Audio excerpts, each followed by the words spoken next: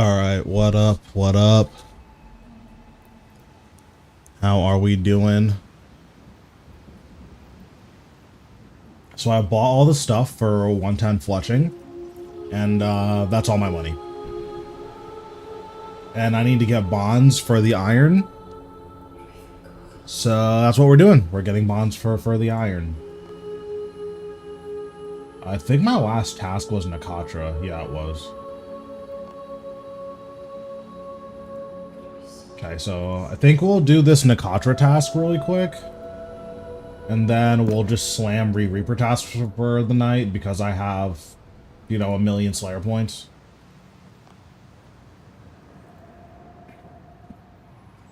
Oh, and I have Reaper refreshes too, so we'll just do that. Let me actually build a Nakatra setup.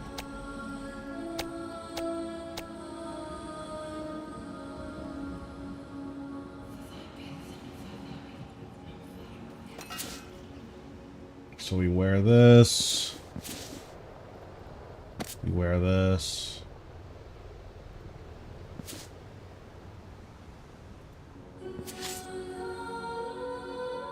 Zuck cape.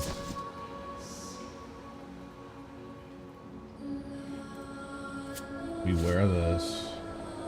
Oh, I also need to go over the Blood Reaver nerf just to see like what's up with that, because I'm pretty sure it doesn't work with poison anymore, which means it also doesn't work at Zillion anymore, which is pretty rough.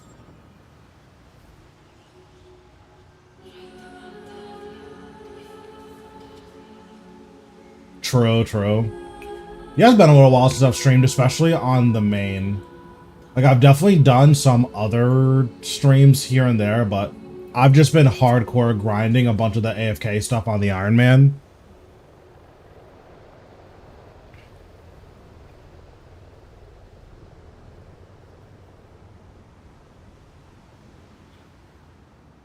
My rune pouches. You know how it goes. You know how we do around here. 1, 2, 3. 1, 2, 3, 4, 5, 6. It had to be done.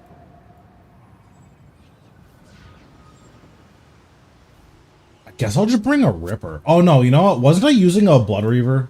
Or sorry, a Hellhound? I think I was using a Hellhound at Nakatra. I don't really remember. Actually, hold on. Let me do my... Let me look at my video so I can see. What was my inventory for this?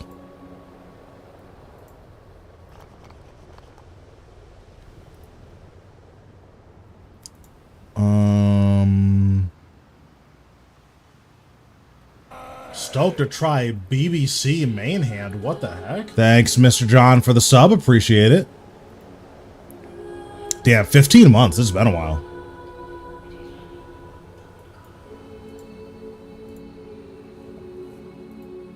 Alright, what is my inventory? Okay, so it's... this. Some sailfish. This guy. These. This. Oh, Vuln bombs. I forgot about those. This.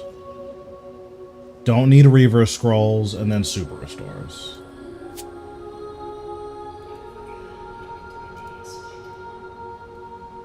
Okay, perfect. We are ready for some Nakatra.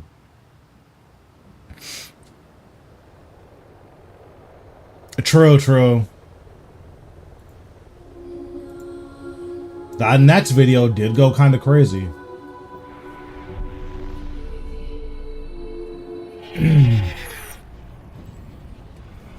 Alright, let's see if I remember how to do this boss. It's been a little while.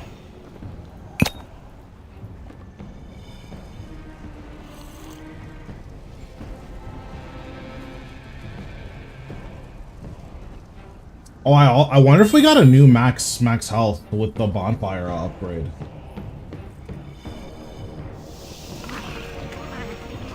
I don't actually think we did, but maybe. No, we didn't. Gotta get my right keybinds on. Oh, I just summoned everything. Oopsies.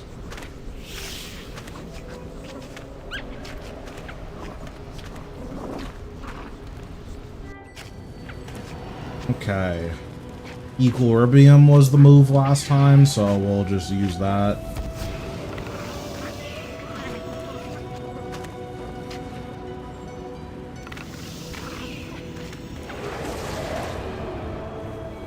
Pantheon's better health was interesting. Okay. Am I supposed to split soul right in the beginning here? I don't remember.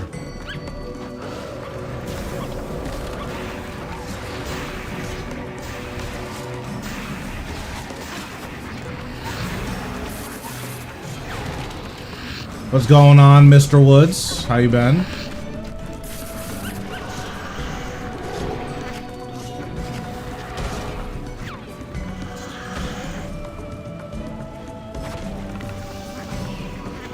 Okay, I need to figure out what's going on with my frame rate right now, because this frame rate is completely horrible.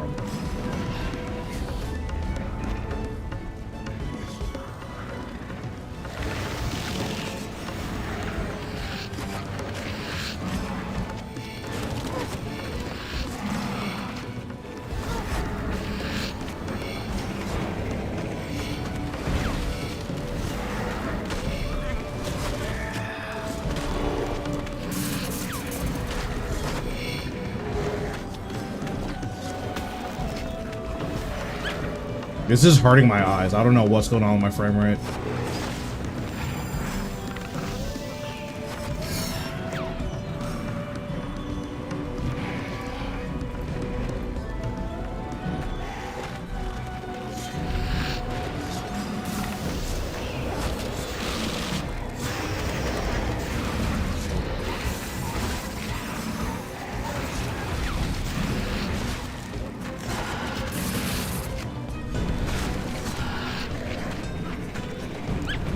Okay, so I remember how to do Vermix. That's pretty good. Not that this boss is hard. He just did a disgusting amount of damage. Okay, can you die, please? Thank you.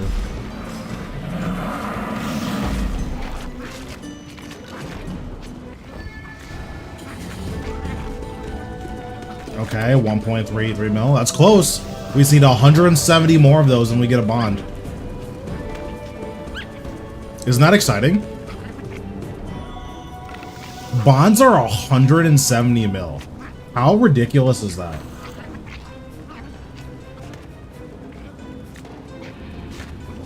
Oh, my book wasn't on. That's not good.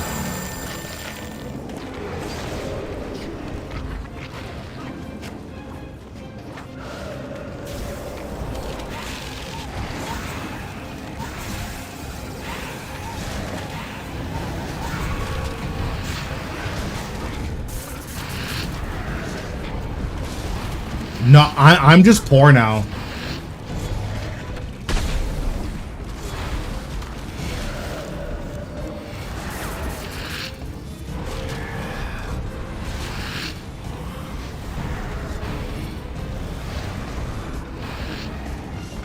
I did mess up the rotation a little bit, but I don't think it's that big of a deal.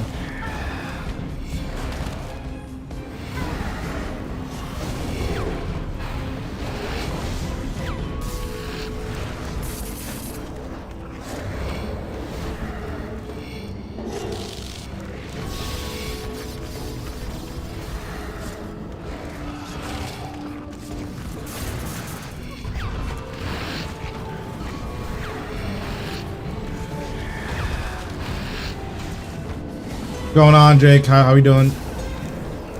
Oh, ring, true. Wait, guys, I'm a noob now. What is going on? I'm starting to play like chat.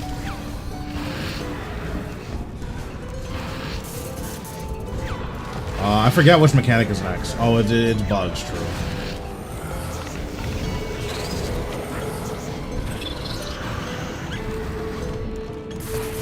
Dude, I know. I've been skilling for like 3 weeks straight. It's so sad. I've become the thing I've sworn to destroy.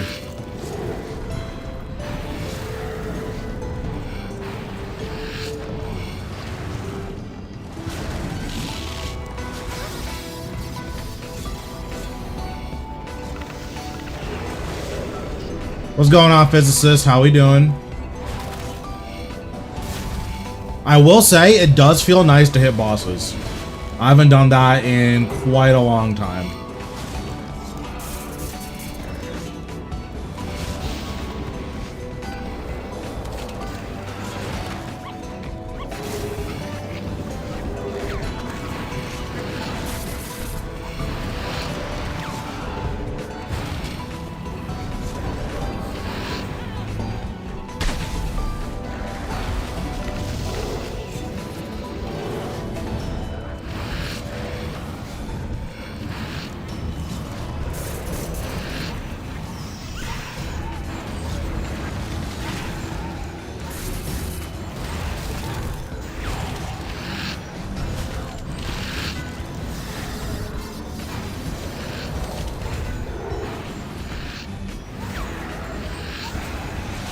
I was reading chat and I wasn't even trying to dodge that ability. That is so sad that I still dodged it. Reminds me of that time I stopped doing Ratio for a month and got... Yeah. Generally, my memory is pretty good. So, like, once I do one kill properly, it's like, oh, that's right. That's what I'm supposed to do. Like, generally, that's how it works for me.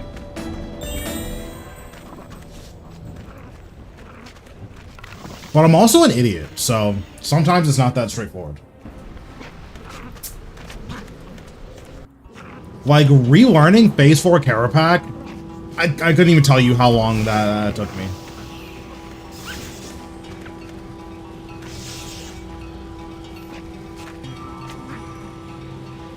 Okay, I need to figure out what's going on with my frame rate. V-Sync off, anti-aliasing. It feels like it's running at like 30 frames per second, and I don't really know why. We'll just cap this at 60. Maybe it's like going to ham. Okay, I think that's better.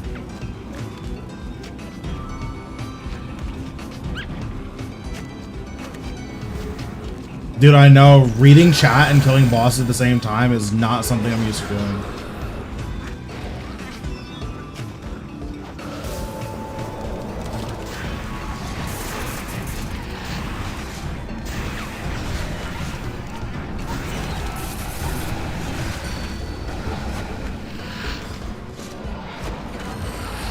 It is nice not having to use Lord of Bones on this boss anymore. I forgot what we were supposed to do here, I'm gonna be honest.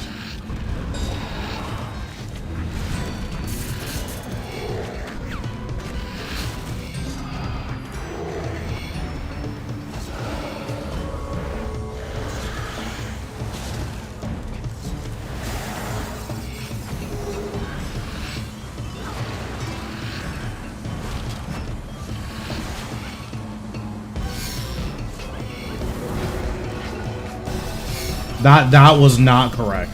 You're supposed to reprisal there. I remember now.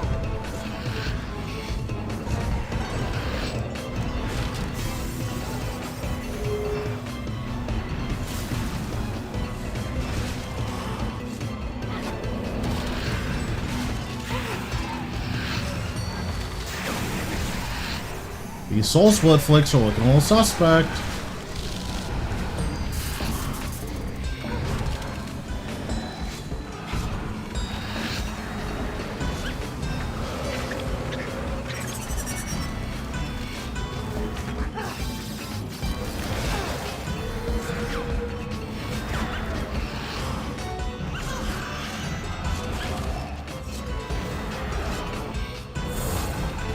I did something super wrong, because she's supposed to be phased by now. I don't really know what it is I did wrong, though.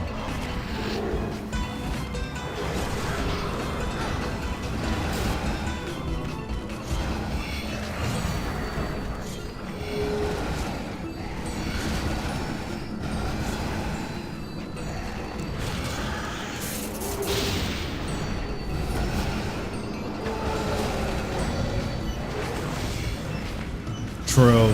Switching to equilibrium, what's I switch biting out for? I would say it's not even really worth switching out biting.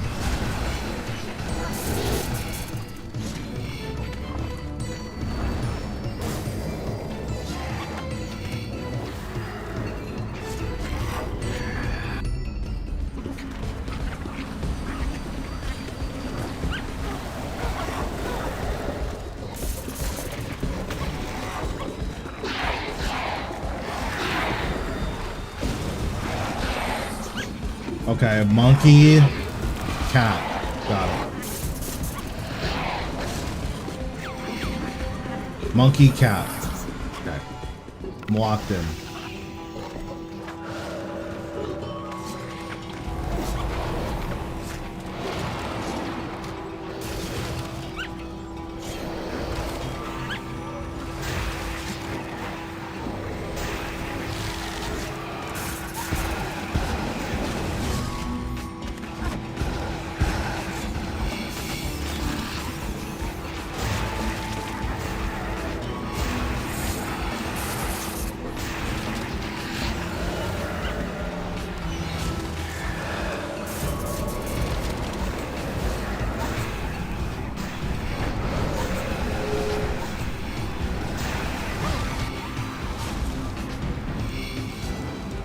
Wait, we did a one cycle first try? Okay.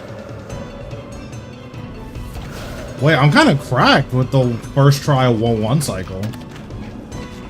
I still got it. What can I say?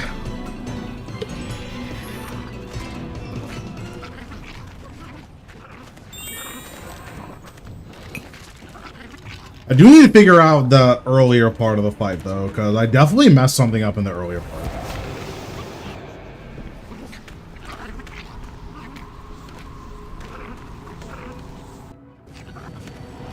Yeah, the biggest thing is there's a lot of free damage on the table that you need to take advantage of. And if you're not taking advantage of it, it's way harder, right? Like getting the 5-stack volley death guard as soon as you get the chance to.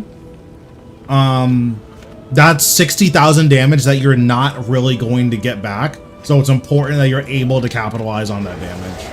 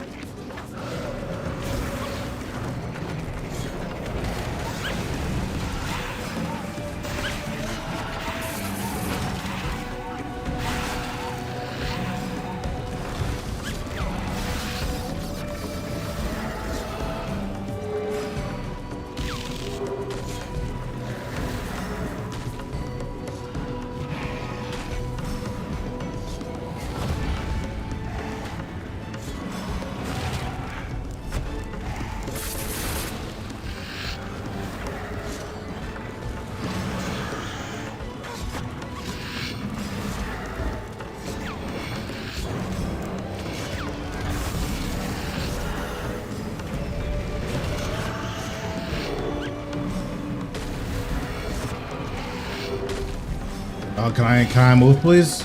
No? Okay, that's fine.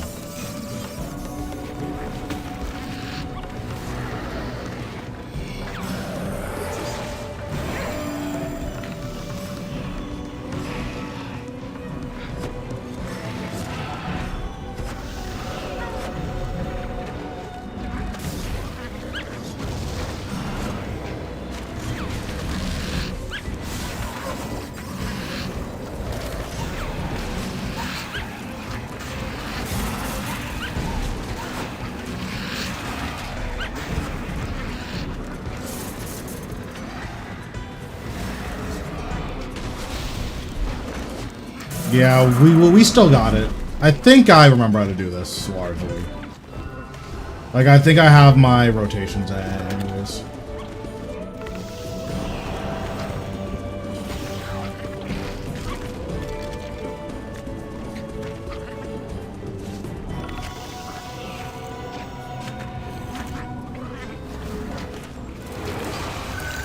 Oh, I was supposed to wait for my split soul. Well, it's not that big of a deal.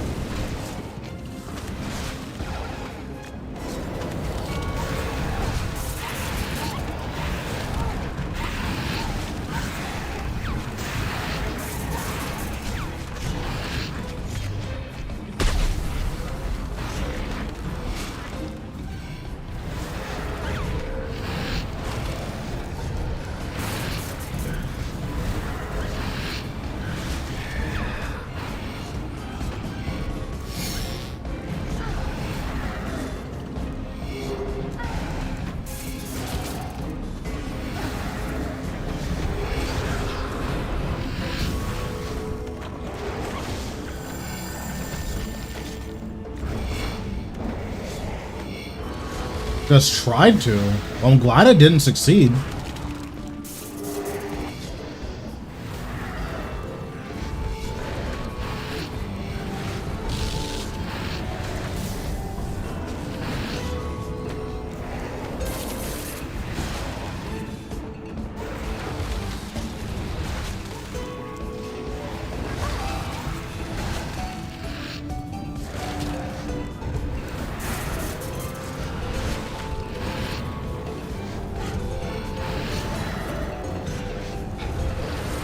True. My friend's computer just exploded. He had an Intel processor, one of the new ones that's having the issues. Yeah, it just like blew up his entire computer, so he has to get a whole new rig.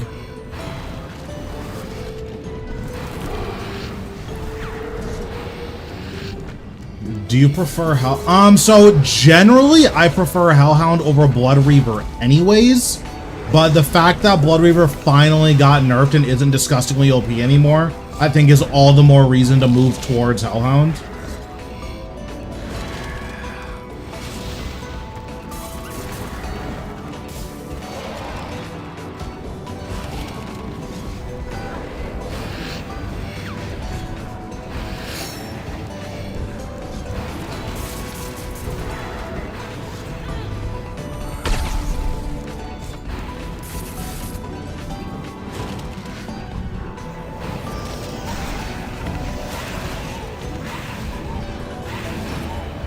Okay, that was really sloppy. Like, insanely sloppy.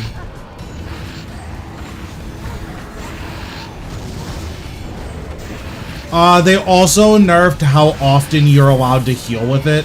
I don't think that matters, since if you're running your Blood Reaver to tick every 1 second, you probably just need to learn what the boss does. Like, that would be my recommendation.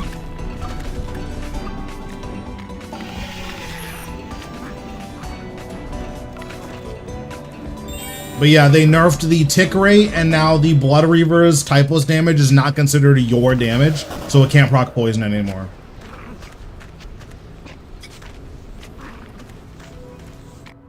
Notably, your Blood Reaver's typeless damage, I believe, also can't execute hard mode Zillion anymore.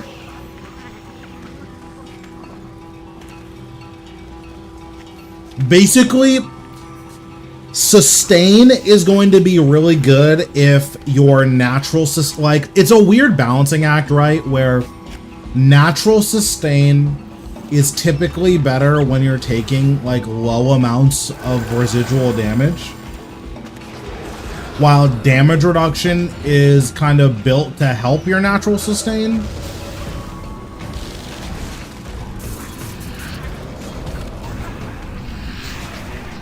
So it's unclear which one would be better in the long run.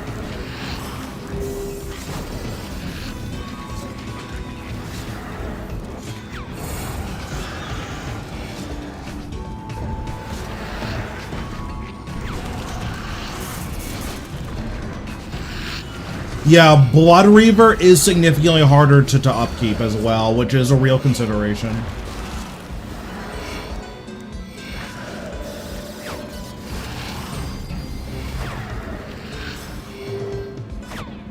Okay, so we reprisal, we reflect, and we die. Okay, I forgot to resonance the last hit. Oopsies, I'm bad. It's okay, next time I got it.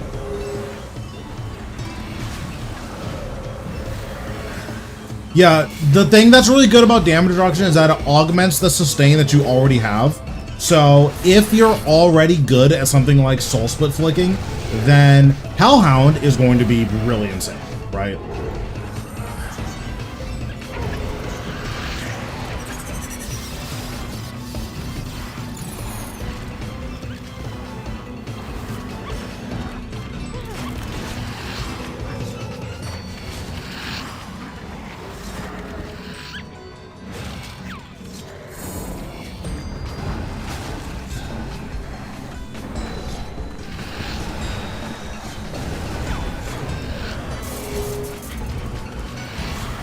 What is the health threshold? Oh, it's 480k, right? Damn, I'm garbage. I'm like, why isn't this thing dying yet?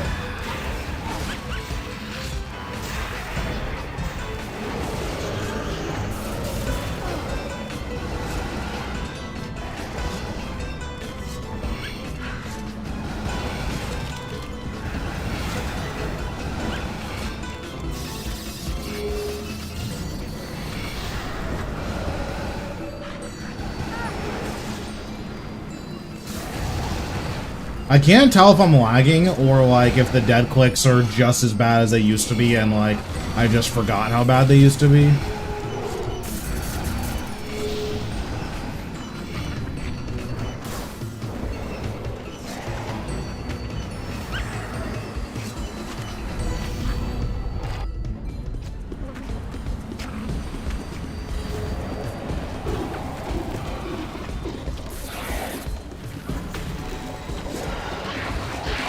Yeah, something that's also worth considering is like the order that which damage reduction takes place in, because then that can usually give you some insight into which form of damage reduction is better. So camel, monkey, camel, monkey.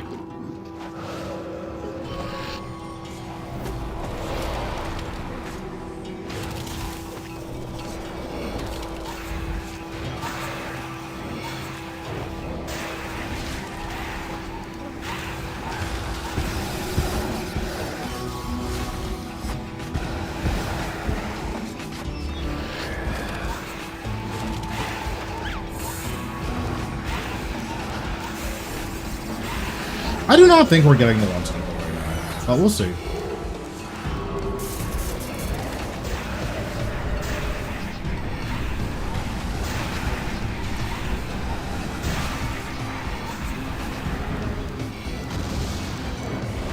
Yeah, I wasn't even close.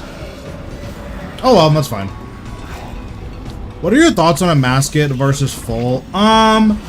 Generally, the discussion for a Masket versus full is... I thought I put out a video on this. Maybe I didn't. Generally, a Masket is going to be better against poisonable bosses.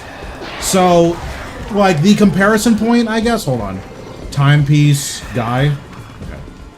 One second. So, generally, the comparison point for Scripture of a Masket isn't full book, but it's Wen book.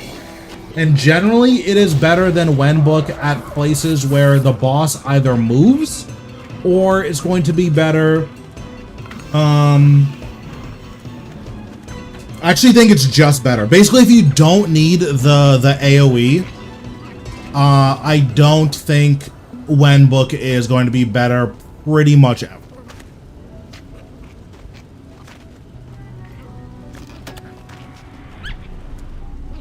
Now, the comparison point versus full book, it's basically always worse than full book, unless there are places where the increased damage you're taking from full book is untenable, right? So this basically only matters at Vorkath, but if you want to use a Vorkath, if you want to use a full book at Vorkath, Scripture of a Masket is way better and it's not close.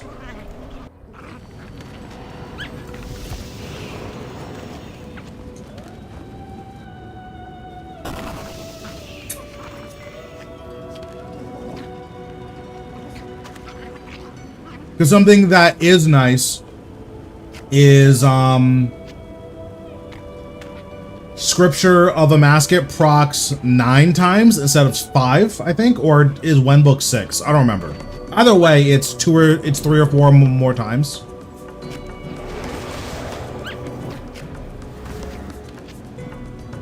Which, as you can imagine, is pretty good.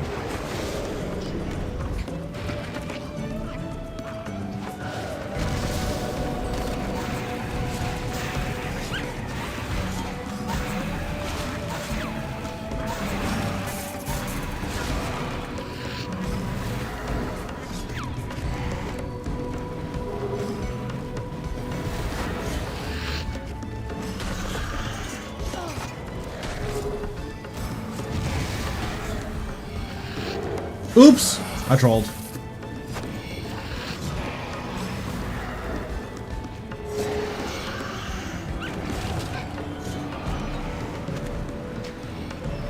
My movements are definitely not very clean right now.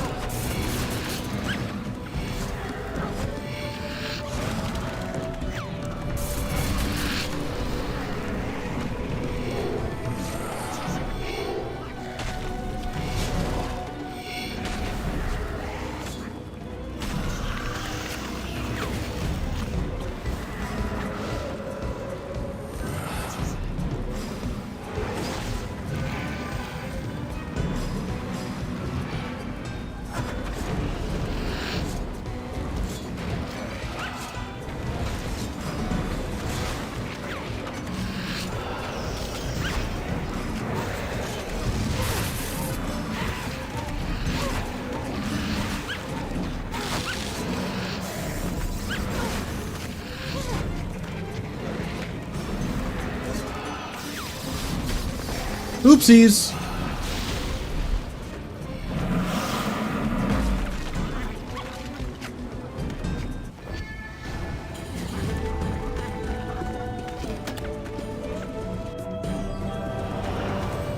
It's not that it's irrelevant, it's that's a lot of hassle for an extremely minor defense increase. Because essentially, you don't really have offensive perks you can put in, right? Because what do I have?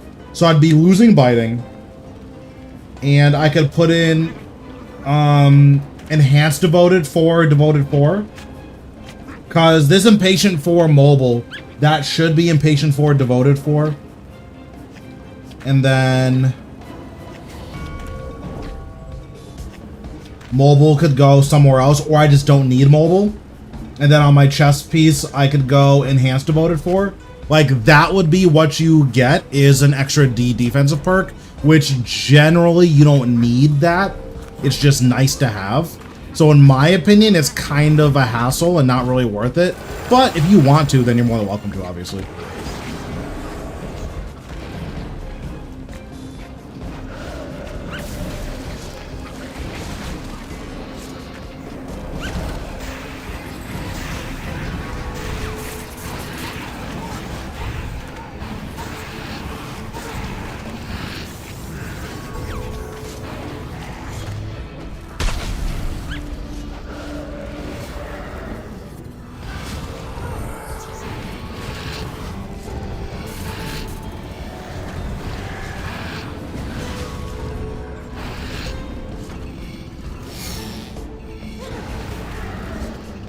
Also, switching perks is really, really annoying.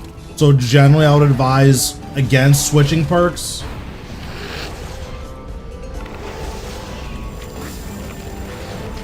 But if you want to do that, then go for it, obviously, right? At the end of the day, it's your account, so I'm not going to tell you, you know, what the best way to play in your account is.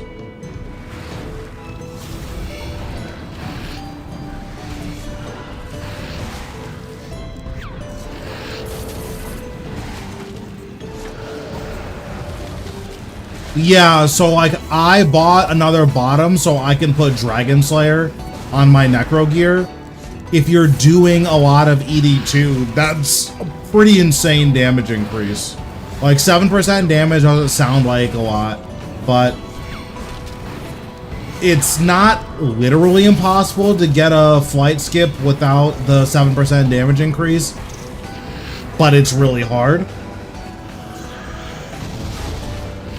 So just giving yourself that much more damage, like, if you're going to be camping those bosses for log, why not give yourself every advantage that you can get, you know?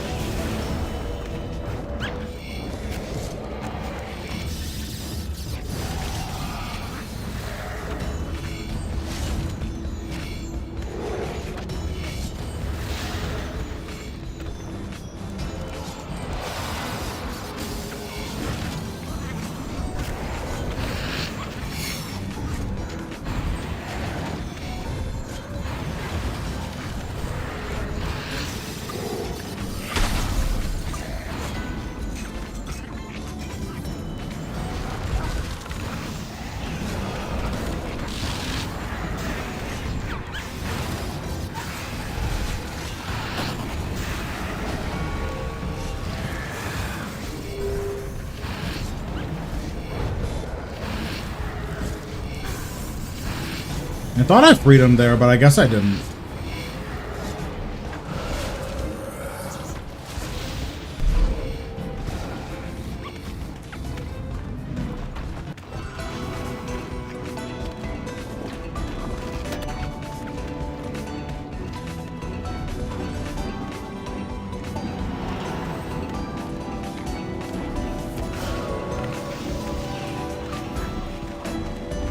Which upgrade? Shard is one of the last things you should get. I think right now Shard is technically better than the prayer. Let me see. Shard of Essence or of Genesis. Essence. How much are these? These are 1 bill. Says they're selling for 1.4. That's then how much is Praisal Codex?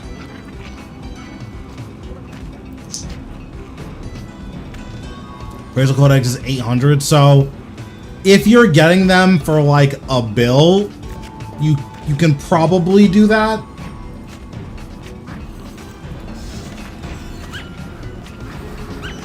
But generally speaking, like, the last 2 upgrades you should get are gonna be Shard and Praisal Codex.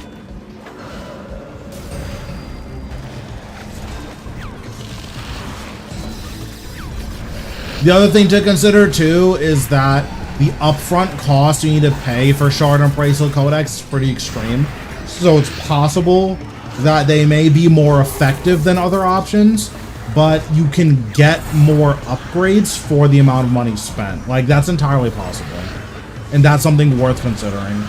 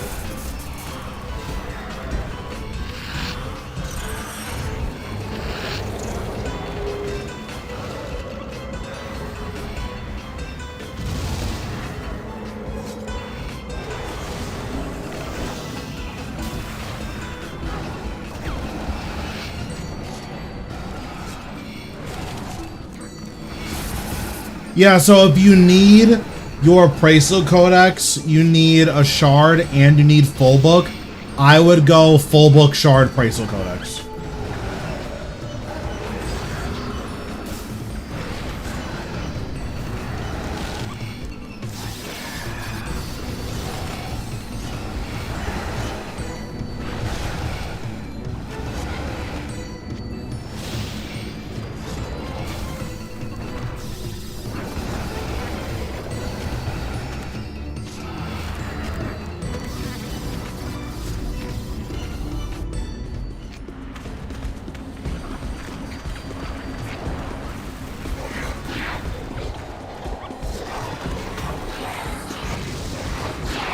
Okay, guy, crocodile.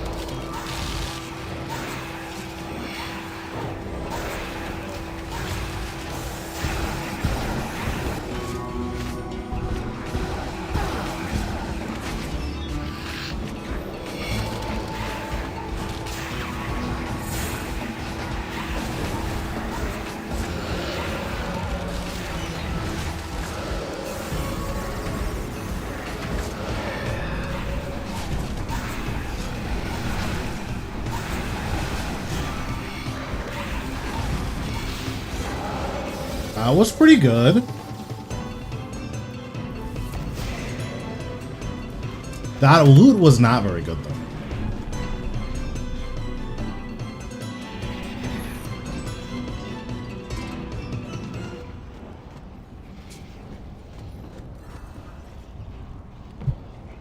$245K does not feel good, let me tell you.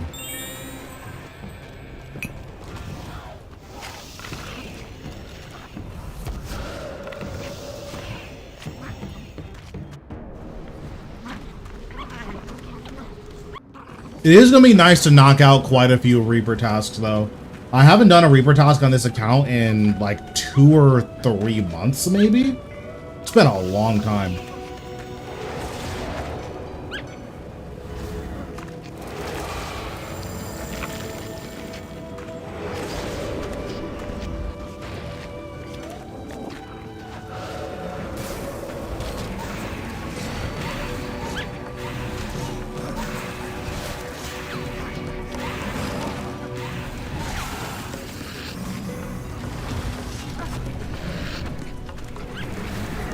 I'm doing something wrong with the rotation there. I don't know what it is, but I am doing something wrong.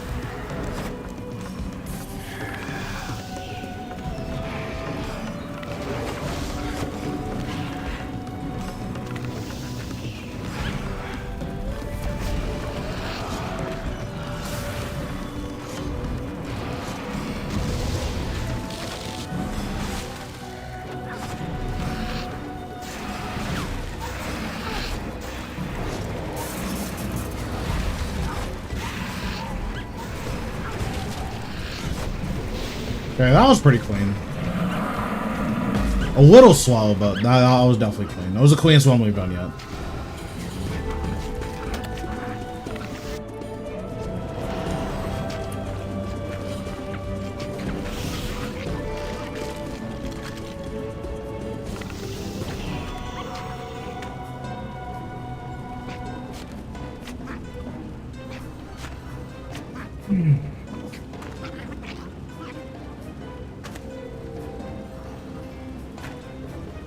Ow, like sitting on my leg weird.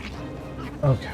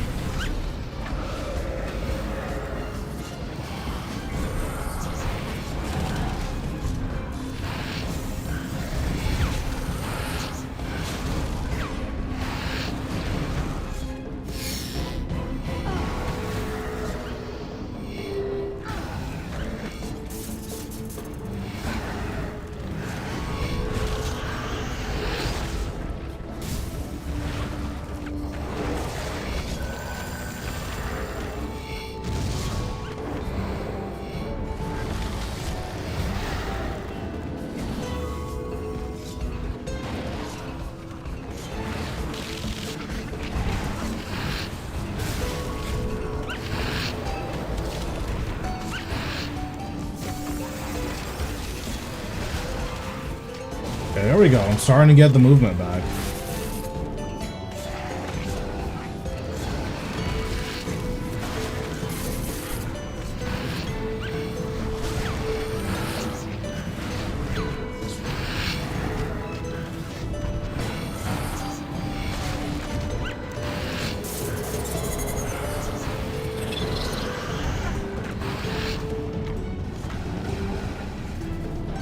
Okay, hello? Like, what's going on? Thank you.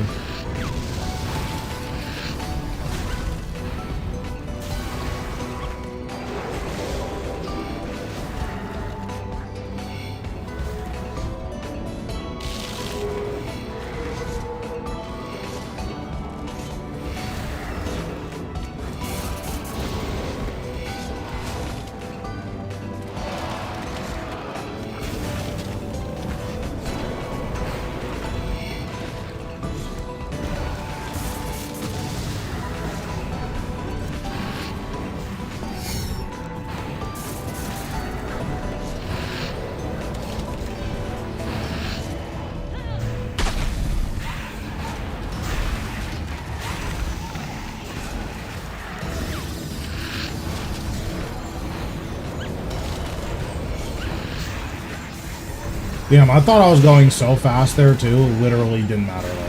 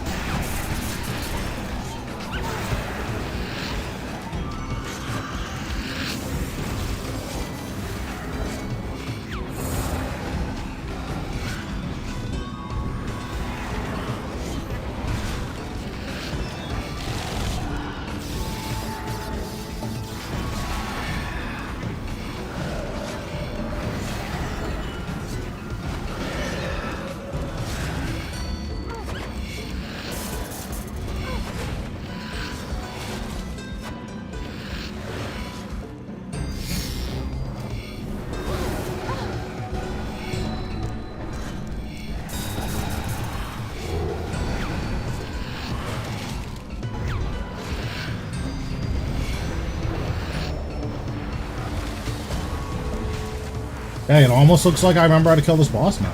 Let's go.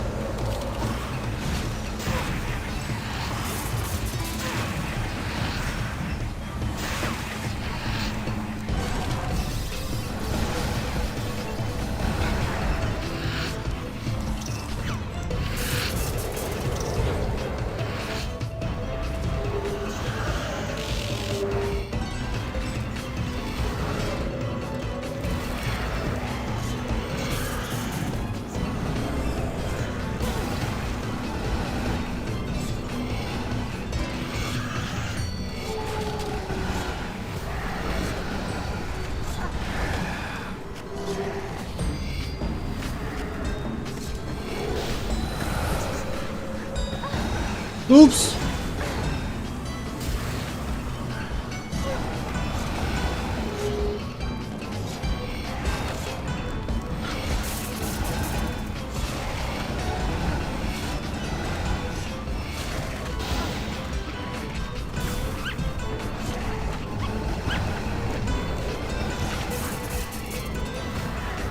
Okay, not bad.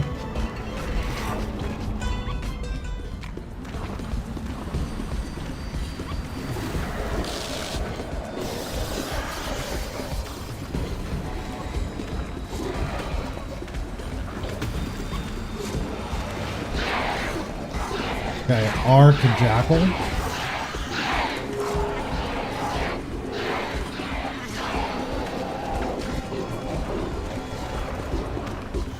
Okay, Arc Jackal.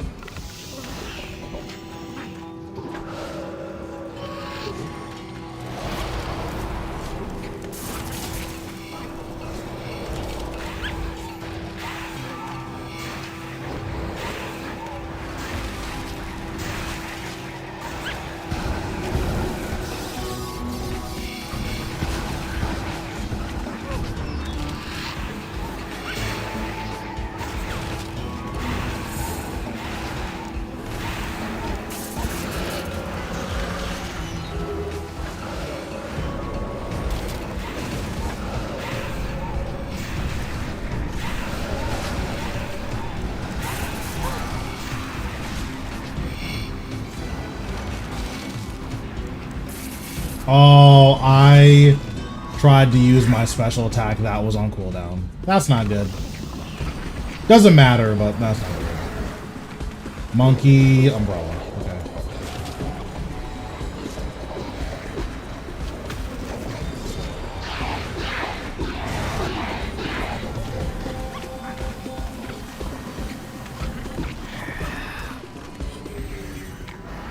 Monkey, umbrella. That means I go here.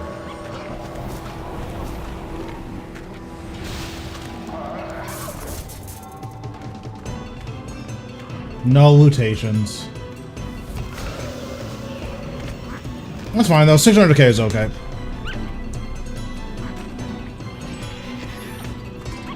Alright, let's see what our next Reaper task is. Ambassador. Nope. You never have to go back there again.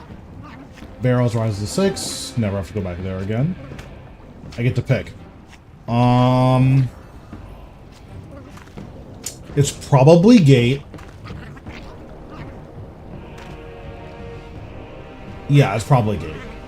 Because I need to do more gate stuff.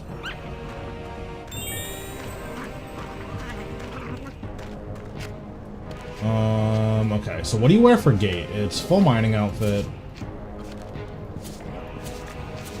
Whatever you want here. I'm poor, so I can't use Big Book, so I'll use Brooch of the Gods.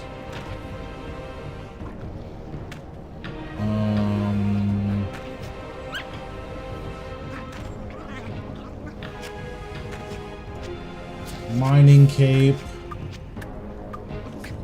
And then the weapons is core hammer, pickaxe.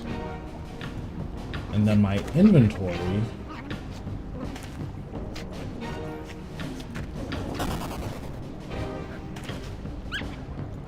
This is what, yak?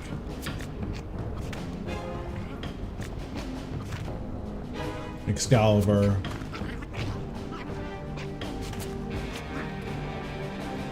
And then food? Do I need anything else for this?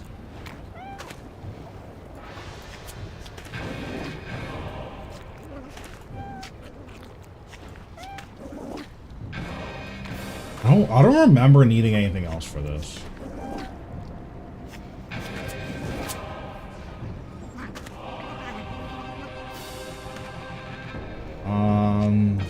Alright, I mean, we're just gonna send to this. If we need anything else, I guess we'll find out, right?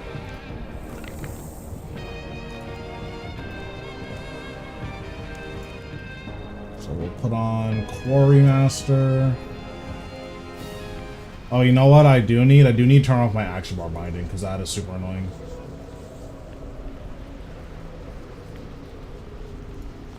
Then we put on Skilling.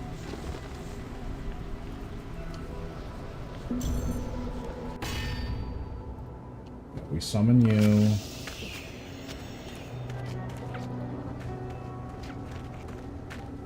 Activate Mr. Quarry Master.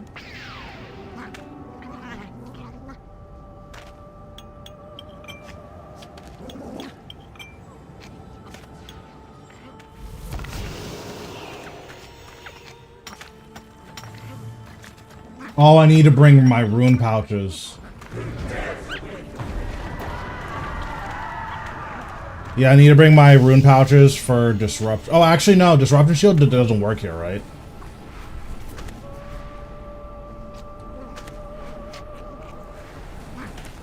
I don't remember.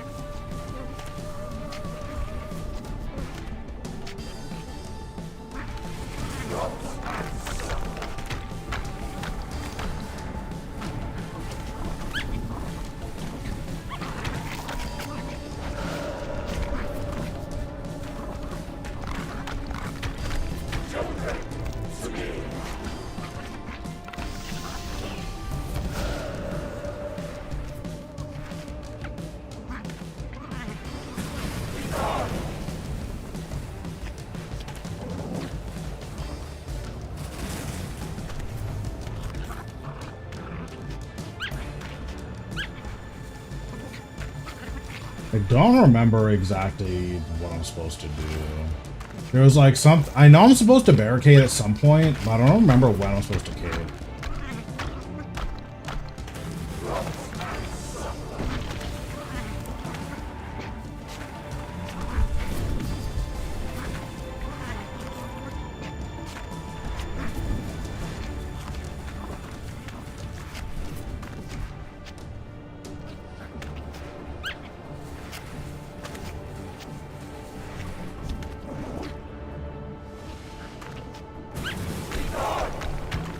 Maybe it's here.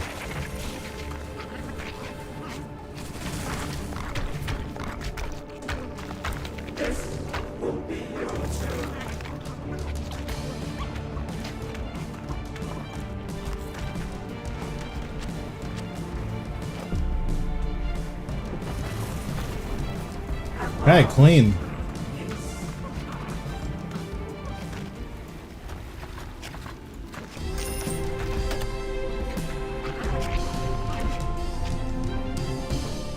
Does anyone remember if Disruption Shield works here? I don't remember.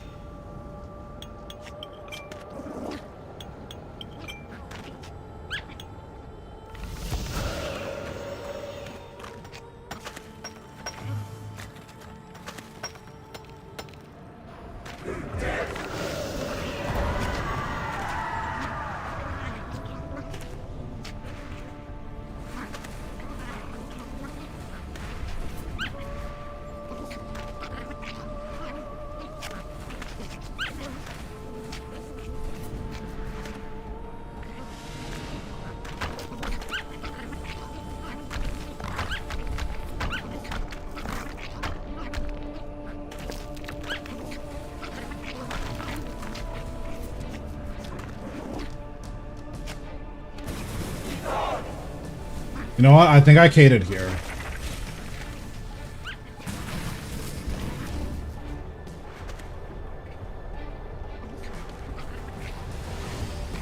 That feels correct.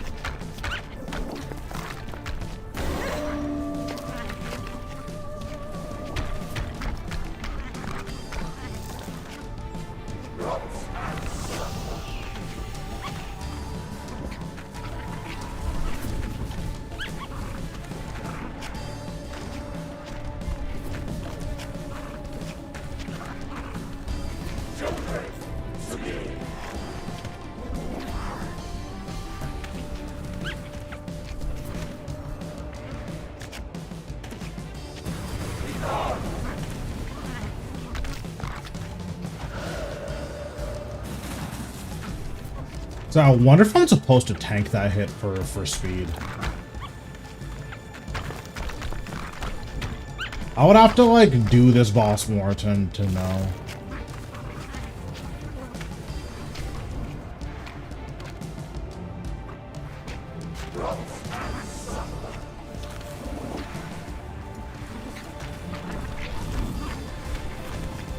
Oh, is there a new method?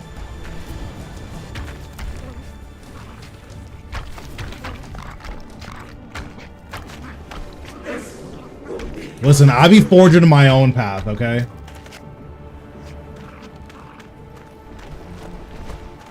Oh, what? Do you just two-cycle it with Gargoyle?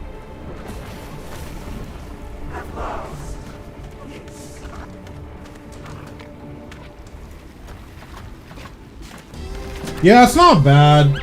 The issue is that Gargoyles are expensive. And I'm broke right now, so I don't feel like buying Gargoyles. I do think I have Lava Titans, though.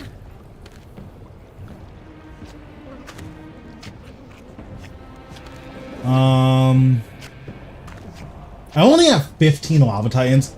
How many yaks do I have? I have 51 yaks. I'll just deal with it. Bro, look at my cash stack, okay? I don't have any money. And I need to put bonds on my iron. Bonds are 170 mil right now.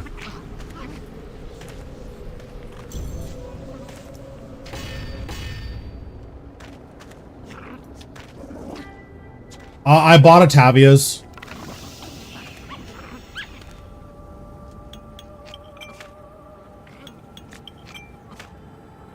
It's pennies to me normally, but I just spent all my money. I think Tavia's was 8.6.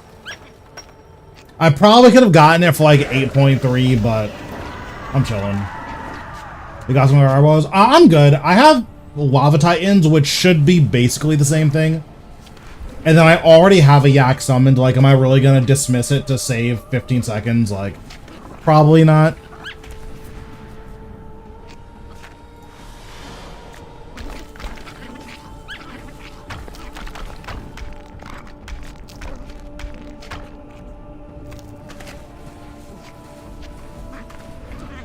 It's funny, there are people trying to get a world record with the Water Fiend method. I don't know if you've seen that. That method is the most RNG in this game, but if you get it, then you like you get an unbeatable time.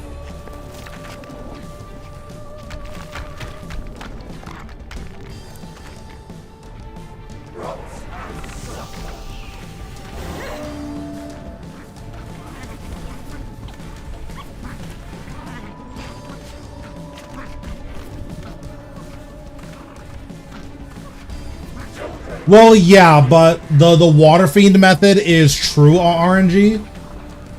In the sense that, like, okay, obviously if you get a really good Relentless proc, like, that's gonna do you a solid. But the Water Fiend method is you use a Water Fiend and it needs to duplicate, I want to say, 8 rocks out of your first 24 hits. And then if you do all of that, you get to completely skip the last rock.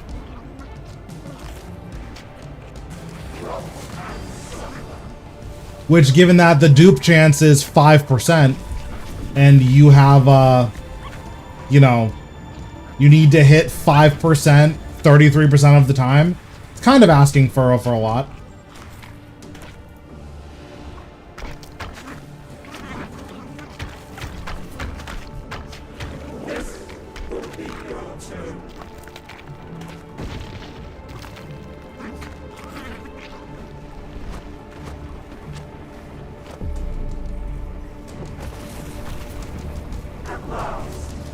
Alright, have a good night, John.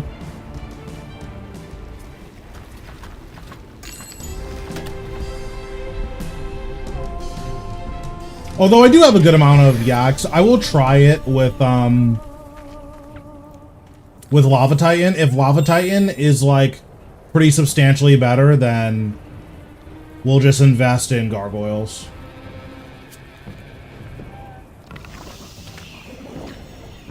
Where are my sharks? There we go. Although I do know one of the big upsides about the mining familiars is that you don't need any food, right? You can just completely skip food. Or do you bring like 1 or 2 pieces of emergency food?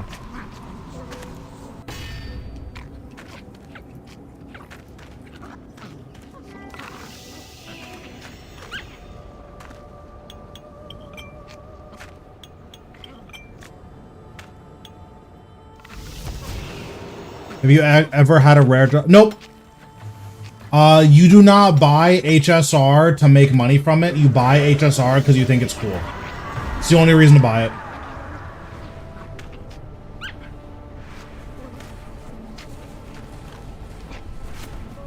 Basically, the way the math works out, your HSR will never pay for itself unless it dupes another HSR. That's the only way it'll ever pay for itself.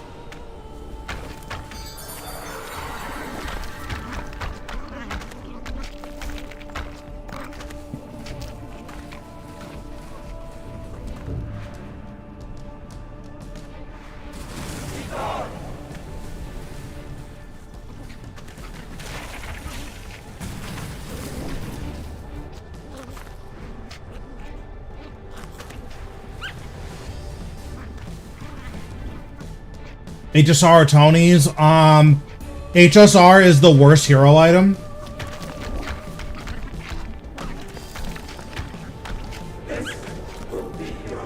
So if your options are HSR versus not HSR, you should always pick not HSR.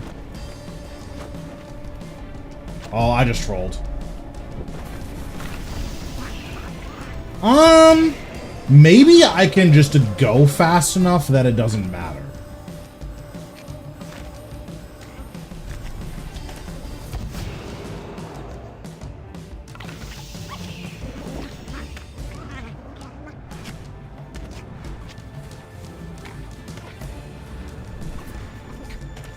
Why are you poor? I bought Atavia's.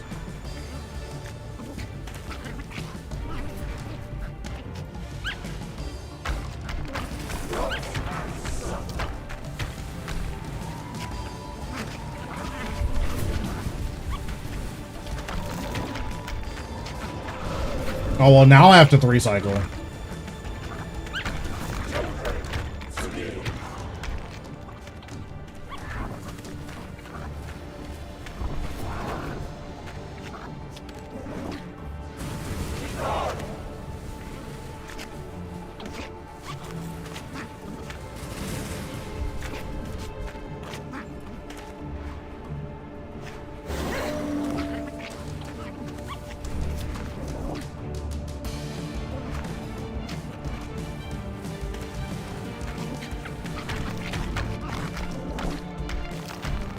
I mean, I trolled.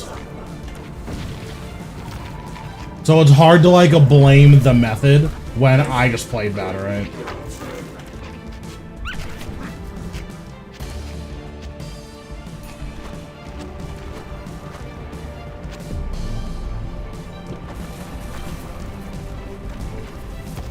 Oh, I mean, true. That's fair. Like, I definitely just ran it down.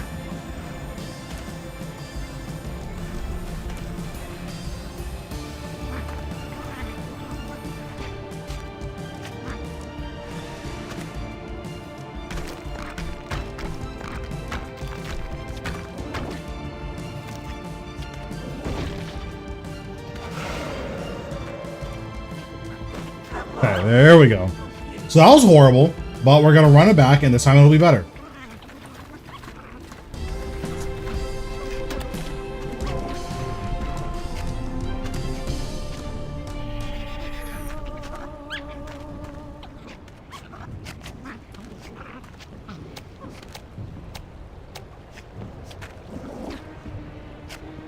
And then we'll do this.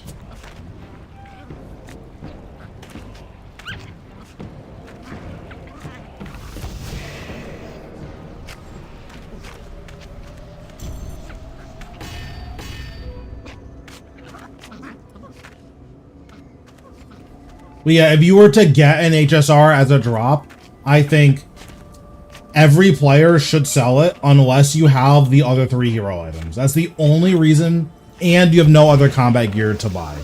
If that's you, then keep it. Otherwise, I would sell it. I think it's a complete waste of money.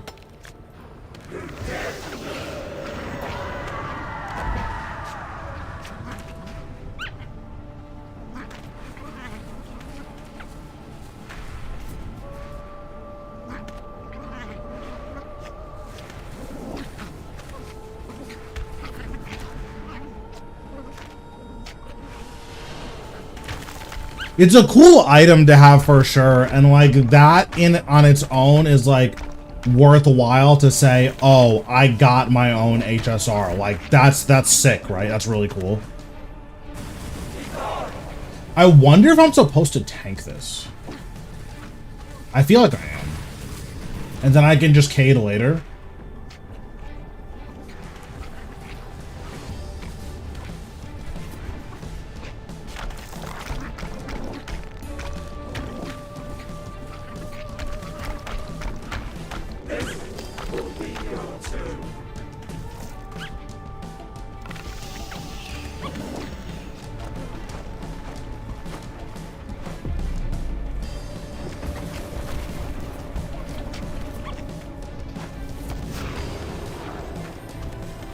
Oh, so here you K'd that in mine. I see.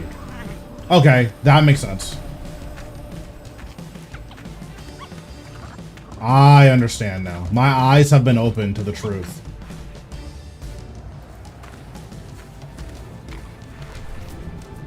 I've escaped to the liberal media. Yeah, I just go straight here. Yeah.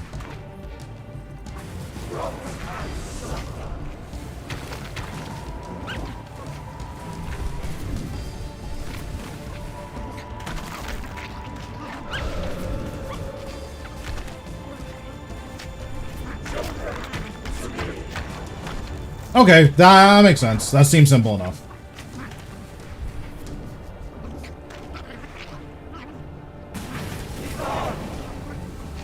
I guess I'll just Cade now since I still have it.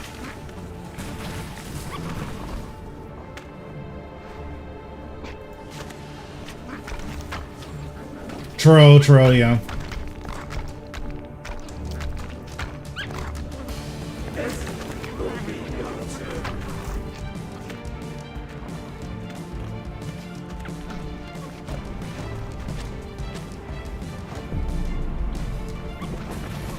I wonder if there's anyone who's gonna try to do the RNG method with Water Fiend.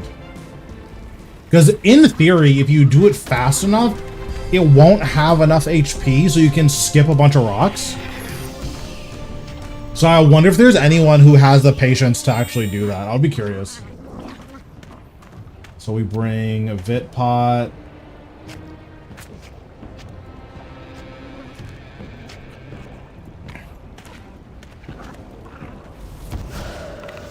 That's 5%.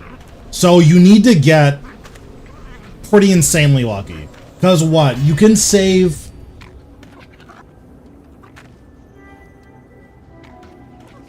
one rock? Actually, well, let me just, like, check, right? Because we'll be able to see in real time, like, how much you would have to do.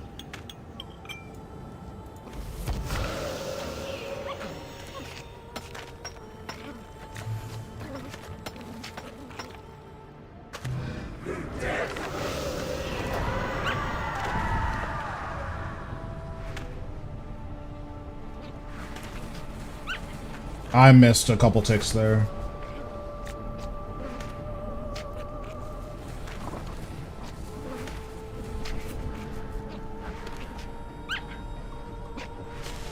Because, like, the cool thing about that method is if you ever get it, like, it's not a beatable record.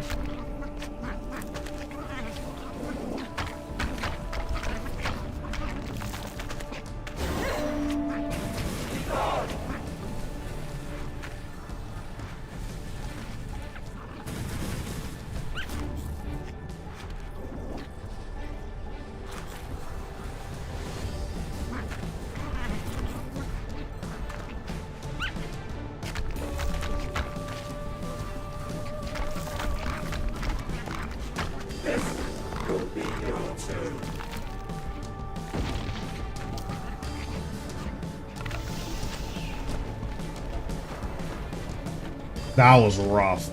I don't think it matters, but that was rough.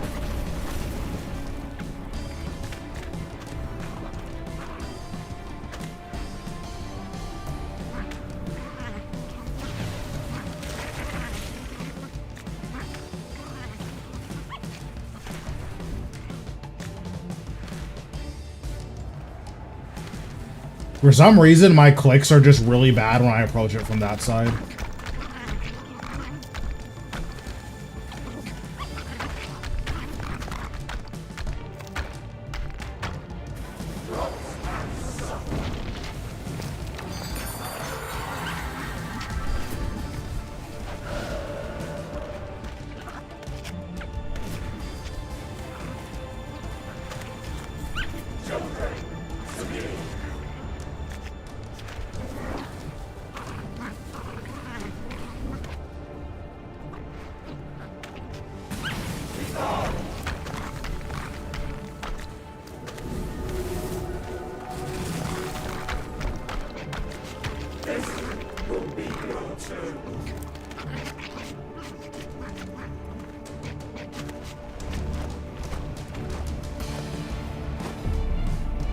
I wonder why this is slower for me. I wonder if Gargoyle is that much better than Lava Titan. Because, like, this is a little bit slower for me. Oh, that's tryhard, though. I'm not doing that. How much are Gargoyle Scrolls? Gargoyle Scroll RS3. 5K each? Nah. No thanks.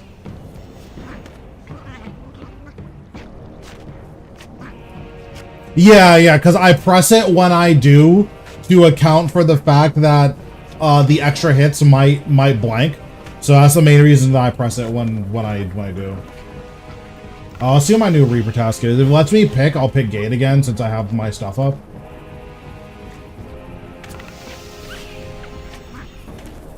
Oh, let me...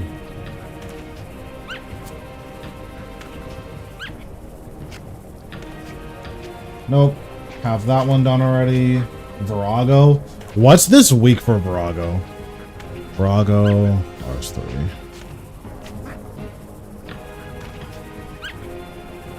This week is Green Bomb. Green Bomb isn't bad. I don't know if I want to do Virago right now. That sounds like a lot. How much are his energies right now? Dang, his energies are 750k each.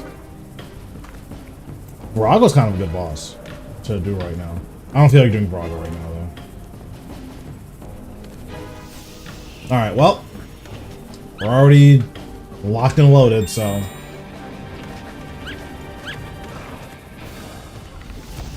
Yeah, I want to see with, like, more accurate clicks if I can match the time that I'm doing. Because I think I'm normally getting around 240. So if I could just get 240, then that would be nice.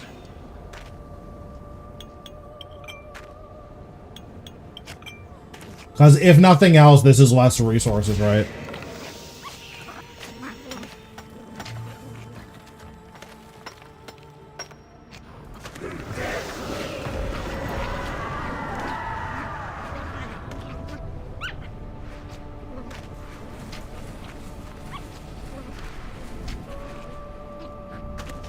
So I have Reaper refreshes, but also I haven't done a Reaper task in a long time.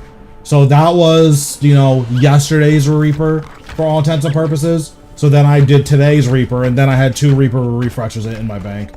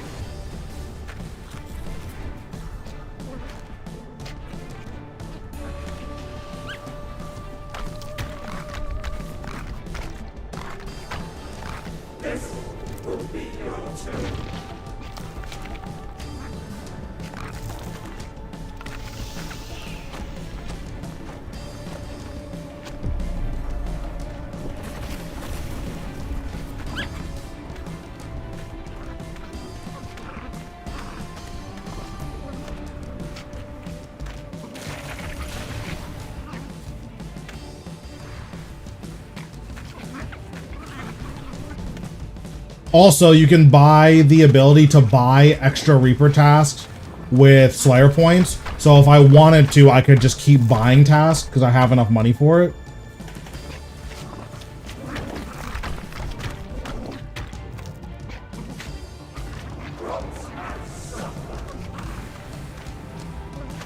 Or enough Slayer points. I have 2,200 Slayer points or something like that.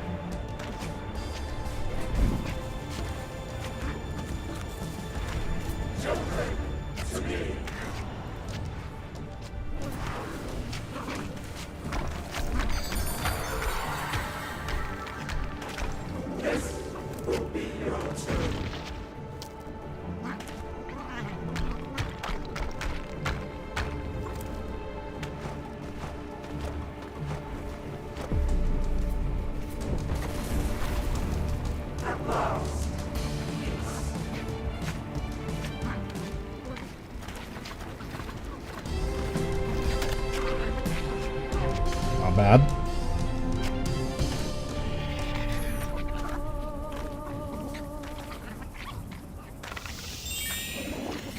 It's funny because my RNG here is like not great, but the one drop I have is the best drop. So, like, this is the one drop I have, which is nice. Obviously, I'm keeping it, so it doesn't really matter either way from a money-making perspective, but it is cool that I got the good thing.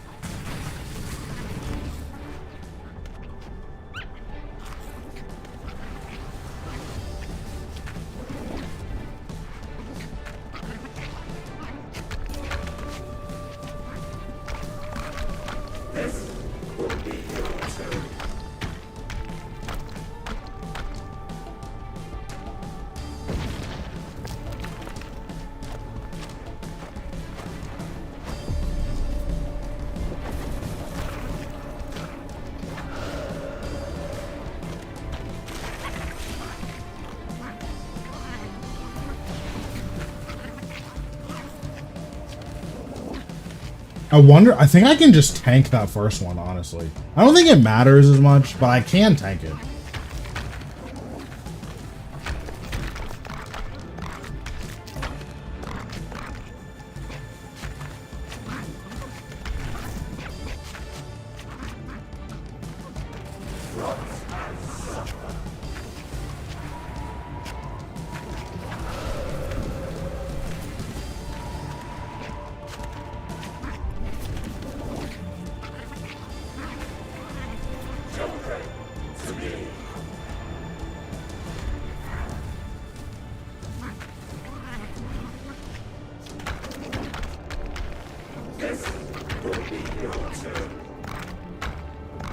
Wonder if I went too early.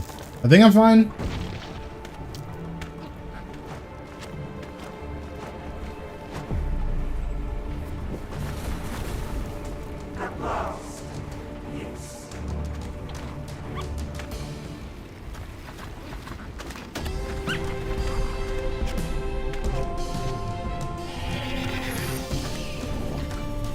Yeah, 245 is fine, and this is obviously a lot more chill.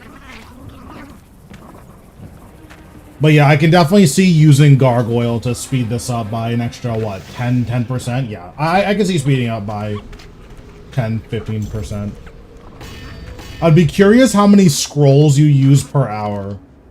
Because, like, this is chill for me. It's something I like to do in my downtime. You know, I'm loading up a game of TFT or something. So I'll do 1 or 2 games of, or 1 or 2 kills of this. I don't want to be spamming scrolls if it's also, like, relatively expensive.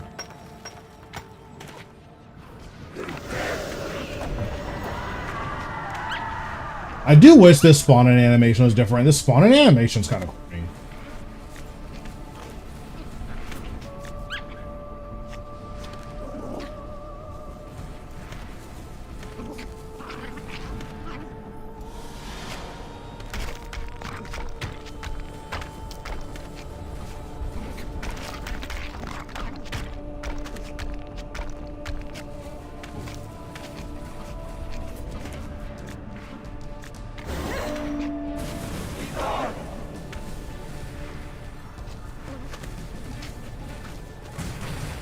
Moved a tick too early.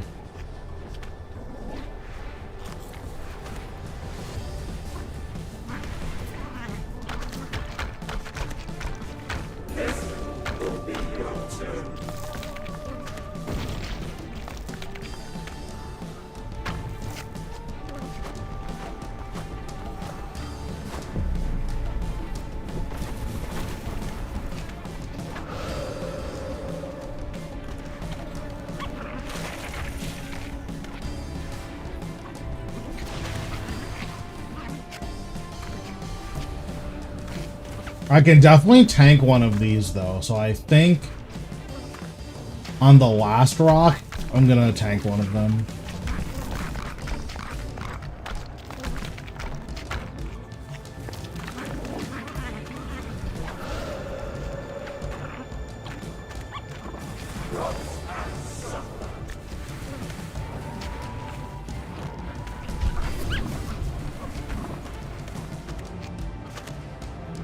You know, like right here, I'm just gonna tank this.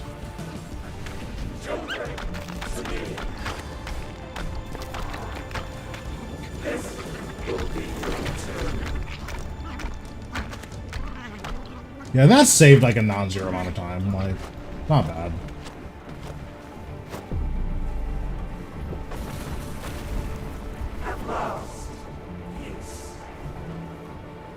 Yeah, that's not bad.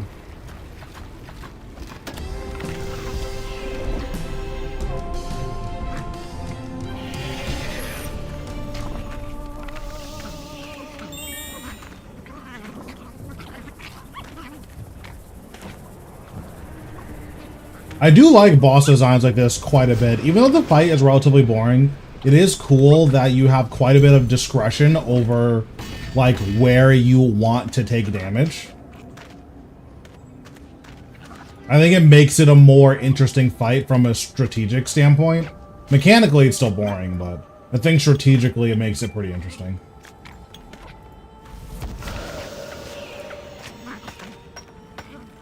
Oh, that would be nice if this gate had any purpose whatsoever. Feels like this gate is literally just here.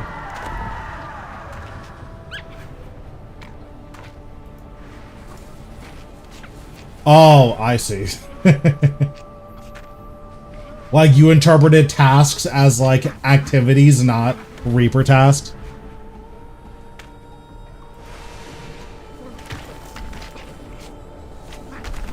That is hilarious, but no, yeah, it was Reaper tasks. That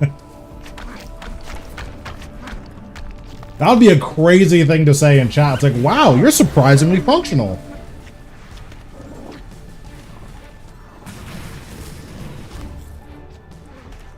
It wouldn't be the worst thing that's been said in chat, but that would be a crazy thing to say in chat.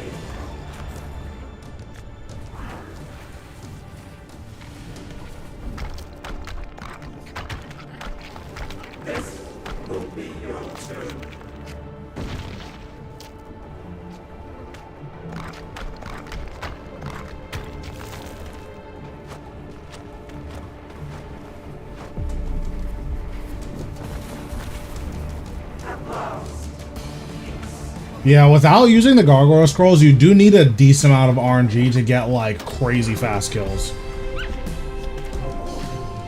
Which is fine, you are spending a lot of money in order to get your faster kills, so that makes sense.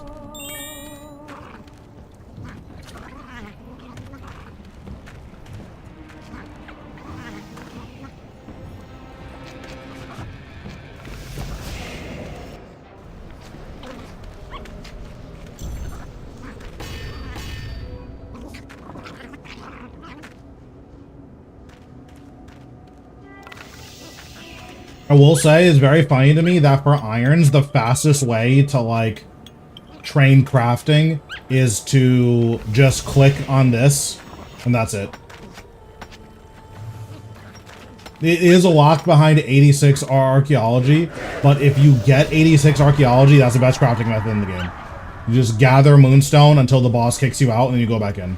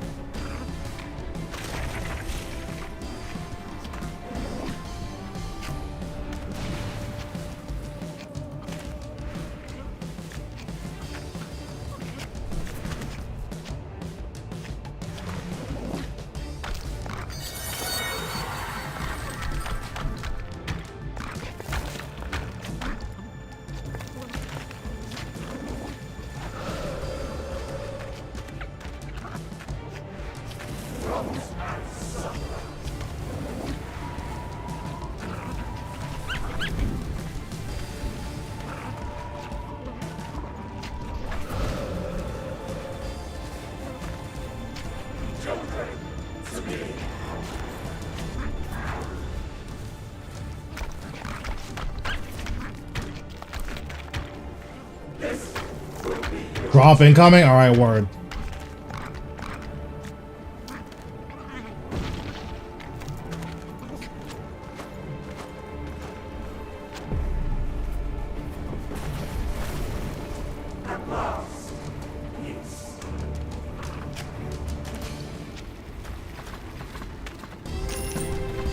Okay, so I didn't get a drop there.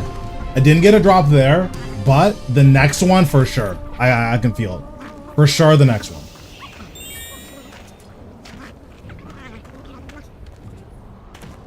It's just guaranteed at this point.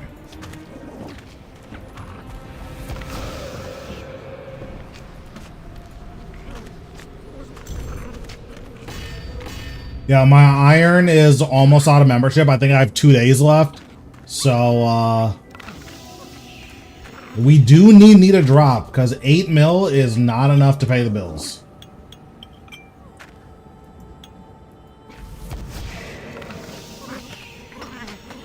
How you been, BXB?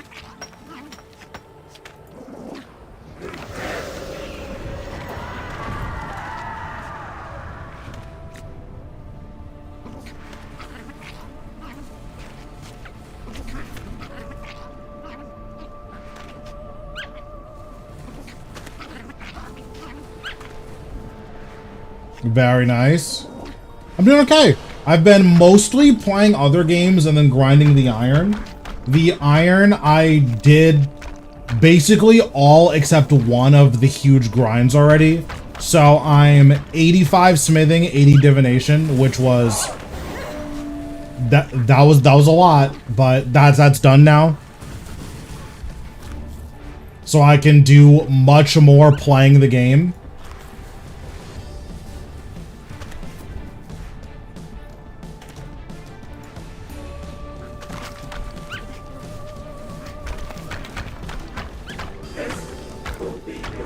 I did have to stop my archaeology grind though. I did have to stop on my archaeology grind though, because Gold Rune, you need to do Defender of Varrock to unlock Gold Rune. Which is insane, given that you need Gold Rune for a level 24 artifact. So, you know, needing 50 plus agility, hunter, mining, and smithing seems excessive. But that's just me.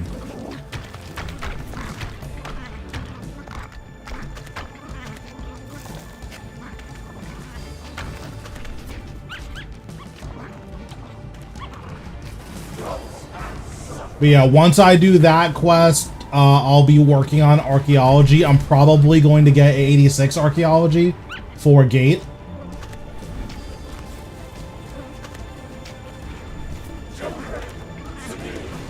Yeah, I don't know why I said that. That was not correct.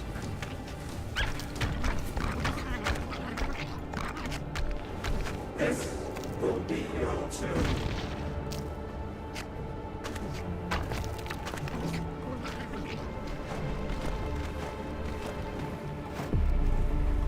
But we're getting a drop here, so it's fine. Alright, show me the memory dowser so I can buy bonds. Okay, I got nothing. Oh, I got an effigy. That's fine. We'll take an effigy. Hunter. Fishing. Smithing. I should put that on mining. That was dumb. Oops.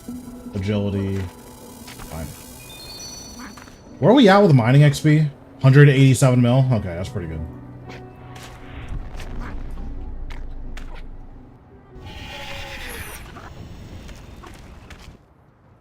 Alright, so we're gonna reset, grab a new Reaper task.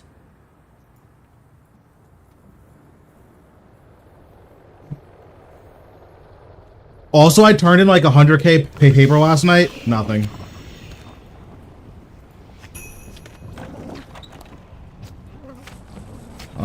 Sure. Sure. No. Sure. Sure.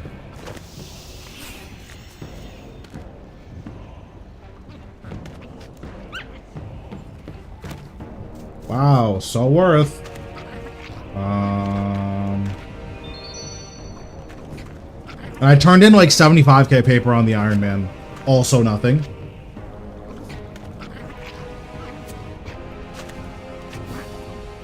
I get to pick again.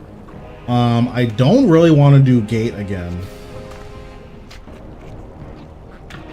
What are we feeling? Could do some ED1 or 2. Could do more Nakatra, could do Zamorak. Could do Solak. Yeah, they're called unstable proteans. They don't benefit from bonus XP, but besides that, they're just proteans. Alright, Zamorak it is. I forgot what rage I'm at. I think I'm at 700.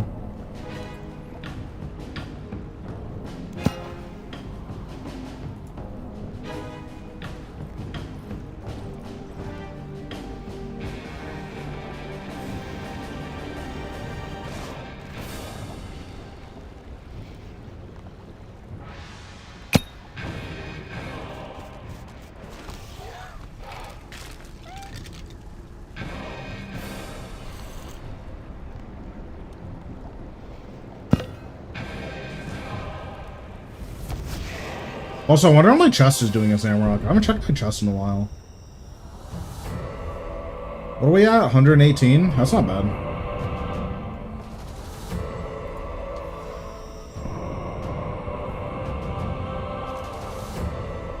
Oh, wow. I'm at 740. That's pretty good.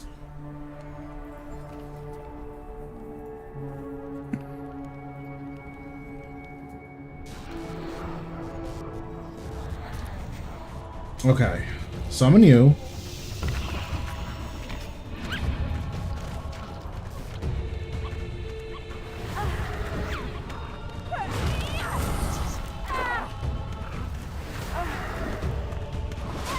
It has been a while since I've done Zamorak, so if I grief, my bad.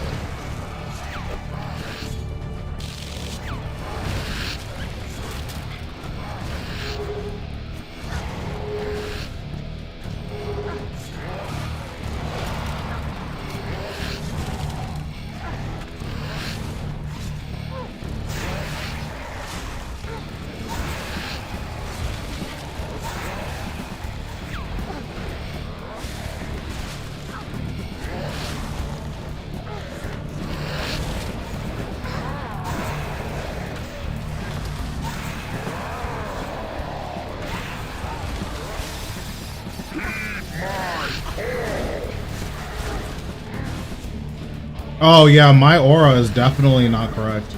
I'll fix it when I get up to Infernus.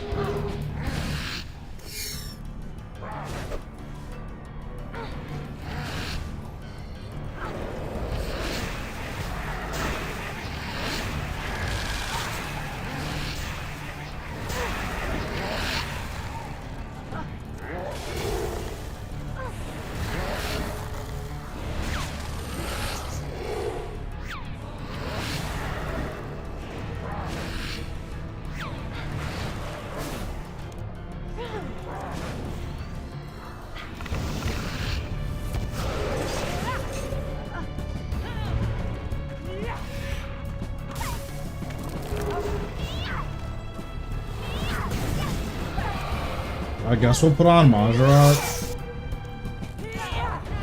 It's probably fine.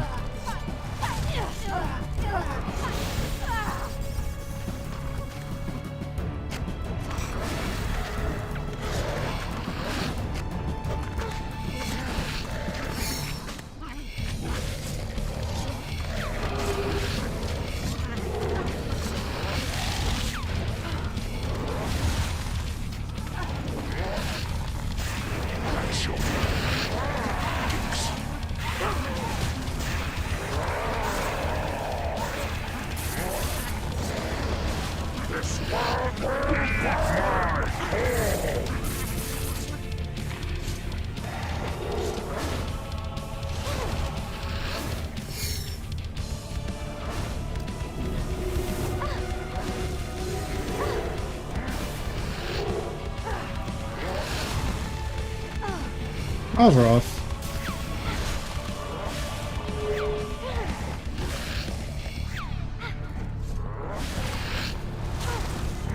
I need to put my sailfish down here.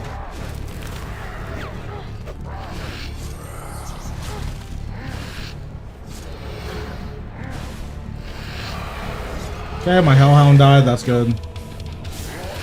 This kill might be a wash. We'll see, though.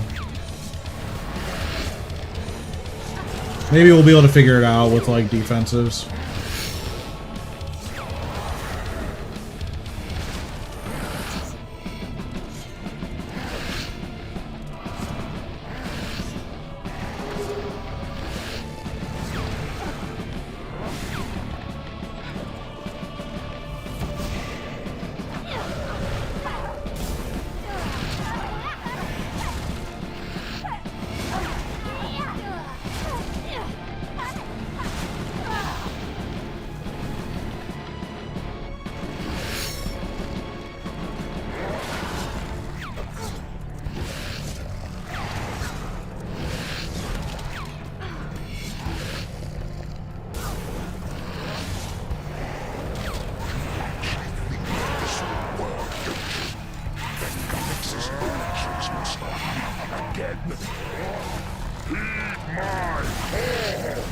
There we go. Actually got our mechanics good.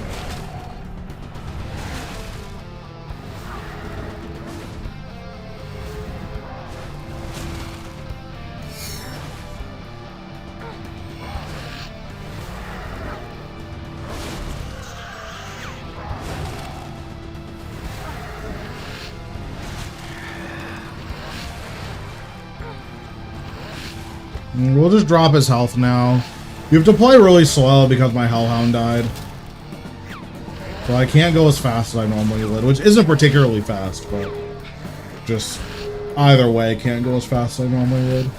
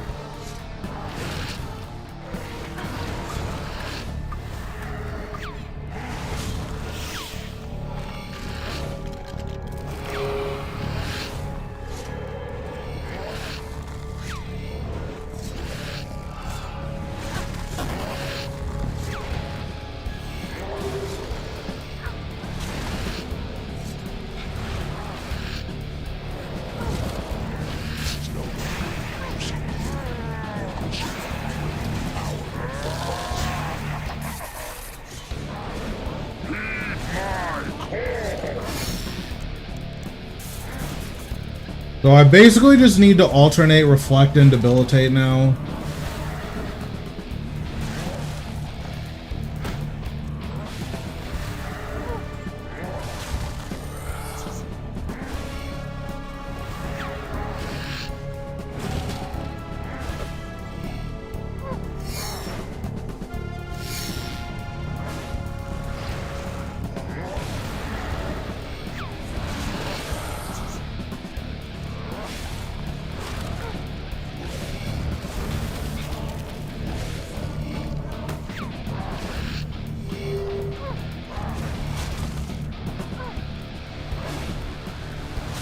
We'll put this on, re-summon our guys, float, probably Resonance.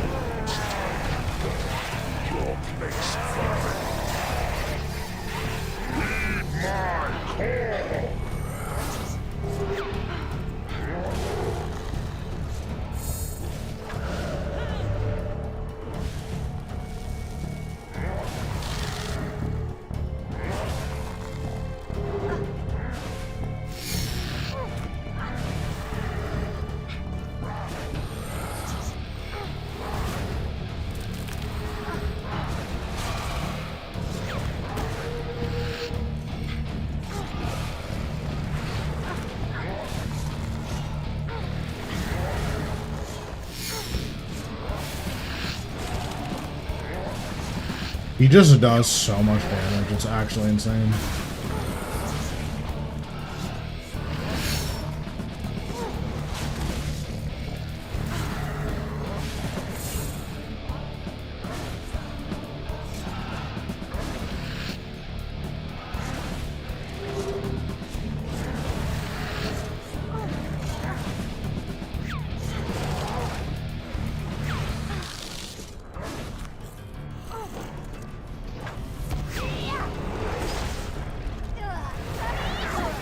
Will say, Hellhound dying is really bad for survivability.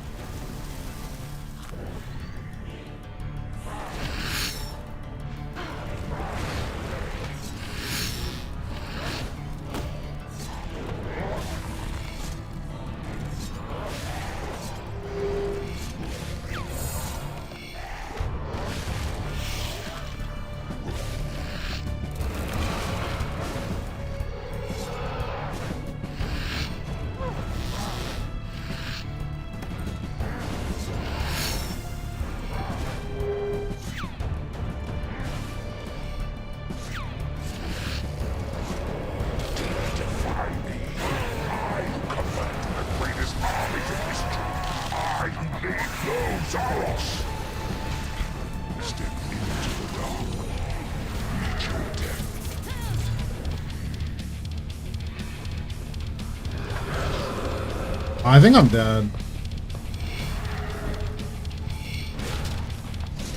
Where's immortality? I don't know where immortality is. Is it this one? It's this one. Feel the rage of a god. Okay, we did it. I need to go through here.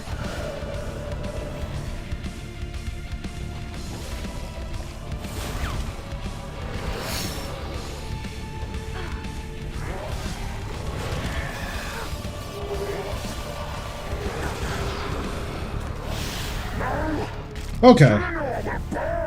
That was pretty rough. You think you've won. It will never be over. Not until you lie broken.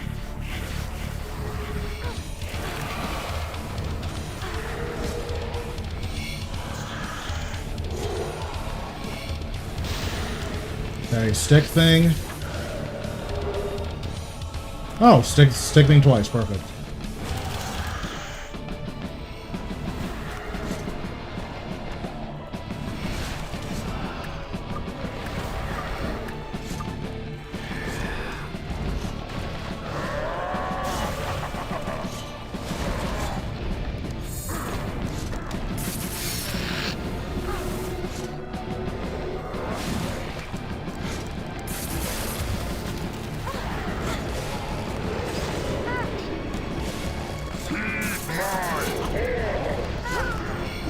That was really rough. I forgot to death mark him. That's so sad. I forgot to death mark. I didn't realize until the end, and it was too late. That's really unfortunate. Okay, so we'll summon you. Right now, we just want to make some money, because we don't have any money, as you can see. We are very poor. That's unfortunate. That was like also, my book wasn't on the entire time, which is sad, but that's fine. When my Hellhound died the first time, it was just... I was kind of lost there.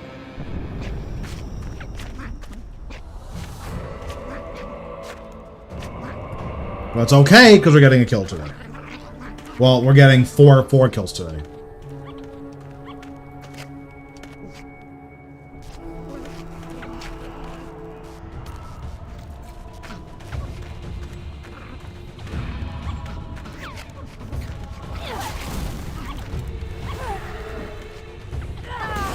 Yeah, he just wasn't death marked, and I didn't realize it until it was too late. And then it just... I think if death mark is active and you sign, it just clears your death mark. And like that's what happened, was I had the incantation active, and then it got cleared, which is unfortunate. We're going for trim comp ever. At some point, I'm almost done with my player-owned farm. Once I finish my player-owned farm, I think I'm gonna more actively pursue it.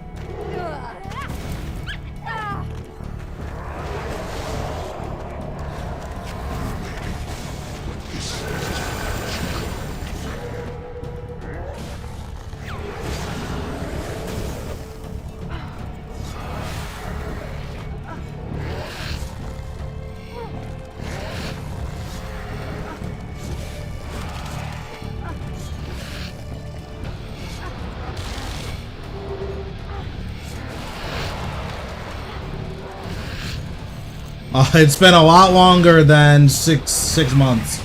I just got my Draconic. My Draconic Jadinko took 4 years because the first 8 of them were all shiny.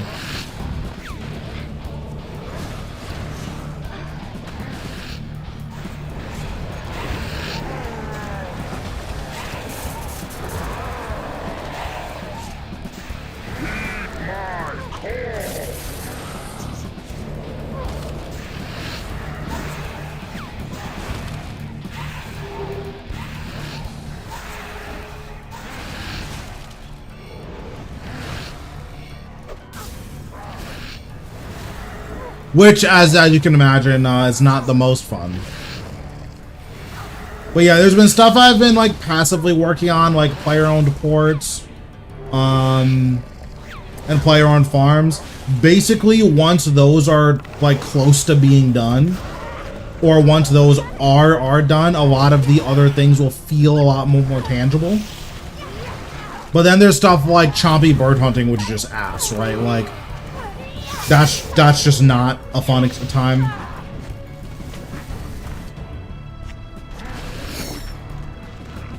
Yeah, right now for ports, I believe all I'm missing is scrimshaws, which, like, that'll be done whenever it's done.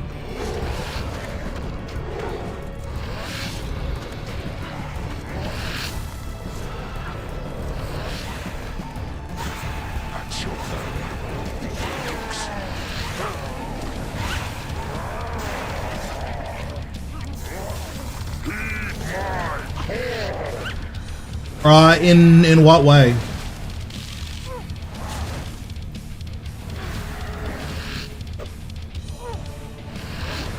Like, can you buy rerolls or something?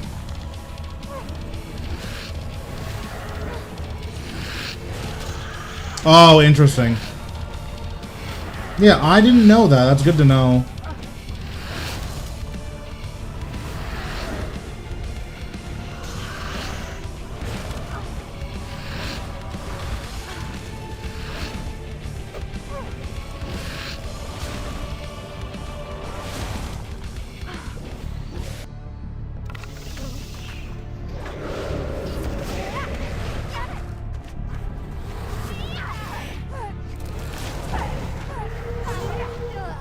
Yeah, I did not know that you could buy rerolls. That's good to know.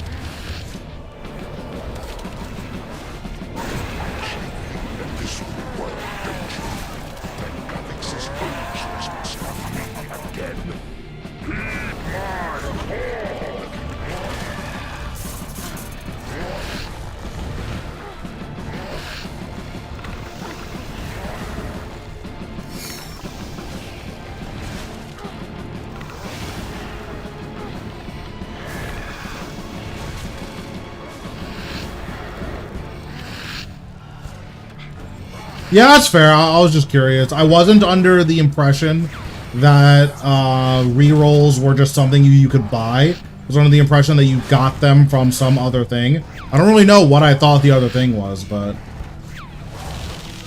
yeah, I thought they were much harder to come by.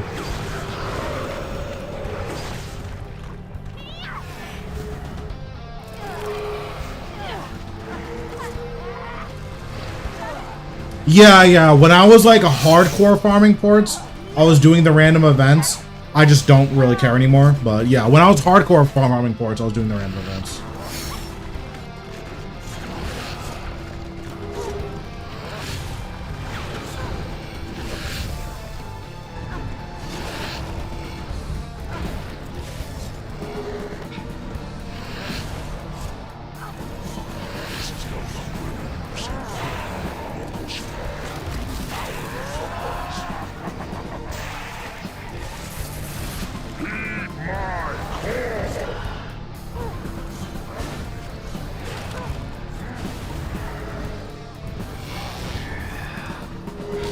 I mean, that's still fine. I have 1.8 million tokens or something. And I believe I've bought all of the permanent rewards, so...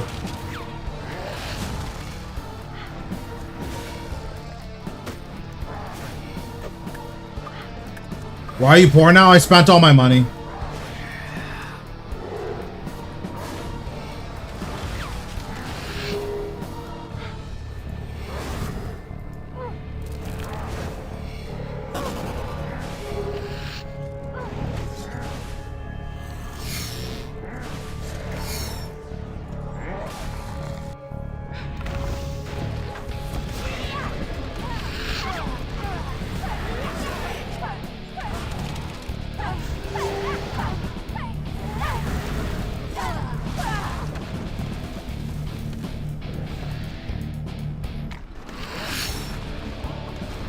Oh, that's unfortunate. Apparently I split sold.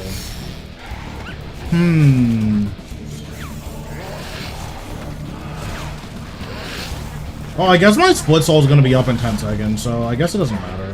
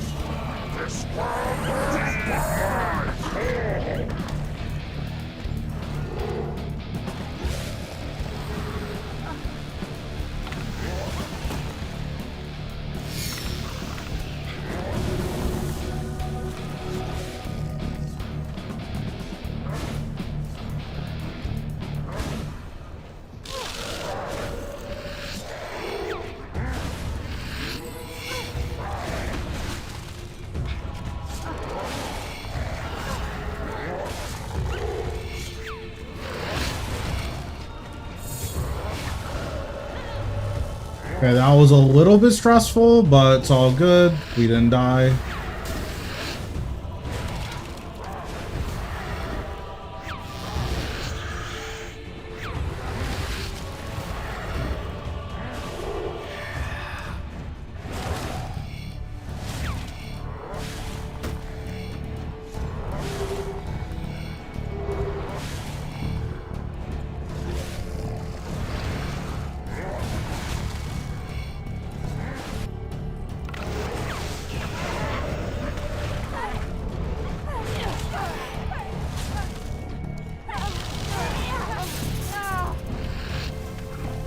Yeah, I remember the last time I did player-owned ports, I was doing okay, and then I failed 3 98% in a row, and then I, like, rage quit, so...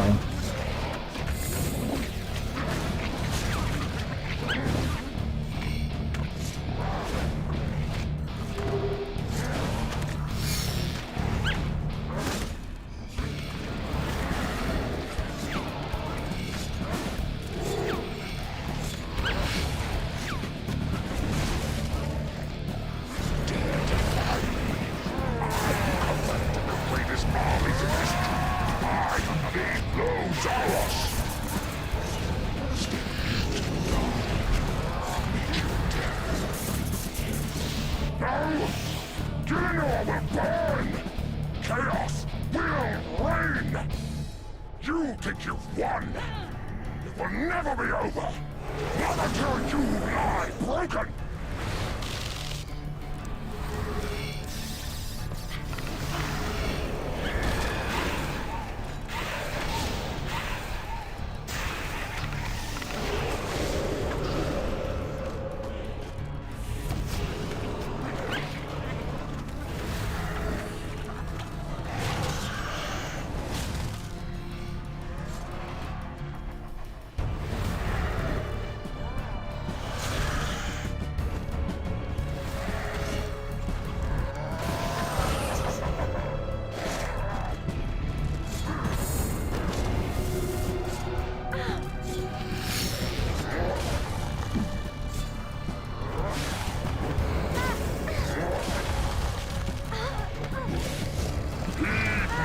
Where is all my damage? I didn't do any damage to him there, and I'm very confused. I'm so confused why I didn't do any damage to him there. I don't think I did anything, like obviously I did something wrong, but I can't think of anything I did obviously wrong there. Maybe my split soul ran out, like I used my split soul too early. I don't know. I'm confused.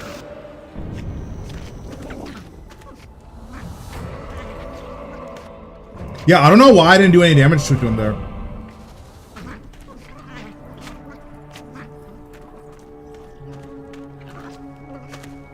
Very confusing.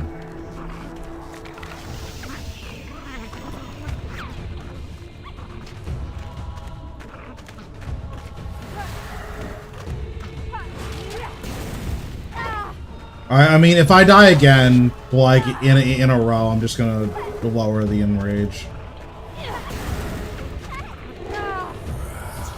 This boss is only really crazy money if you're actually killing it, right?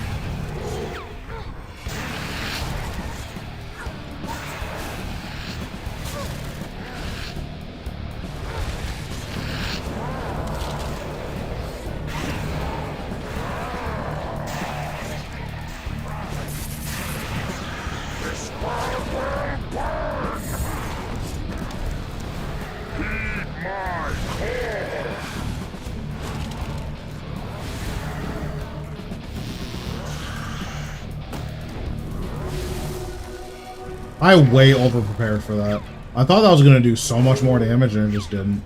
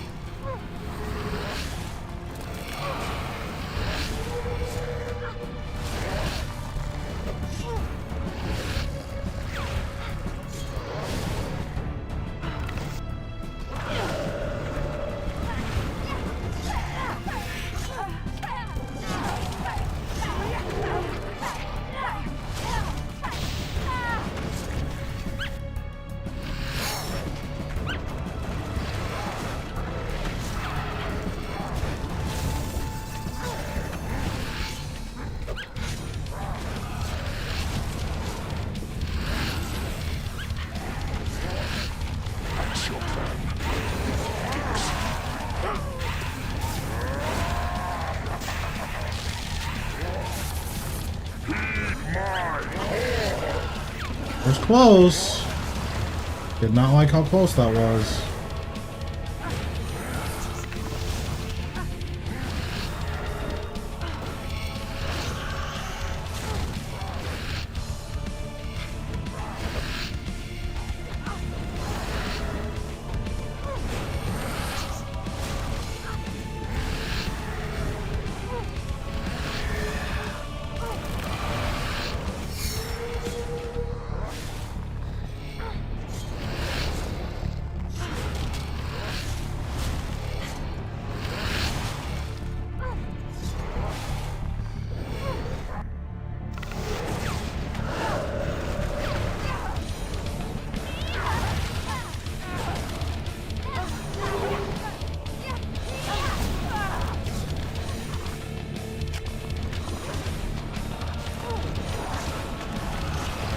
I shouldn't have bloated, or I shouldn't have used skeleton first.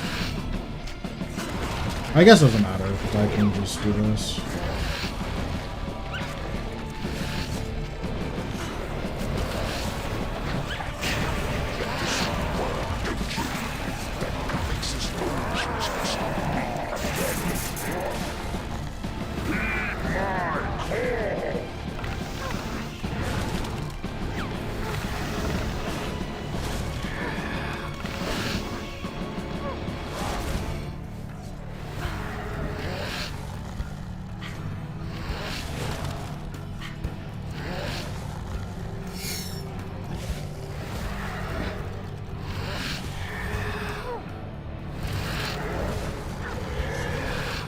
That desync was crazy.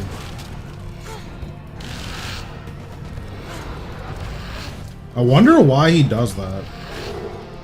That's something that I've like noticed every so often Like, Zamorak's autos will just desync, and if you're not ready for it, you'll just get blasted.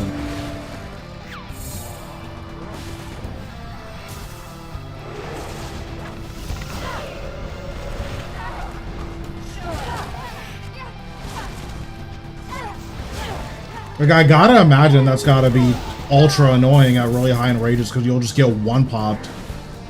Although, I imagine that those enrages are probably a lot more ready for it.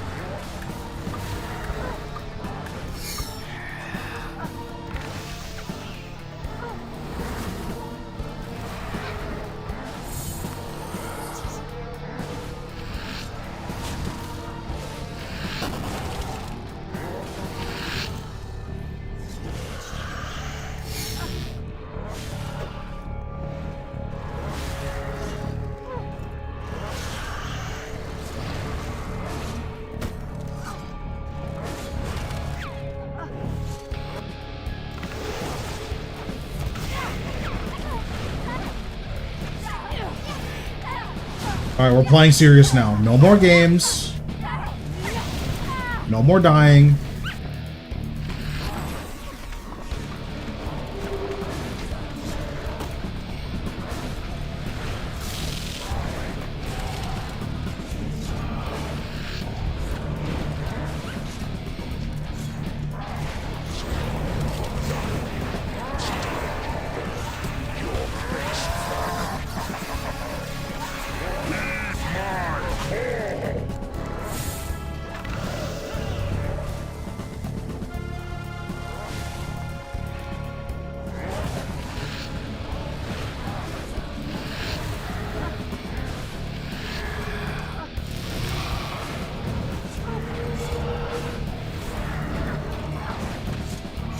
I mean, so far so good. This is decently clean.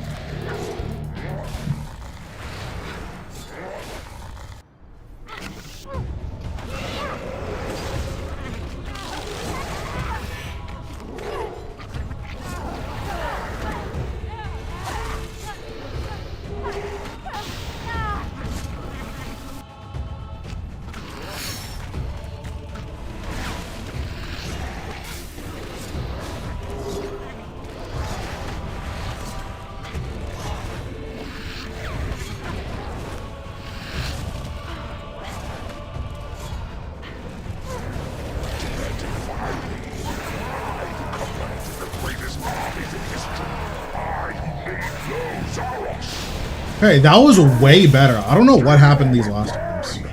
Chaos will reign. You think you've won. It will never be over. Not until you lie broken.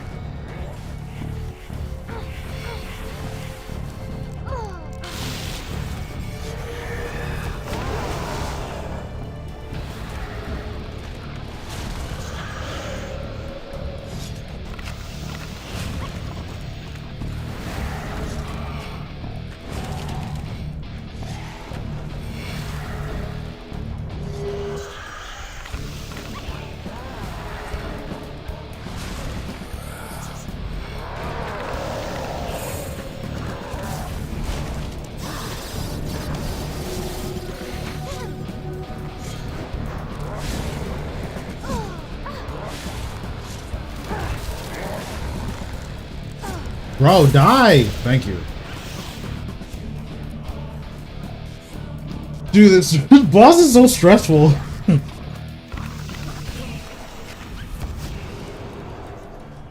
Let me get my... I think I have some more rerolls in here. Maybe I don't? Oh, no, I do. Okay. Nothing. Survey says nothing.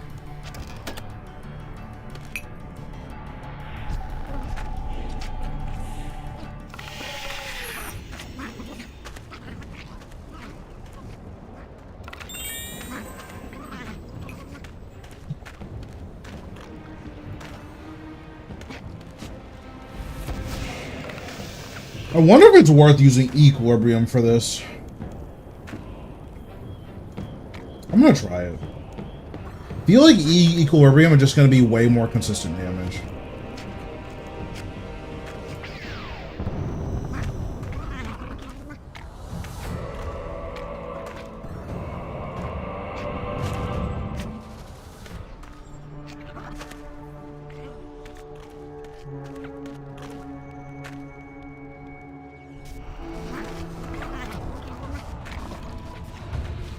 We'll see if it actually matters, but I feel like it would.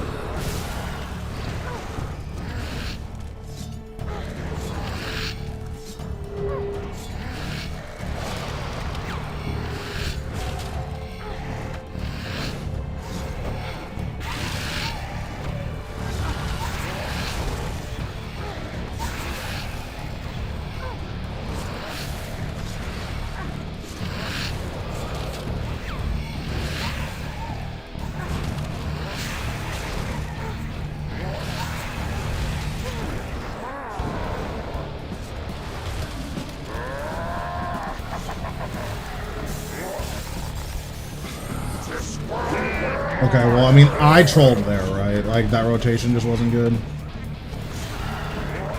I did it in the middle of my skull's bounce.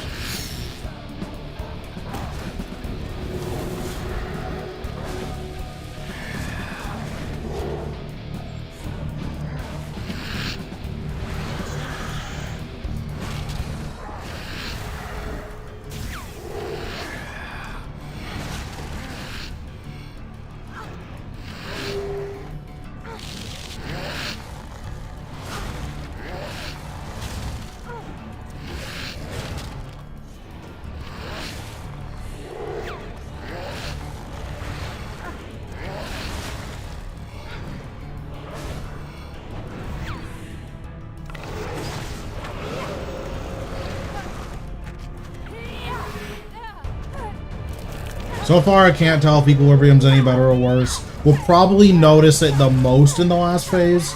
We'll see.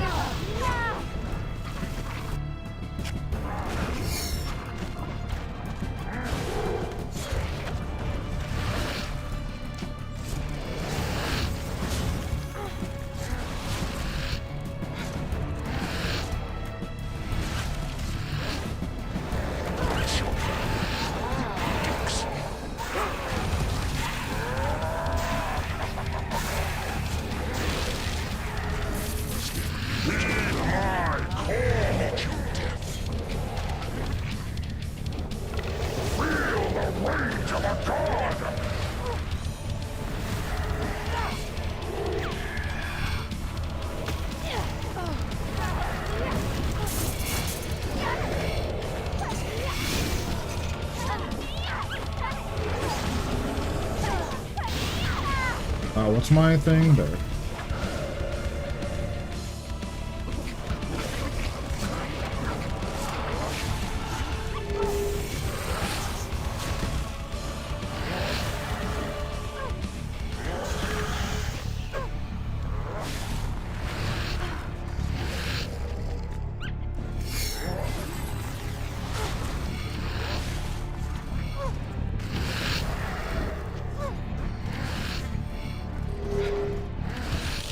I'm probably just gonna Living Death so I could clear I could clear this faster. If I don't Living Death, this is gonna take forever.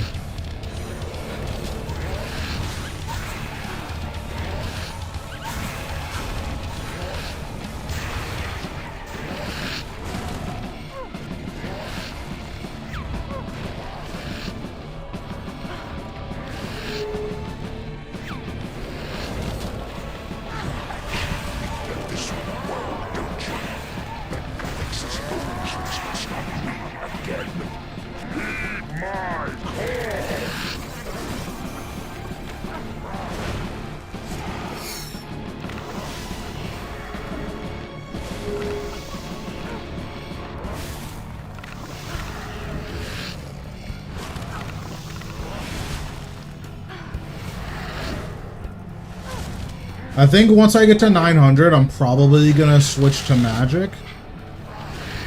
I am unsure though. I don't even know if I would enjoy using magic. But I do think I'm gonna switch to magic. I think Crypt Bloom and just the new magic stuff is just gonna feel a lot better. Oops, I missed a prayer flick.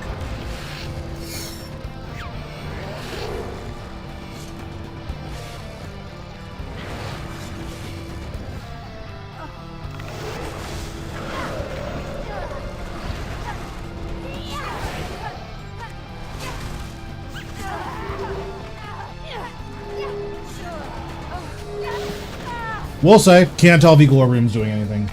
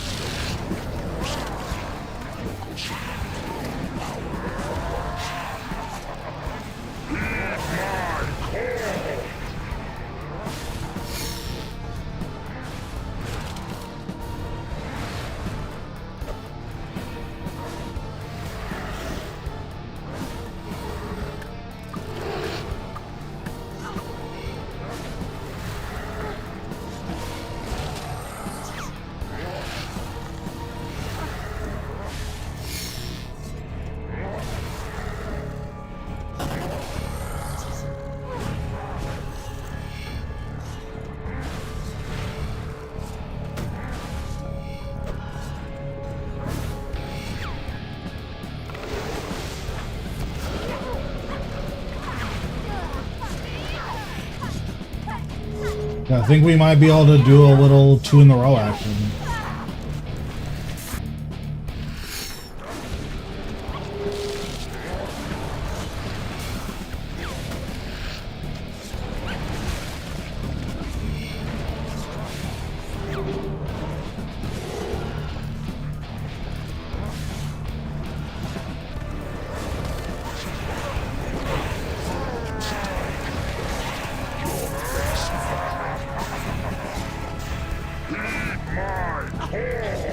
Yeah, I truly cannot tell if Equilibrium's better or not. I have no idea.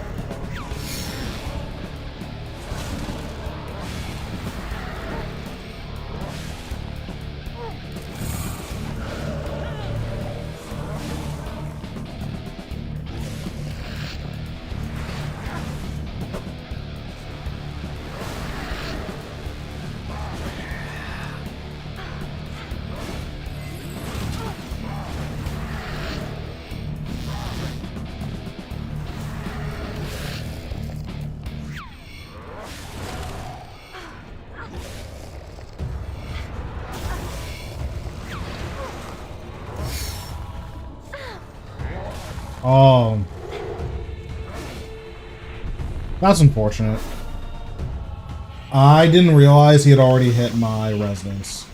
Okay. I'm just an idiot. That one, that doesn't count. I'm just an idiot.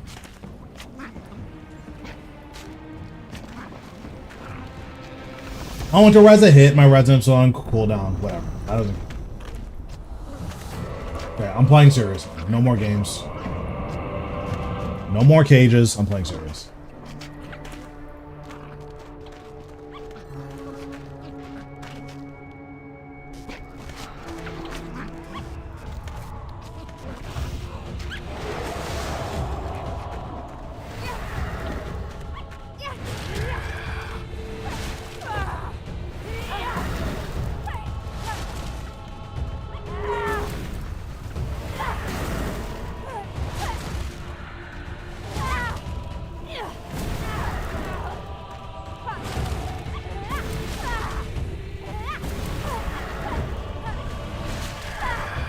Okay, Hydrix Bolt Tips, that's exciting.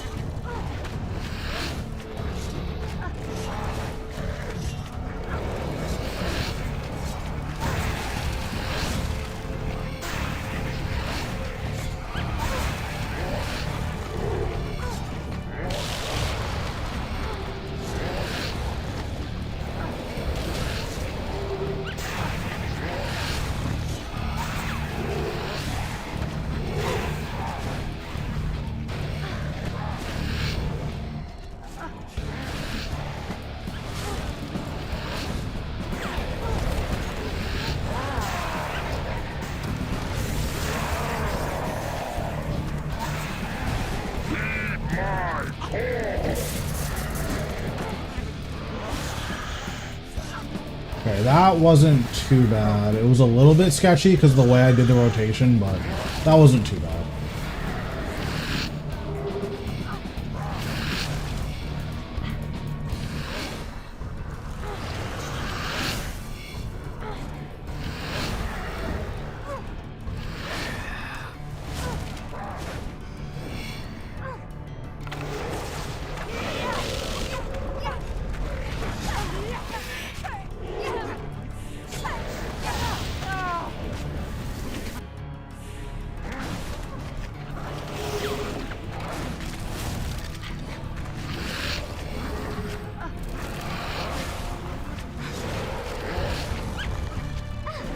Oopsies.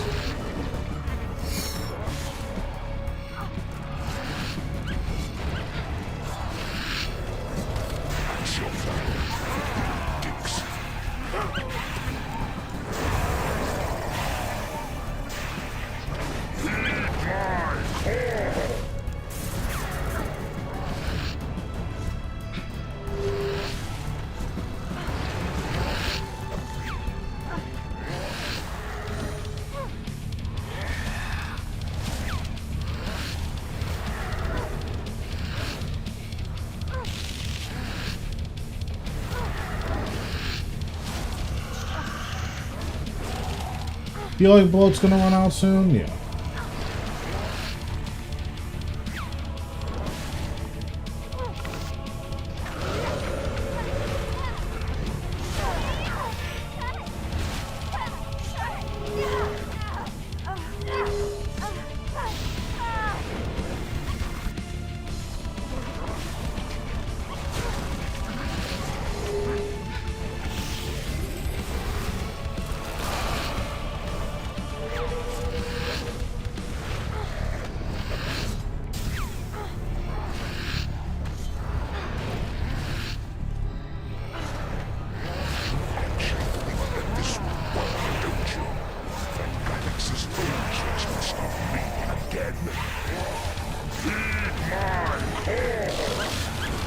I think I need to save the second Finger of Death for after.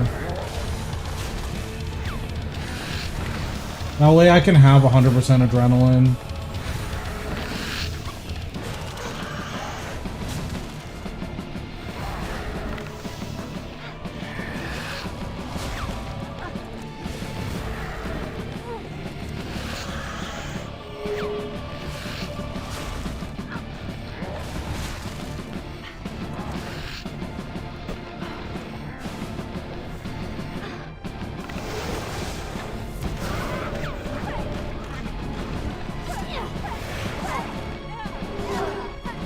Yeah, I feel like this kill's going a lot better than the last couple.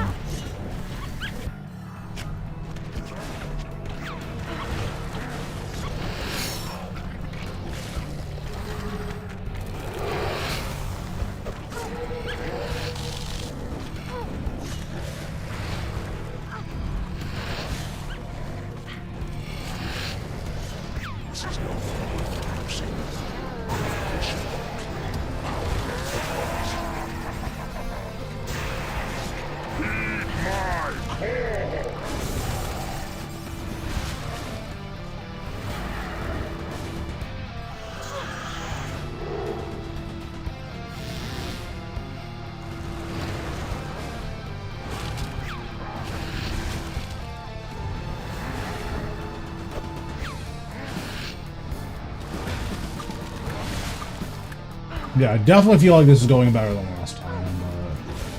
Could just be coping, but we'll see.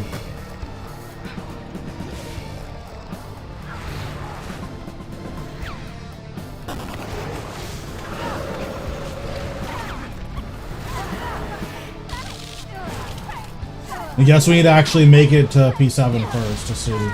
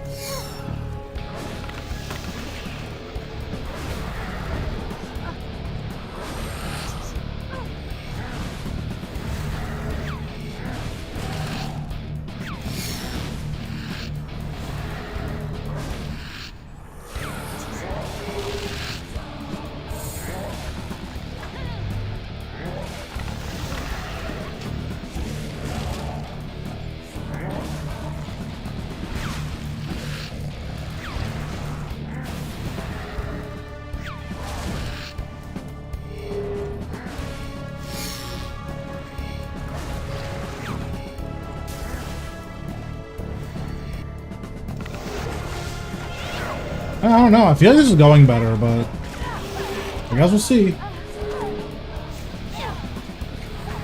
The issue is P7. I need to figure out why I wasn't doing damage.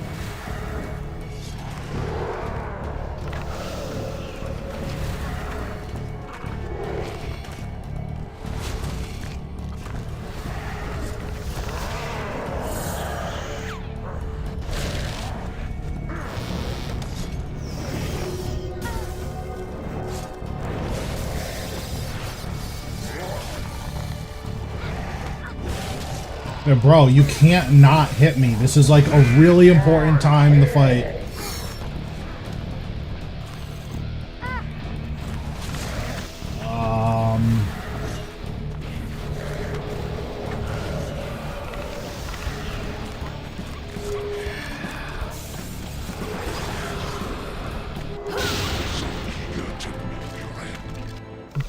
I don't understand. Why is he splashing his typeless damage? Oh, it's so annoying. Because, like, the rotation that I'm doing heavily relies on him actually hitting me, so my reflect can damage him. But he's splashing his typeless hits on me. I don't know what I'm supposed to do. That's really annoying. Okay. I want to try using Jazz Book. I don't think it's going to matter that much, but I do want to try it.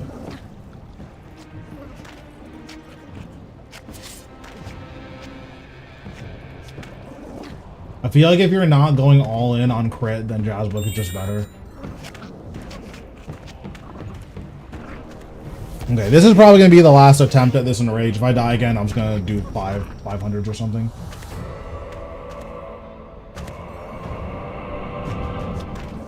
I did not know that he could splash on with his typeless hits. I was totally unaware of that.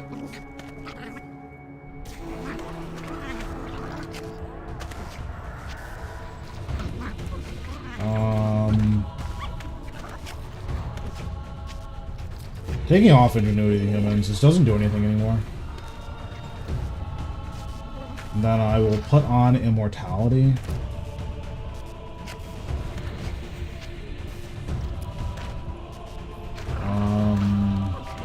Okay.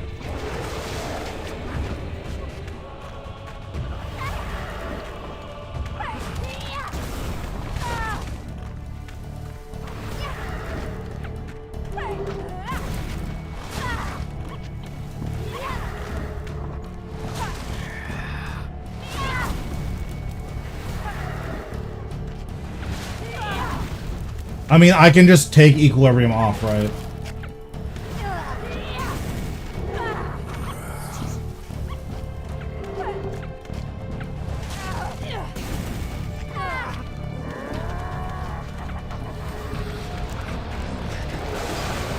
Generally, I don't think trying to flick the second hit is actually worthwhile. I think in that, like, once his twin shot is on, your best bet is to just chill.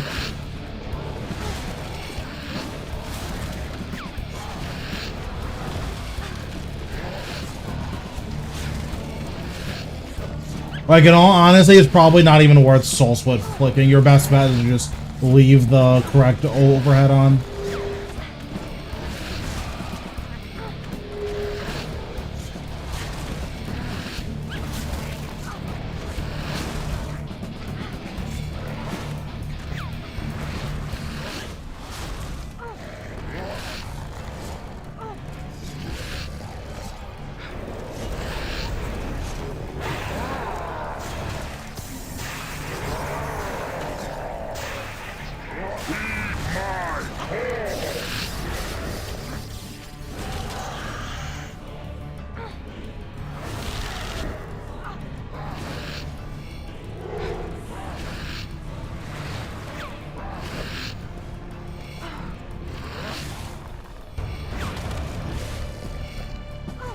I know there's a particular square you can stand on so that... There's a square that you can stand on so that you can use your skulls and it won't bounce to the B rune. I need to figure out where that is so that I can actually use skulls in the last rotation.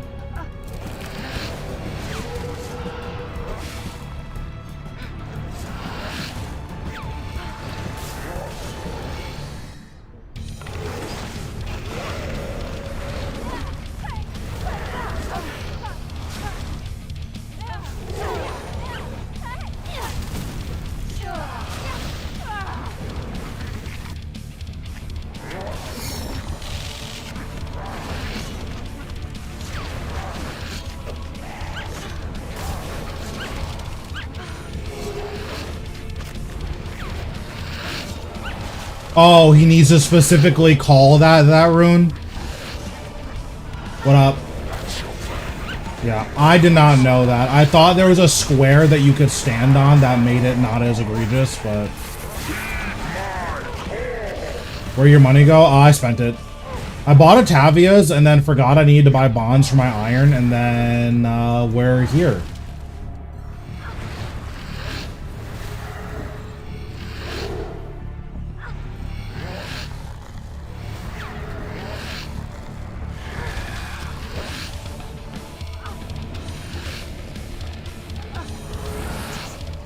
I am going for 200 mil at some point. It's not ultra pressing. It's more that I'm almost done with 200 mil mining.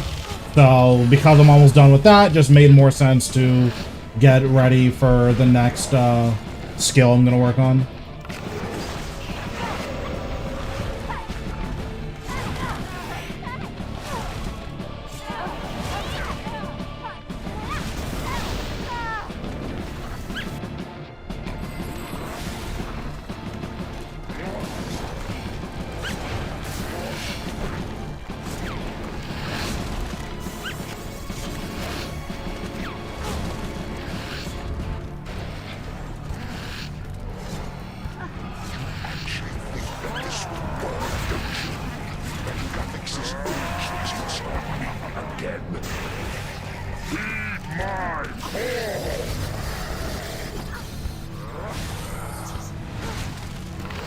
But I also just want to get all of the hero items eventually. So I think I would have bought Atavia's no matter what, just because I had the money for it.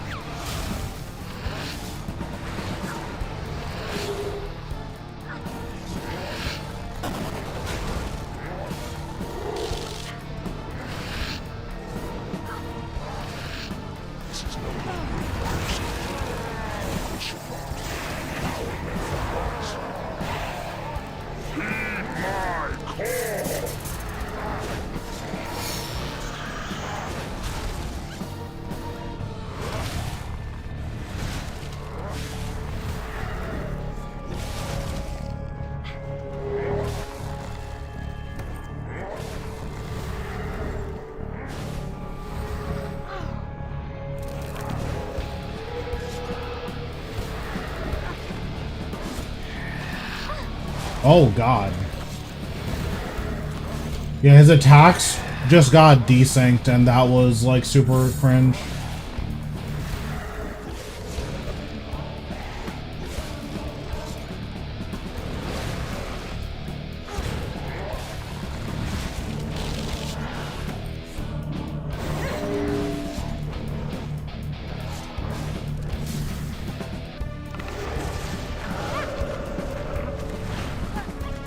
Don't know why his attacks get desynced, but it is pretty annoying.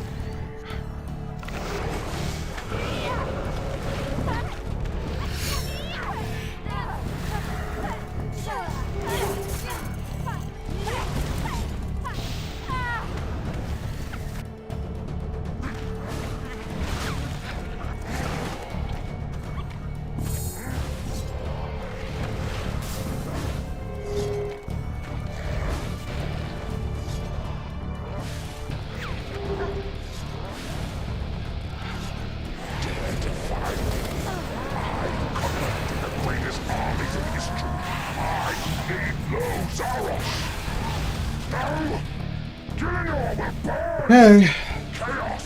Let's try this again. You think you've won? Will never be over. Not until you lie broken.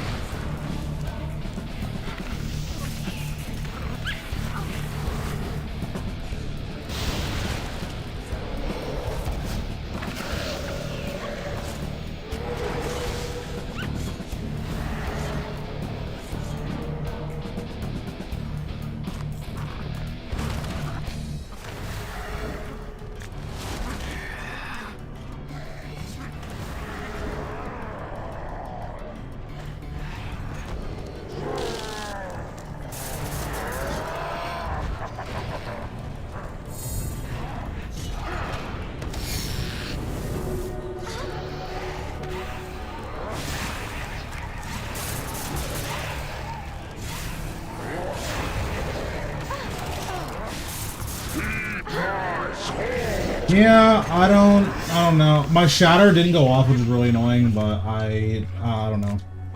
I feel like I can't do his boss for right now. I need to like practice this boss while we're in rage or something.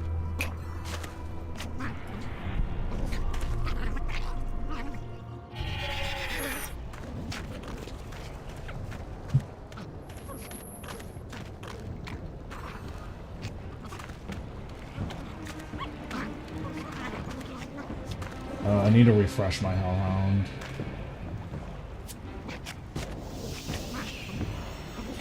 Okay.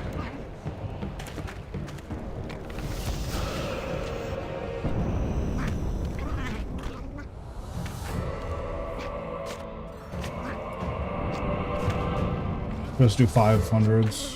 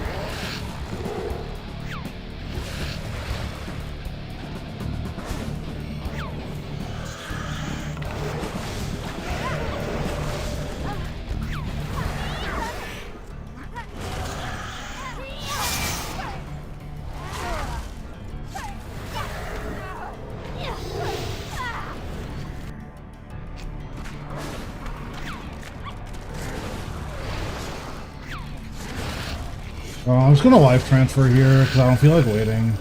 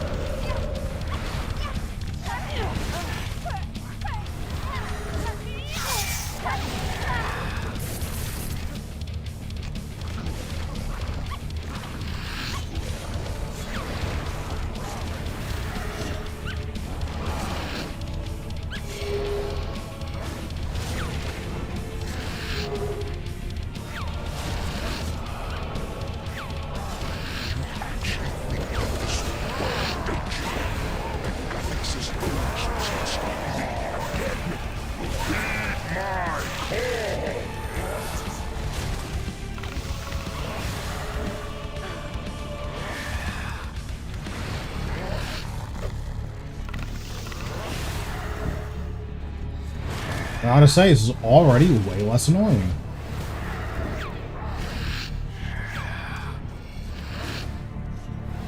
I think if I liked this boss, I would be a little bit more patient with it, but I just don't enjoy doing this boss at all.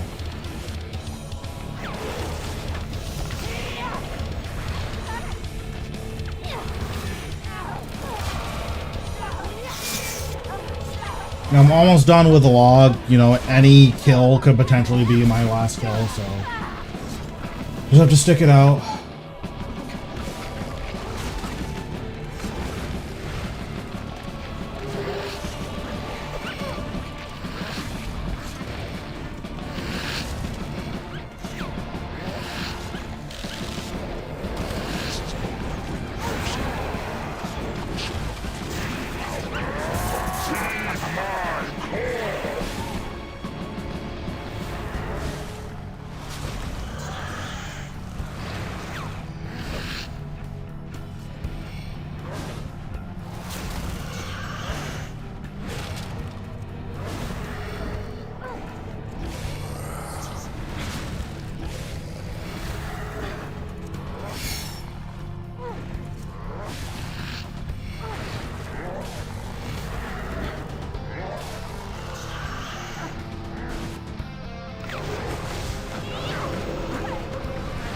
No, I do need to heal my Hound.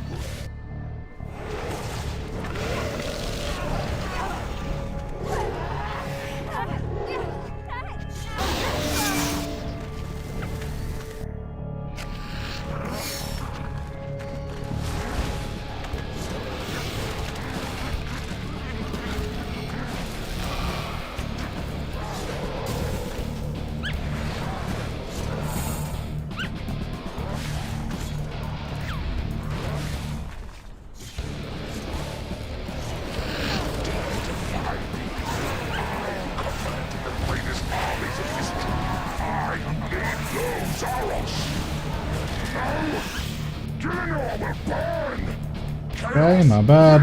Rain! You think you won? Will never be over! Not until you lie broken!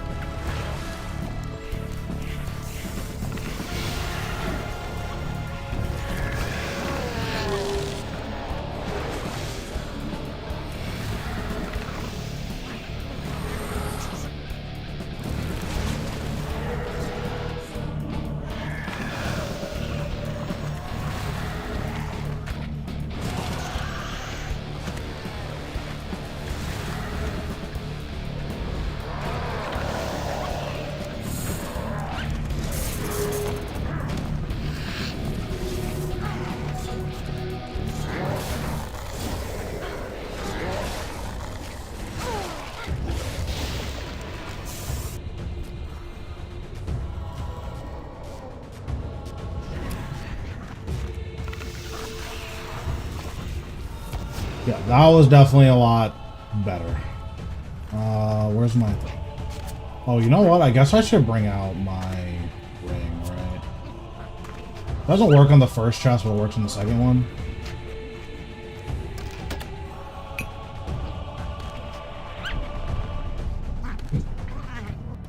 Yeah, that was definitely a lot less frustrating.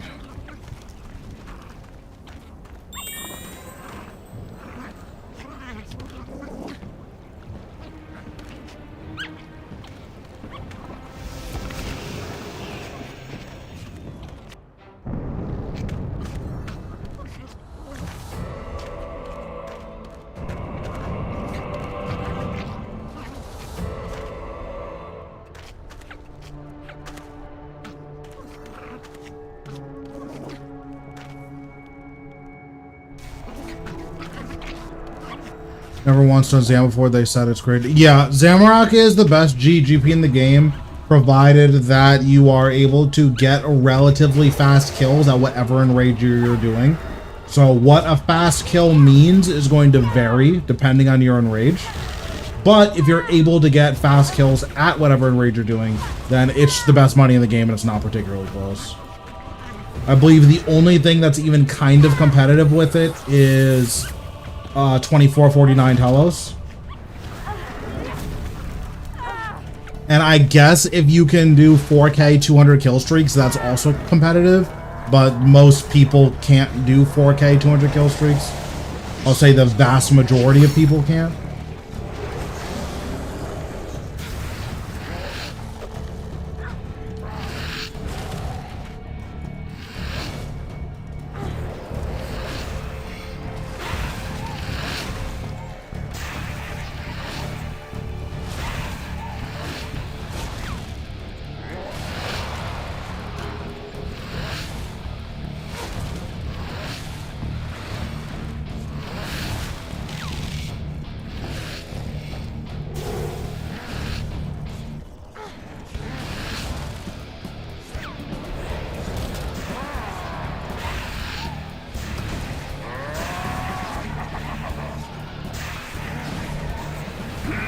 Oh, my hand was misaligned. Oops. I did not mean to do this one. I guess it pays off. I super didn't mean to do this one, though.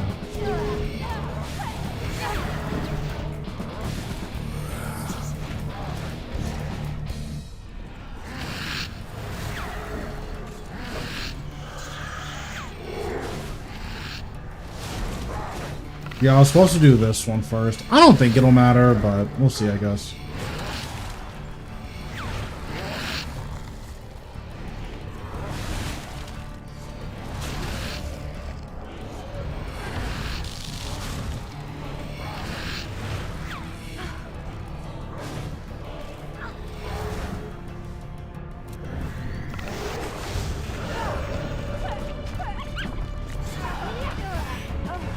So I think right now I'm getting 9-minute kills. So 10 minutes including banking time.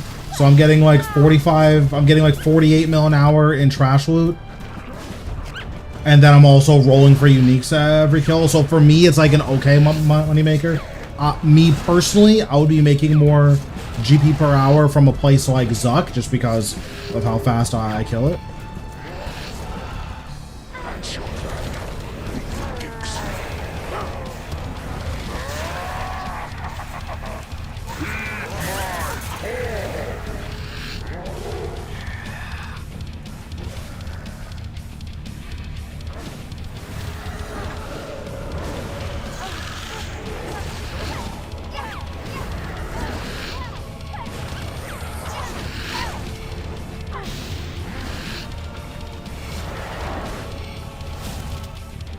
Because right now I can kill almost 4 Zuck an hour.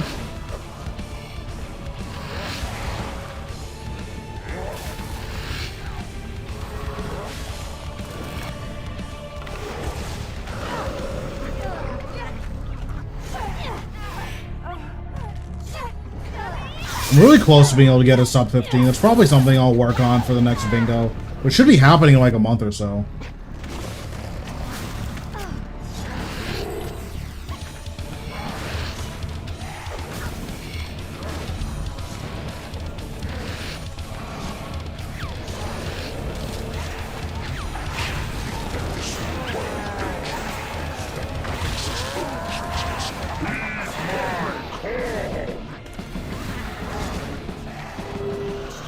I mean, so it's not that good contextually, right?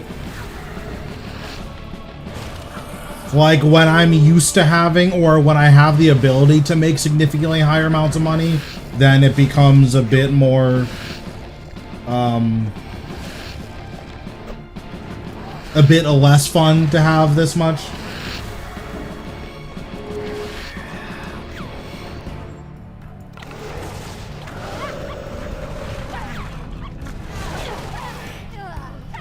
Like, I'm not broke, I just don't have any liquid cash right now.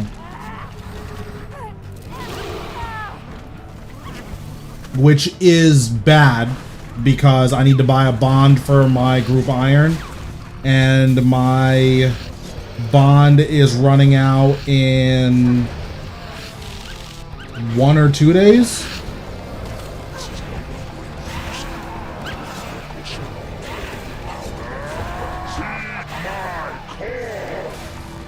No, we do not sell gear around here.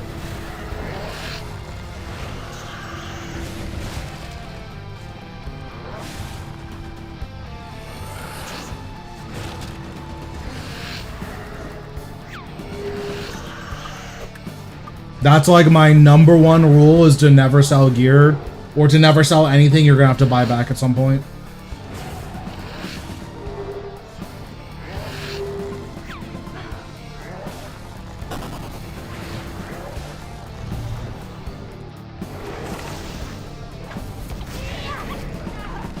Yeah, I put 3 bonds on it when Group Iron came out, but then it's like, dude, that was a month and a half ago. Like, I haven't been doing any money making on my main.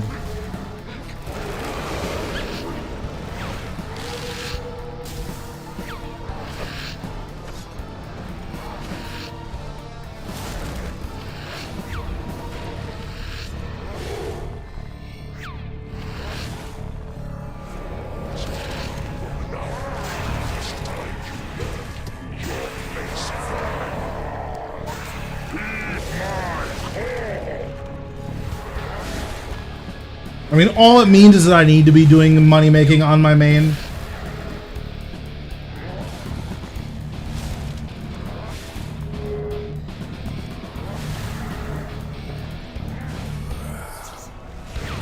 I'm at the point where I'm probably gonna put Premiere on it.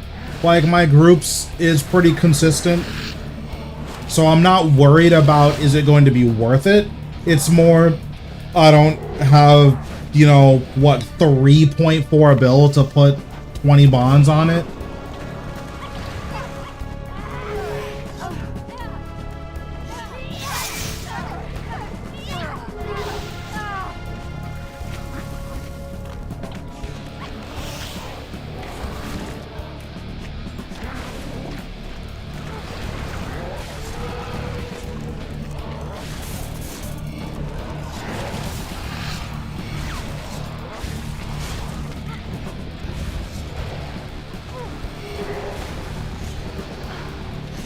The new tree is horrible for GP. Like, really, really, really bad for GP. Which, I understand, like, that definitely sucks, especially if you're a skiller. That's trash, but, you know, it's what it is.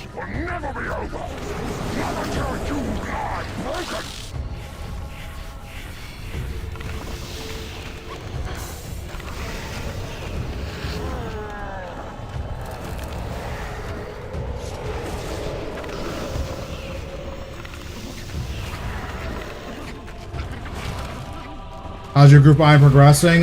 We've actually made quite a bit of progress. I basically took, you know, a month and change off from streaming to work on the group iron, and I think it was worth it.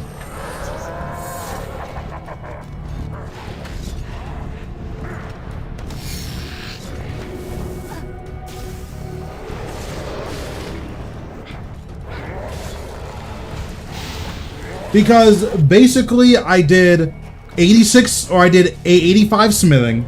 That was a week and a half. I did 80 divination, and I couldn't do caches because caches during the day are just a nightmare. You need to do like 6 caches to get your 200 points.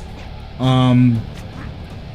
I did 80 divination, 75 hunter for big game hunter, and 86 smithing. That's all been like the last month, on top of just general combat skilling quests, all that. So we've made a pretty good amount of progress, I think. Obviously I haven't been like grinding combat, so my combat is probably lower than where it should be, but the 86 smithing grind is, or the 85 smithing grind is, that's a really long grind.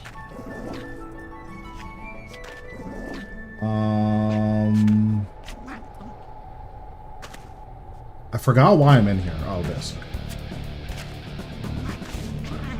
So everybody says? Nothing.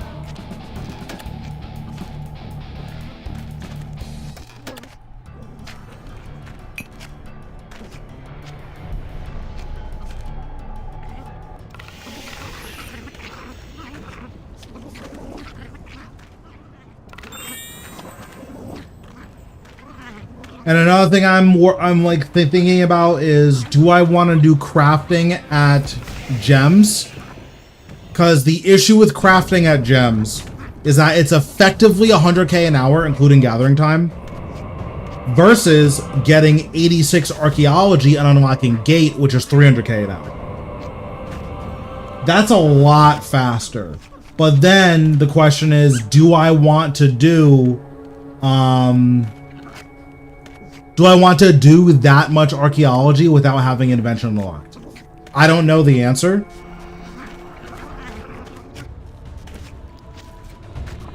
Oh, I hit rejoin by accident.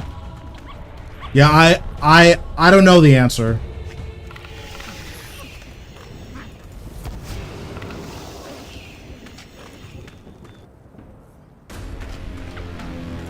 I went to the wrong portal. Well, so I made 1700 Sign of the Porter 4s, which I think was just a more important use of my time. Like 1700, that's a lot of porters. That's an insane amount of porters.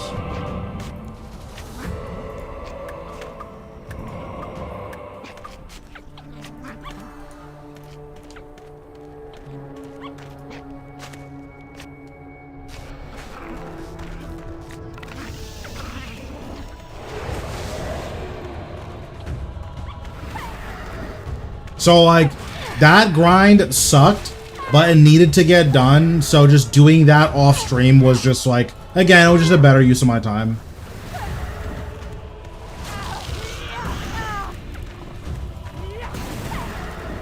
So right now, the only other like relatively long grind I have is archaeology, but archaeology, that's something I can just dedicate my off stream time towards, right?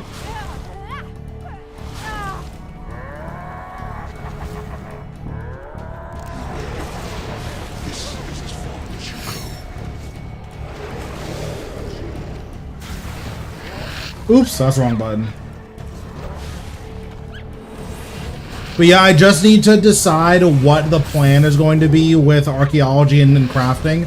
Once I know what I want to do with those skills, it'll be a lot easier for me to decide what the path forward is.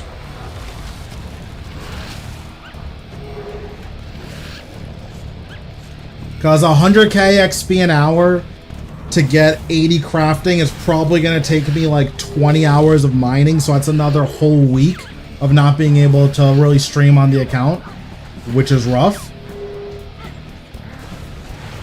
But then the flip side is, you know, I will have an invention unlocked. And then from 80 to 85, I just stepped on the wrong pad again. But yeah, and then from 80 to 85 is just not as daunting. So like doing 80 to 85 at gate wouldn't be that bad, right? And what, 80 to 85 is probably halfway or like two-thirds of the way. So I'm still getting a good chunk of it done. It's a lot to think about, and I'm just not sure where I'm gonna end up there.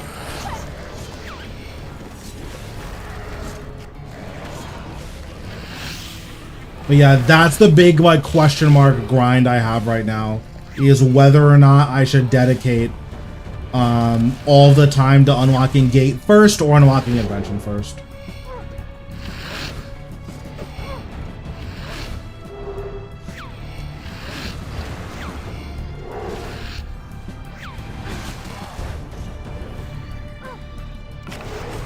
And then the other thing to think about too is I'm gonna want to do gate anyways, because at least for the time being, there's just not that many bosses you really want to use Split Soul on. Like, Split Soul is definitely nice, but, you know, is unlocking Split Soul, is that going to be faster? Like, how much time is it worth to unlock Split Soul when there's quite a few bosses where, not you don't want to use it, but it's just not that dire to have it unlocked?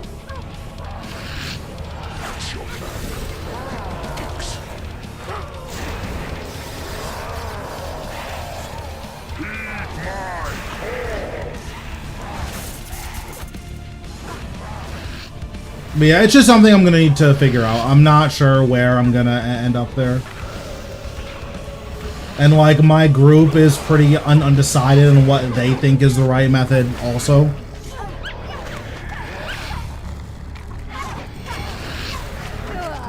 So I've just been asking around to see how people feel about it.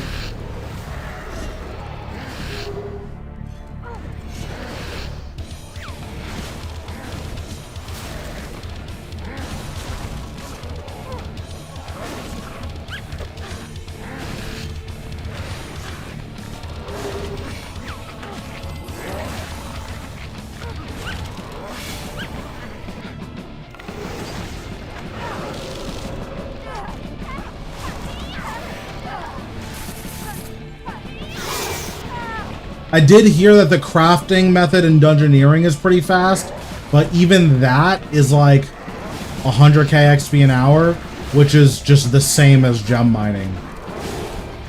Which, you know, that just brings you back to square one, right?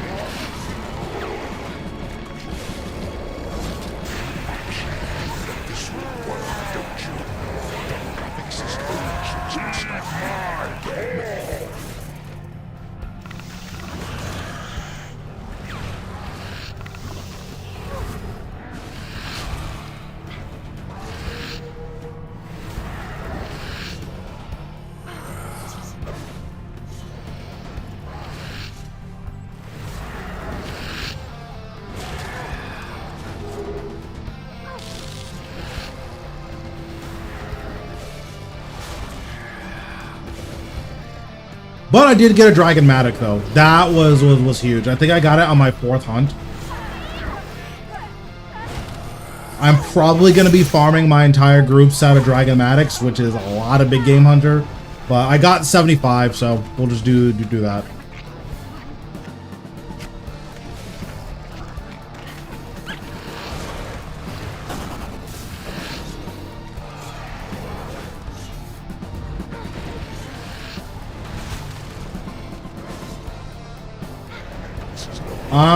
I don't have strong opinions on it. It's nice that we have a new axe.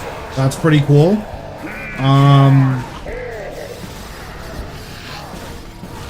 Yeah, I don't really have super strong opinions on it. I thought that woodcutting in general was really weird, how the hatchets had different breakpoints than mining, and how, like, you couldn't make a hatchet above rune. So there was a lot of weird things that they cleaned up about the skill, which I think is good. As far as the new bow, it's obviously dead on arrival, but they've said that they plan on addressing the Masterwork items. So all of the Masterwork items are going to be getting special attacks and passives. That makes the new bow more interesting. If you have the money to buy one now, or you know, if you have the patience to make one now, I suggest doing that because it's probably going to be more expensive in the future.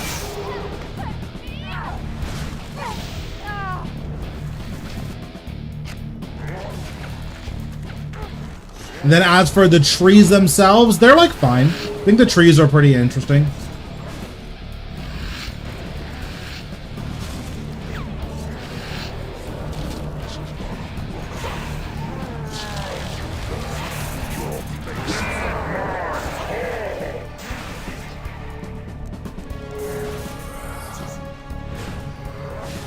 I think the area looks really, really pretty. Like, they did a really good job designing the area. My only issue is that the ambient sound that they use for the falling leaves that you need to stand on, that sound is not unique.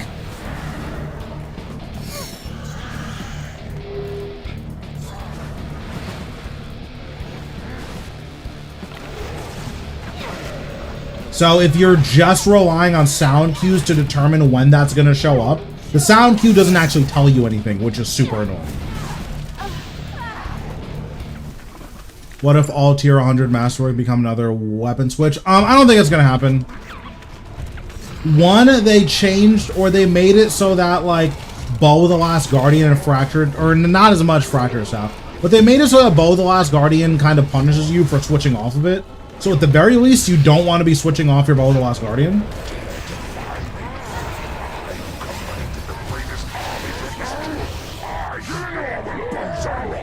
Chaos will reign. You think you've won. It will never be over. Not until you lie broken.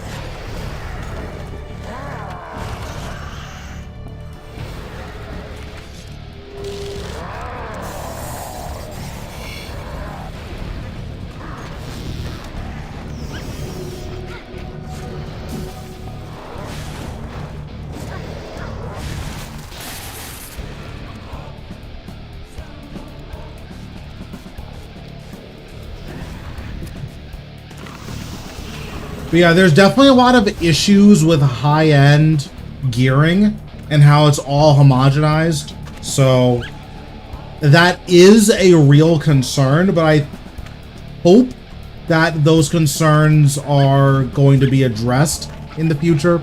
We'll see, but yeah. That's fine. Alright, so we'll grab a new Reaper task, then we'll do that, and we'll probably call it a night after that. Do I have another thing? I think I have another refresh. I do.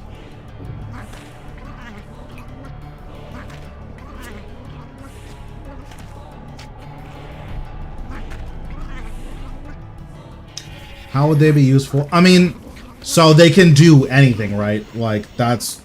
We don't know what it what their the ceiling on them is going to be. We don't know if they're supposed to be competitive with them or if they're supposed to be worse, but at least they're craftable.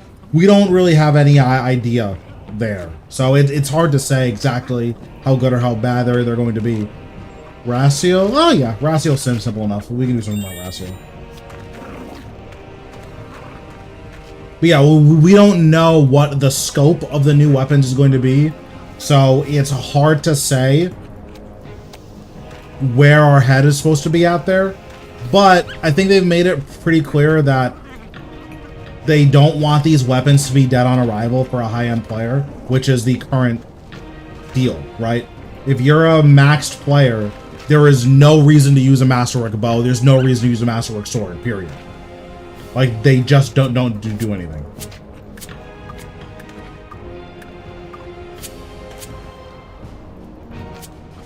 I haven't done Horacio in a while, so I don't know if I remember the rotation. Actually, that's not true. Horacio's easy. So there's this. I have my guy. I have this. I didn't use Disruption Shield here.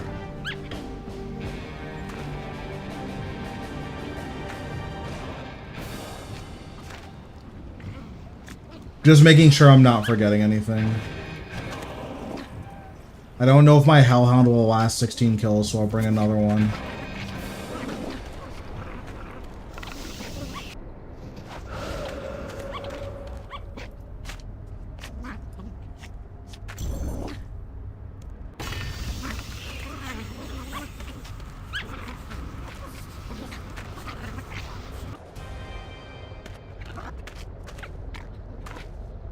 I mean, there's a lot of really unique things that they can do. It just depends on whether or not they're actually willing to do it.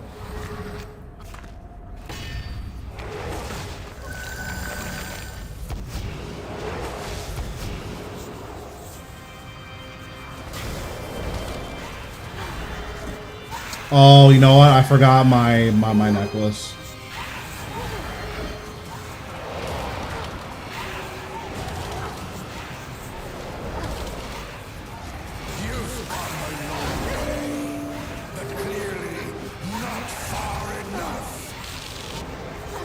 Yeah, I forgot my amulet.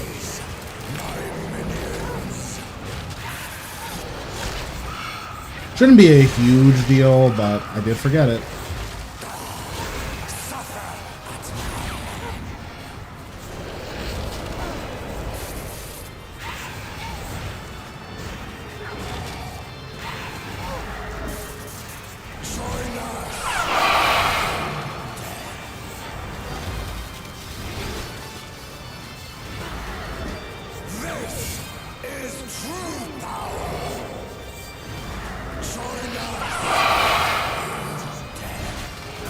It is kind of nuts how much of a difference the Salve amulet makes.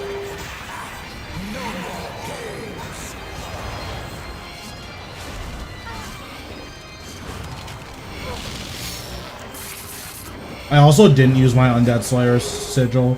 Probably should use that. Oh, I guess I do have this special attack, so I can use that as well.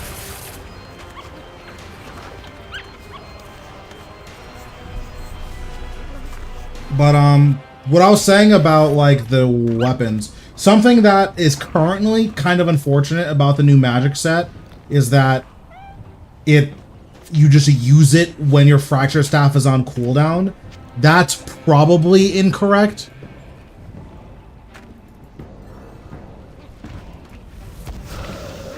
Like, you probably shouldn't be allowed to... Those builds should work against each other, but the fact that you just use them together is probably just wrong.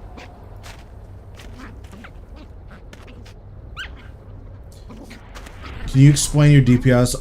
For phase 7 or just in general to do mechanic skips?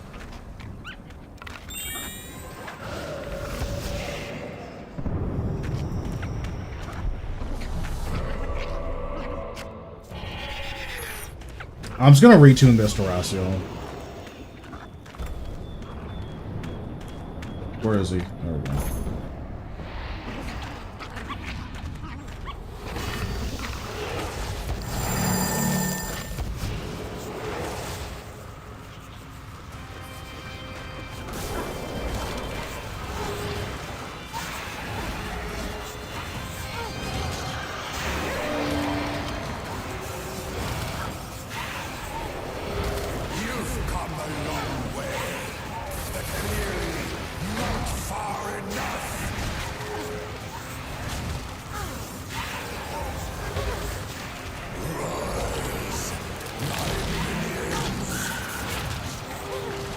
So what I normally do is just get max stacks of everything.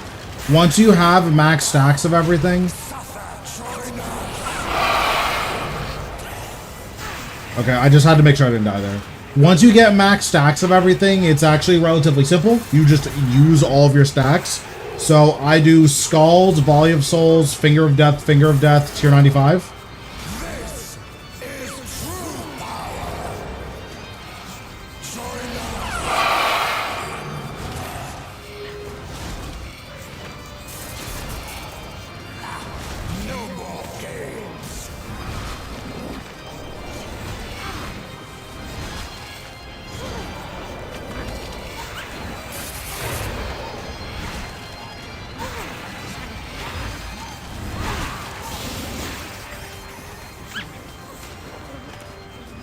I think a part of that is cool. My guess is that the main idea is that they want to not move away from PVMing, but they want there to be other ways to acquire gear besides hit boss. Like, the big issue with the hit boss is that you basically make it not impossible, but very hard for certain types of players to get access to your late game PVMing, and you probably don't want that.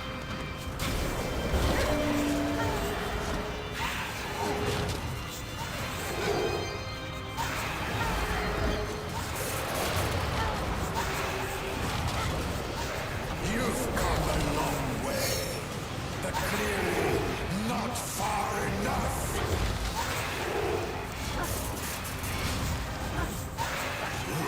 Like, in theory, it should probably be possible for someone who is not a PVMer to have a reasonable way into PVMing.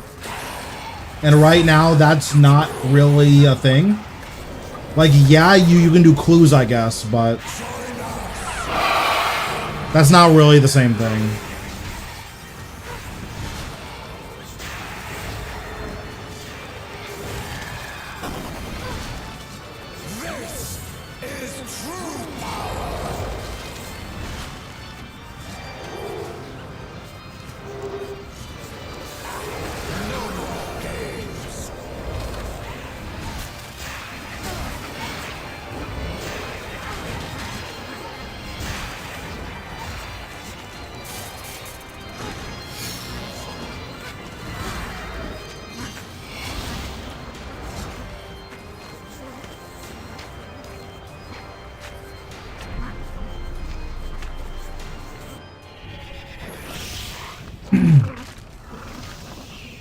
Also, if you're struggling with your DPS for Zamorak, I just trolled.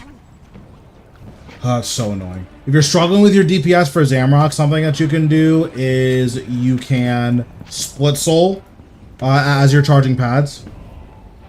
Master clues could get you. Yeah, I mean, like, selling the stuff you get from clues is viable as well. But one of the things that sucks for ironmen, right, is, let's say you're an iron and you don't like doing Zamorak. Like, you just don't enjoy the boss. The boss isn't fun for you. How do you get a high-end range build? It's, like, not possible. And I think that is a problem that isn't that bad right now, but, or, I mean, it's kind of bad now, but as more and more players join the game and as more and more players find ways to enjoy RuneScape, that being true is going to be a huge issue. It's going to push a lot of people away from the game, I think.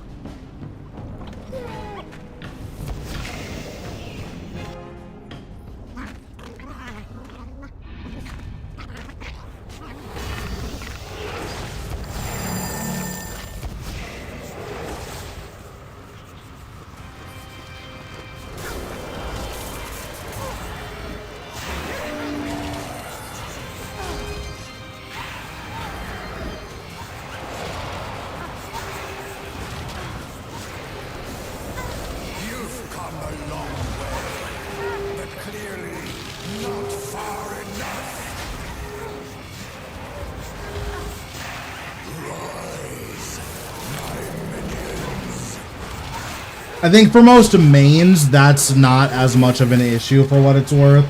But for irons, that's definitely and just for new players in general, it's a pretty big issue in general that, like, the only way, again, especially if you're an iron, to get the top end gear is to do Zamorak. Like, there's no other way to get a good ranged weapon. That's probably not correct.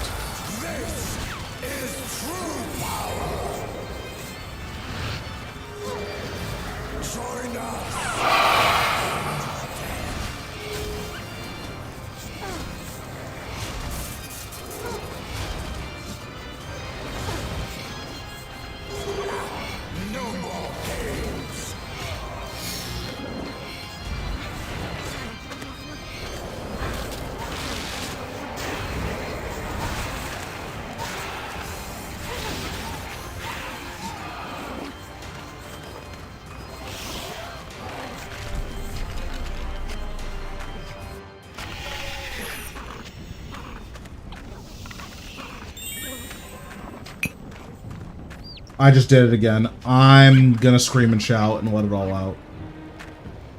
Oh my god. Okay.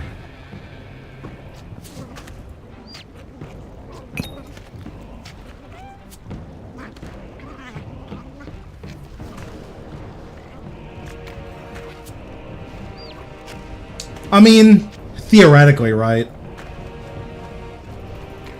I'm sure there are people who have gotten bow pieces from normal mode, or from story mode, but like, it's not even a matter of, is this completable? It's more, let's say you just don't like Zamorak. You just think the boss sucks. Now what? You're like cut off from high-end range, especially in group settings. If you're playing by yourself, it doesn't matter as much, right? Because, you know, you're your own person. The meta doesn't matter if there aren't other people who are going to enforce the meta. But if you are playing with other people, the fact that, you know, if you're an iron and you don't like Zamorak, you just have no recourse, you have no way of getting a high-end range weapon, that sucks.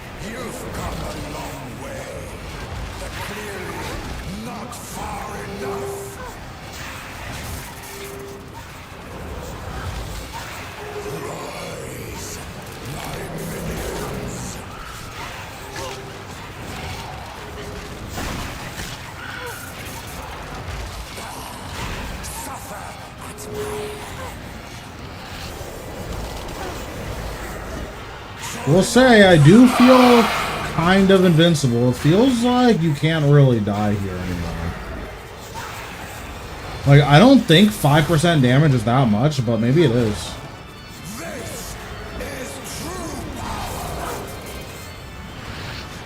Like, it feels like the 5% damage reduction from Phantom Guardian is, like, actually just enough damage reduction that you can't really die here.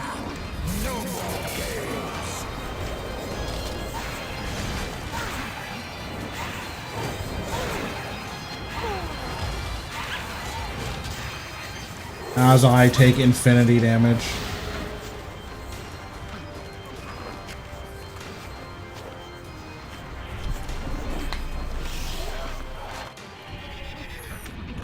But yeah, like most other games that have, like most other MMOs especially that have high-end gearing, which, you know, all of them do, one of the things that makes gearing in those games nice is that you typically have more than one way to get gear.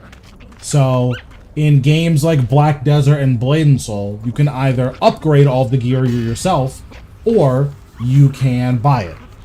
And, you know, if you upgrade it, you theoretically have the ability to save a pretty significant amount of money, but you theoretically have the ability to spend a lot more money, too. And I think there are a lot of people who like that variant, even if that variant is ultimately worse for them. But I do think that people like having access to that.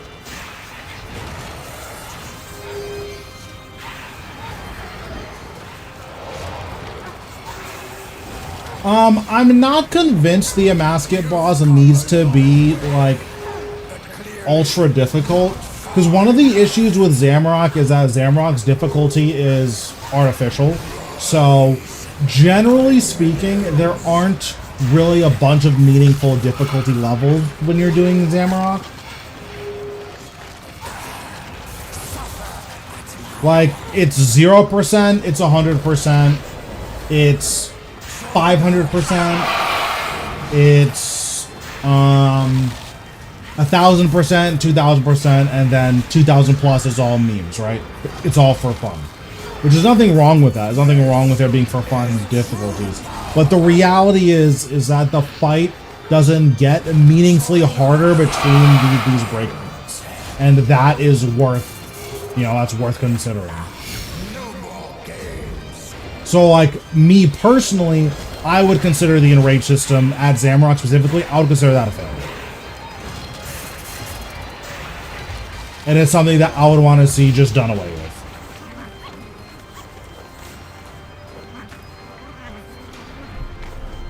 So if a Masket, let's say, has 3 difficulties, it has a story mode that is, you know, the story mode is story mode. The normal mode is 100% Zamorak. The hard mode is 500% Zamorak. And then the extreme mode is, you know, 2000%. I think that would be reasonable. Because one of the other things that sucks about Zamorak is, let's say that you're good enough to do 2000% Zamorak, but you just, you know, haven't gotten around to actually grinding Zamorak. You now need to do at least 200 kills of Zamorak in order to get to, you know, the fun part where you make the crazy money. That's probably not good, and it's probably not fun. And my guess is most people don't enjoy that. You've come a long way, but clearly not far enough. Rise, my minions.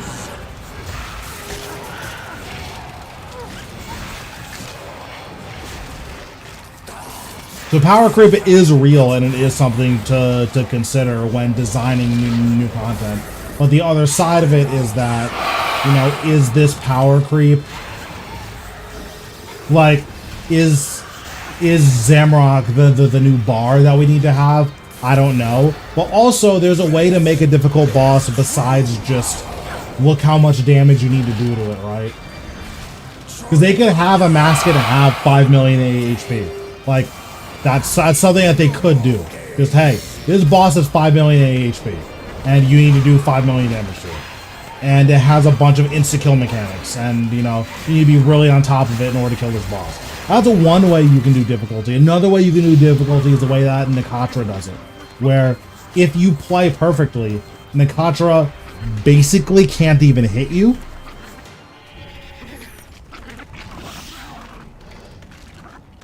But every mistake you make at Nakatra is 8,000 damage, right? So that's another side of the difficulty curve.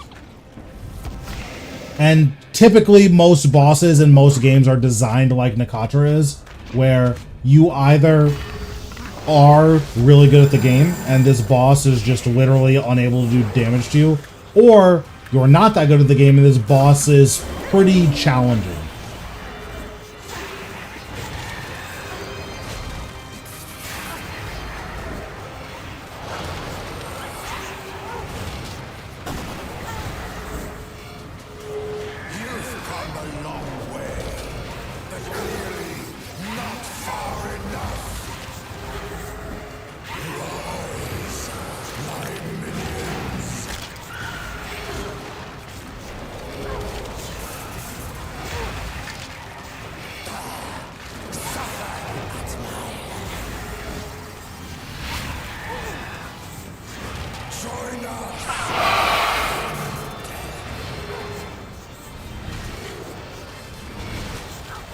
I did something wrong. I don't know how I messed up as bad as I did, but I did something super wrong.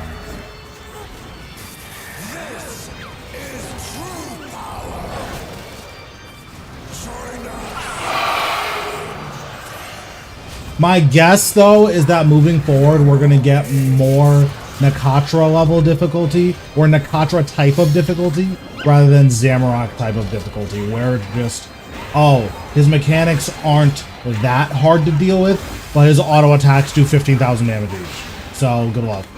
Like, we're probably going to get something closer to Nakatra.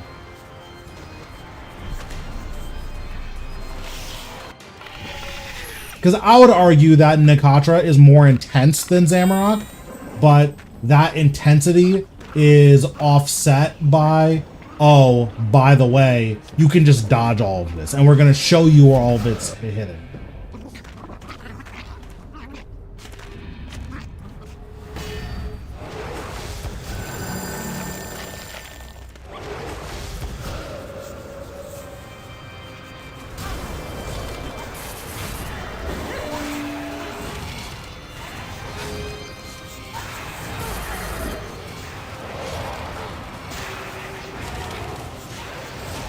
I keep forgetting to refresh my thing.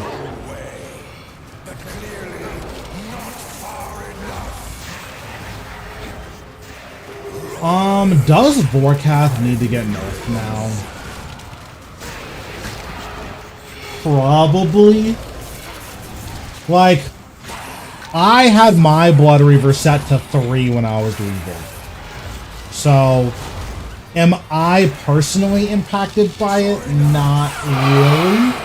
But Vorkath does have, like, the fact that you can't use full book at Vorkath probably is not right.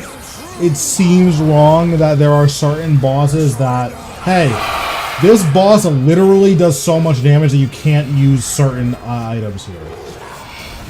I don't know if that's correct game design, especially in RuneScape. I just don't know. Like, the reality is that if you had your Blood Reaver ticking at 1 or 2 seconds, you were not learning the boss. Like, you were trying to circumvent actually learning the boss. So I don't know if that's something I want to bounce around. But the flip side of it is, does Vorkath just do too much damage in general? Probably. Especially with the complete lack of telegraphs that Vorkath has. Is he, like, him being allowed to do that much damage probably isn't fair.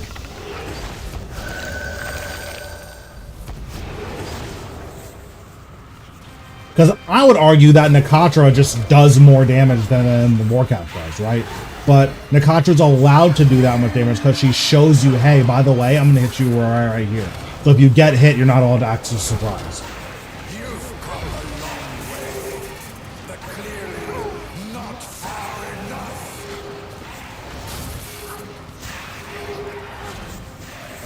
My big issue within rage systems in general is that if there's a certain enrage that you want to camp, the fact that you have to get to that enrage is miserable, right? Because there are certainly players who are good enough right now to do 2K Zamorak that have never touched the boss. The fact that these players need to do 200 kills of Zamorak in order to unlock the enrage system is just miserable. I don't know if it's, you know, bad design, but that's pretty miserable.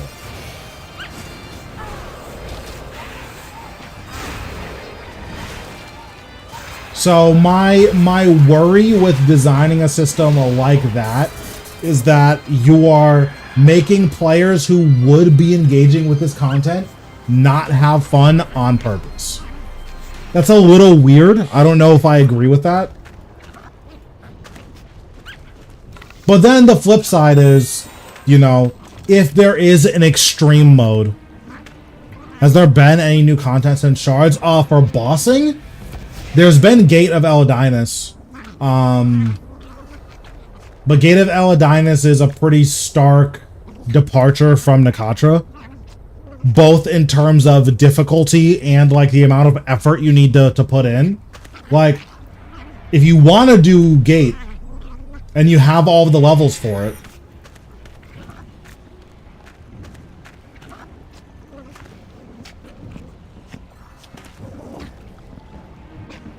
this is the gear you need. That seems weird coming off the back of Nakatra. Even though it is a skilling boss, so we wouldn't expect a skilling boss to be ultra difficult, that seems weird to me.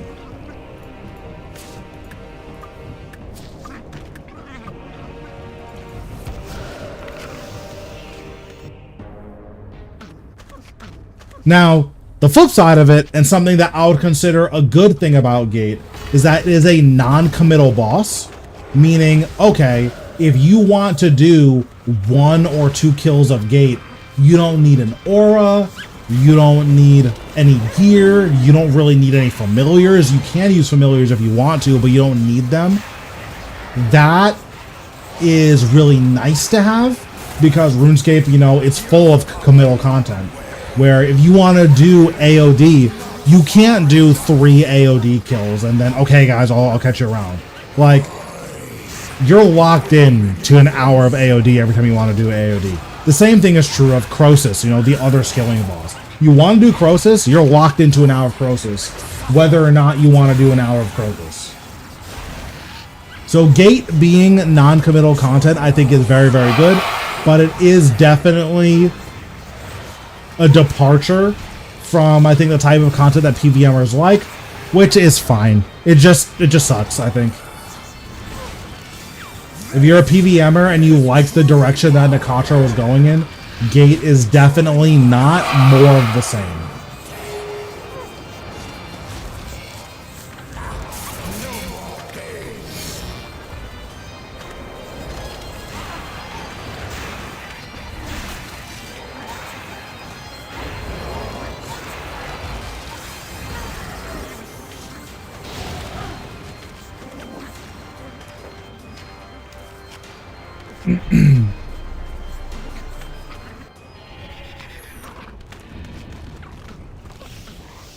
So something I will say though about Enrage, I don't mind the Enrage.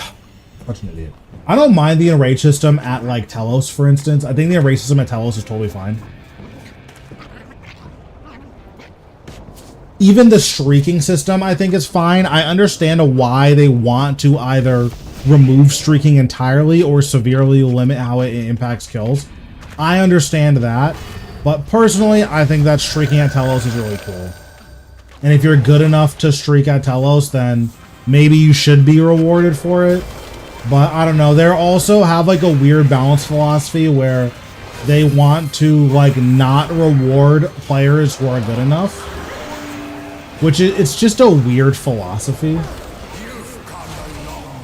Can you streak at Telos? I haven't done the time investment at Telos to streak it. Right now, I think I'm at 1,000 in Rage. So that would be like a 90-something kill streak. I haven't practiced my 1K plus at Telos. Once I practice it, I'll be able to start streaking there, but I just haven't practiced it. But I like Telos. I enjoy the boss fight. Right? I just haven't put in the time to have a solid P4 rotation, which, with Necro at least, P4 is the hardest aspect of Telos. P5, you can quite literally AFK it, especially if there's no volcanics.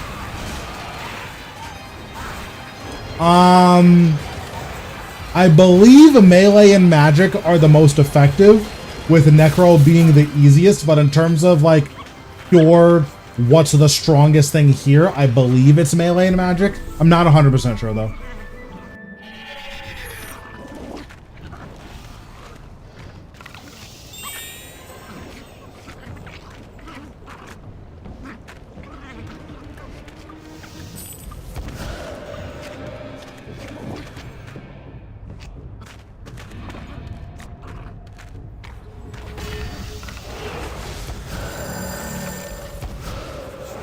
One of the things to consider too is that Telos isn't really a boss that is gated by how much damage you're doing. So, you know, you're not meeting these super high DPS checks. And as a consequence, it's just a lot harder to determine, oh, is this content like, which style is the best at this boss? Because the things that we normally evaluate, which is damage, that just doesn't matter at Telos. Every style has enough damage to do the thing at Telos.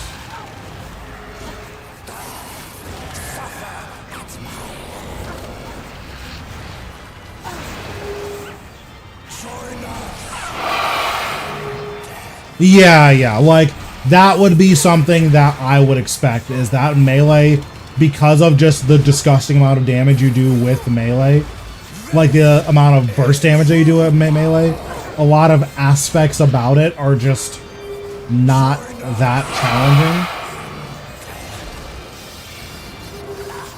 Necro can also stun lock Telos, which lets you do quite a bit of skipping. There is very particular positioning that you need for Necro, where if you don't stand in a certain spot, then Telos doesn't move the way that you want to, and then the kill is harder.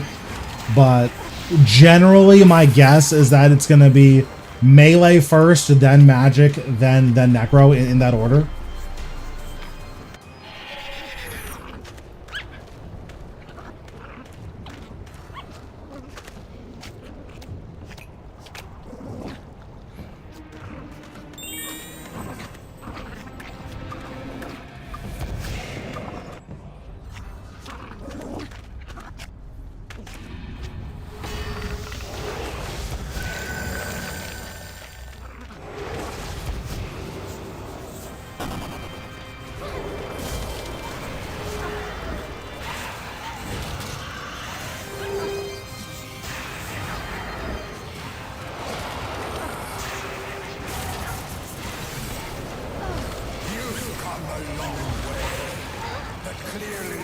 I forgot I was going for 200 mil invention. I need to start siphoning my stuff again.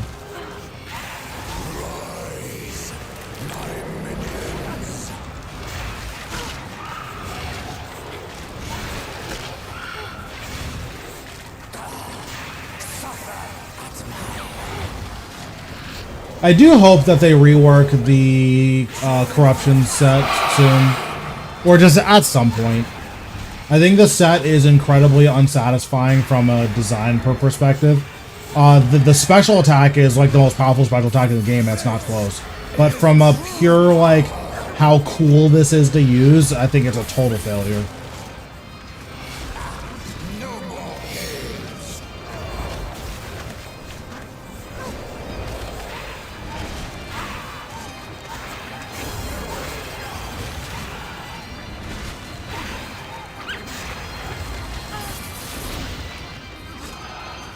Did you make a group iron? Yep.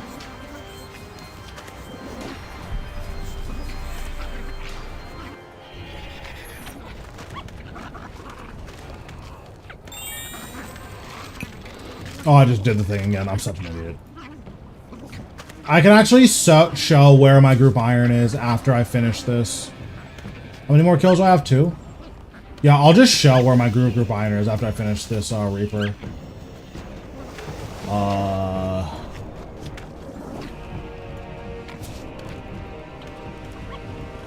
We made a ton of progress on it. Luckily, all of the super annoying cringe grinds are done.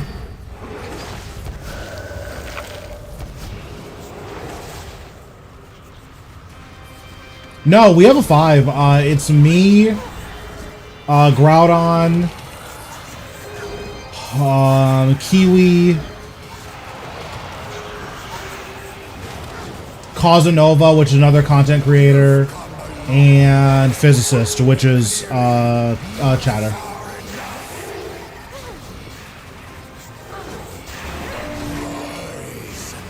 But yeah, what's it called? Kiwi's been focusing on combat, so that's been nice. Why not Reaver's Ring? I don't feel like doing a ring switch.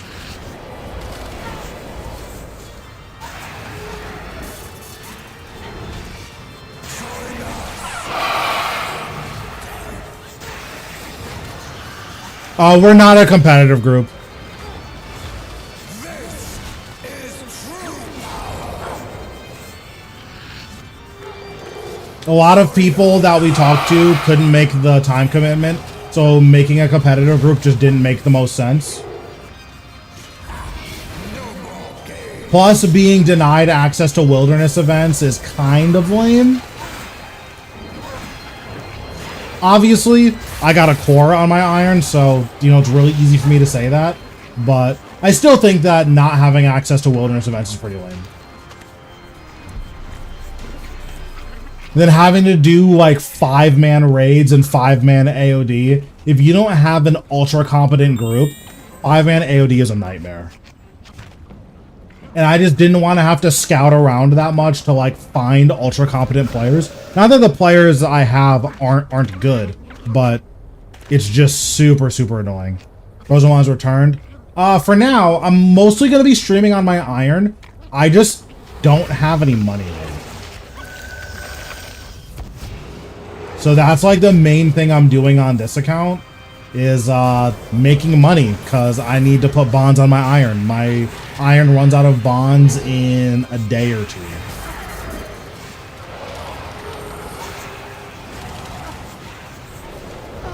You've come a long way, but clearly not far enough. Rise, my minion. But I am going to be streaming more. The main reason I wasn't streaming RuneScape as much is that I was doing boring, cringe AFK stuff that no one wants to watch. It's the main reason I wasn't streaming. This is my Reaper task, so I'm just doing it. Again, I am poor, so we need money. Like, do you see my cash stack right now? This is the first time I've had a white cash stack in, like, 3 years.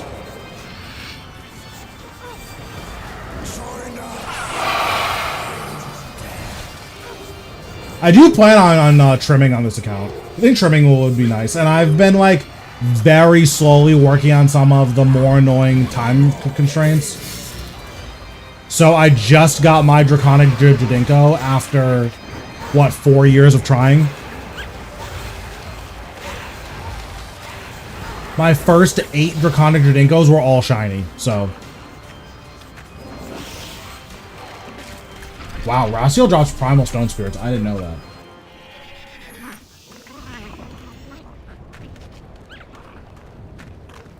It's just, what's the point of doing group iron stuff? It's not like group.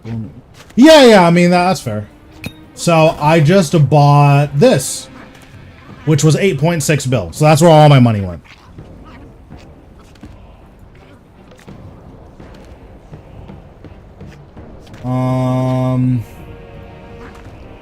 Oh, let me collect all this so I can work on my fletching stuff.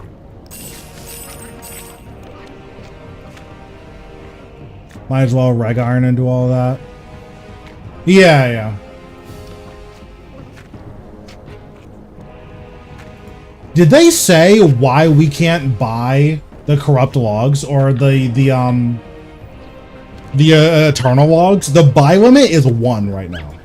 Still got Black Party hat? Yeah, I'm never selling it. I bought it because it looks good, not because like it's a flex or whatever. Yeah, you can't buy these right now. I don't understand. Does anyone know why you can't buy those?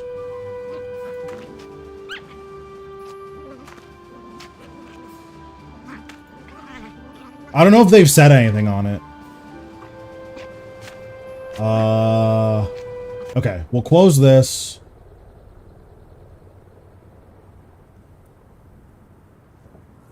Interesting. Okay, I mean, cool. Because, like, the price point, it's who knows how much they're actually worth. Because you can't trade them. All black RuneScape players need to get a black party. I mean, what if they're poor?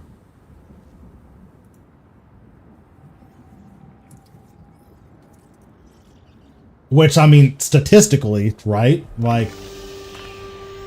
Oh, I just logged in the same account. Okay, hold on.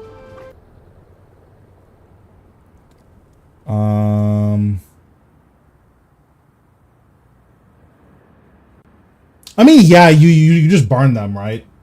Like, they have to be the best fire making XP in the game. But the fact that they are literally worthless right now because you can't trade them is just a little weird.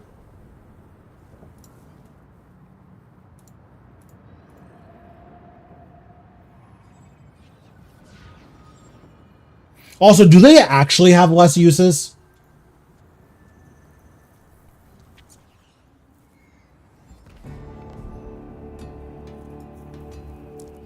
Oh, I need to turn my camera on here. Okay, there we go.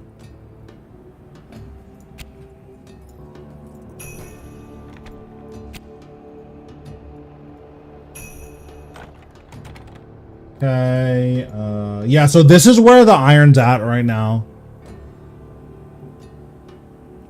Oh, yeah, and then the new arrows are just worthless. But yeah, this is the stat line. We got 80 divination, 85 smithing. We have 78 hunter. That was for big game hunter. We got a dragonmatic.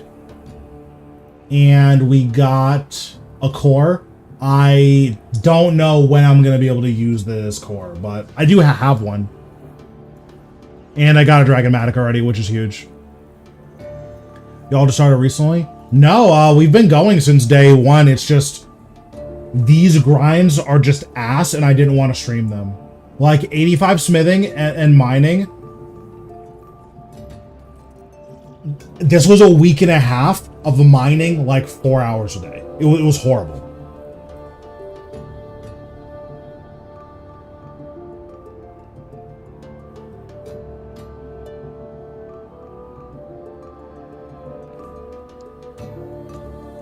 Yeah, and then crafting is a weird grind because I need to decide, okay, do I want to train crafting by doing gem rocks? Like, hold on, let's see. Because if I do gem rocks, I need to do 15 hours of gem rocks. The flip side of it is, and that's to get to 80, that's not to 85. To 85, it's another 15 hours. Yeah, so to 85 is 30 hours of gem rocks. So do I do 15 hours of gem rocks to get to 80? Or do I unlock a gate of Elidinis and AFK that for 300k XP an hour, which turns this into a, well, like an 8-hour grind completely AFK? I don't know. And then the other thing is, maybe I do gem rocks to 80 so that I can unlock invention, and then I do archaeology to 86 to unlock gate, because that's the other thing too. You need 86 archaeology to unlock gate.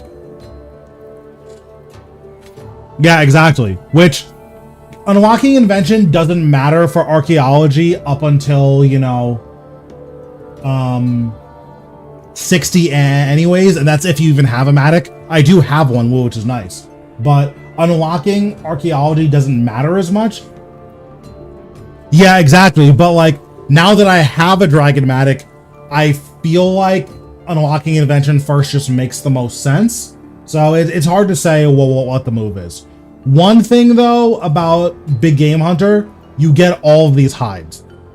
So you don't get a ton of them, but you do get enough that, like, I'm doing big game hunter for my entire group. I need to get 10 dragonmatics, which is obnoxious, but I have to do it, right?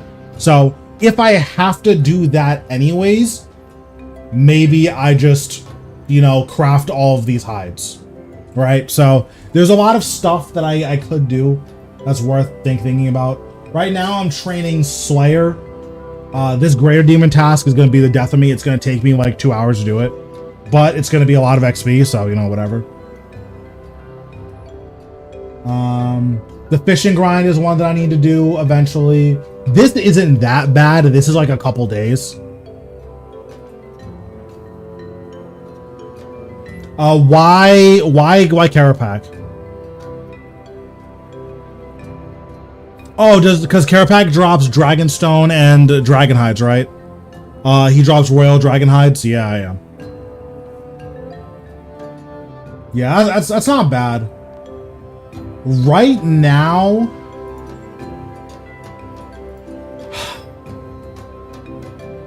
it's tough. It's tough. Cause I think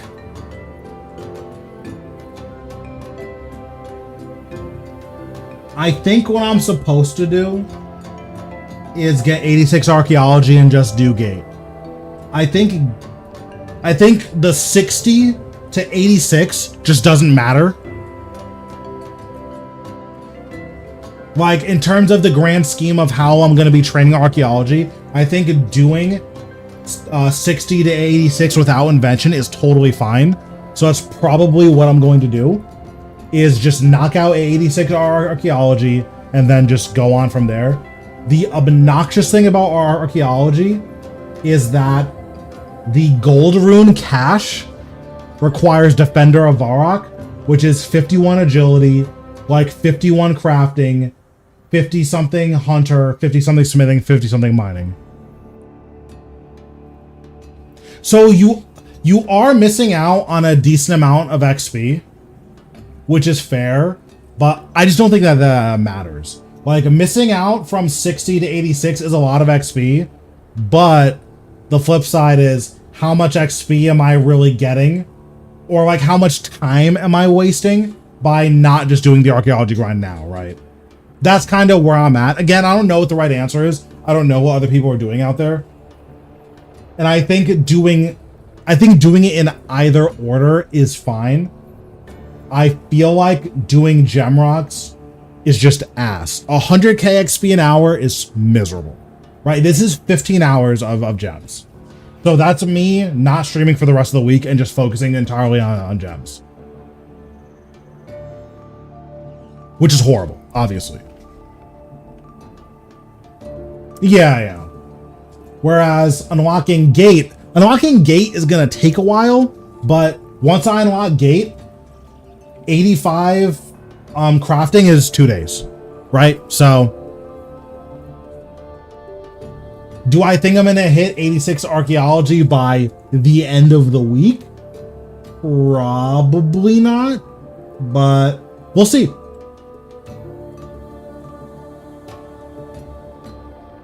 Yeah, I don't like games like PoE. Well, I shouldn't say I don't like games like that. Those games I have a lot of fun with 2 weeks a year. That's just not worth spending money on, in my opinion, but that's also that's just me, right?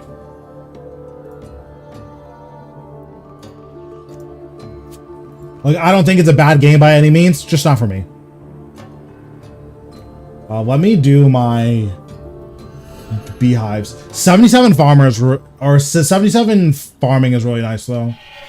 I think I hit 78 here, maybe.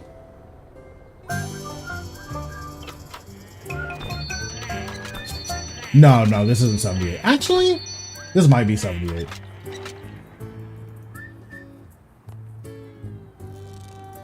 I'm doing beehives and spiders. This spider grind did not take anywhere near as long as it did on my iron or on my other iron. Doing this on my other iron was ass. I want to say this grind took 7 hours to get a male and female spider. Like, it was the worst. It was the least fun I've ever had in my entire life.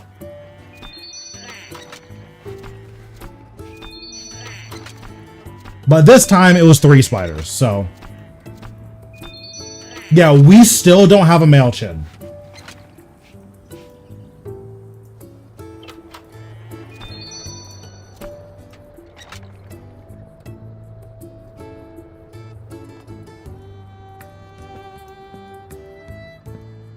Oh, let me just turn these in, because these are going to be obnoxious.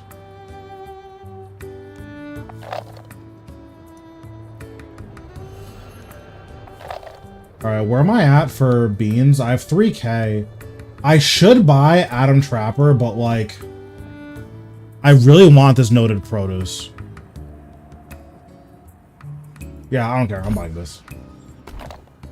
I feel like Adam has such an insanely high chance of just giving you worthlessness that, like, but I'd rather just get the noted produce. Like, this, just in terms of pure quality of life, is so much nicer. I don't have to bank 6 times to collect everything. Oh, something you guys need to do is make sure you, oh, what's the thing I'm thinking about? Make sure you get, Dive. Dive has very low requirements, way lower than you would think. Like getting the puzzle box, rank 6 or whatever, it's like level 60 in a couple of stats you should have pretty high anyways, and plant power 1. That's it. Yeah, exactly. Like, Dive is very, very, very simple to get. It's the next thing that I'm working on, in all honesty. I need to start doing farm runs for, like, herb runs specifically for plant power 6. But, yeah. Dive is definitely one of the easiest things to get. It's one of the most important to get, in my opinion. Yeah, we should have 78 farming here. I did get, the dinosaur, though, and a potosaur. So as soon as I decide to start getting Jardinkos, I can unlock my dinosaur farm. That's going to be really, really nice. Actually, I think I should go set up my dinosaur farm now. But having the Apatosaur already just is, it's really, really nice.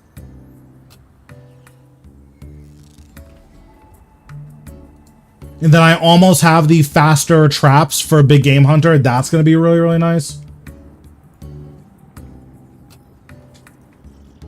But yeah, we'll see what the wilderness event for this is. I have a core on this account, which is sick.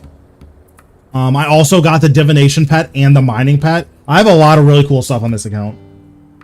The core doesn't really matter because on an iron, you're supposed to use it on a Luck of the Dwarves.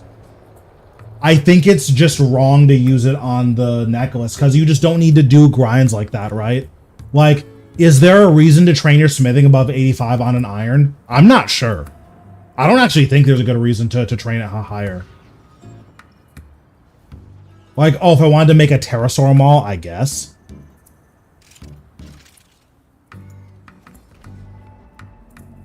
For effigies, maybe? Yeah, exactly. But even then, I feel like just hitting Zamorak is probably just better, right? And just getting vestments. Like, if you're 5-manning vestments. Yeah, I have an okay amount of quest points, too. I think I have like 100 and something. 120 something, maybe? 112. So I do need to work on quests for sure.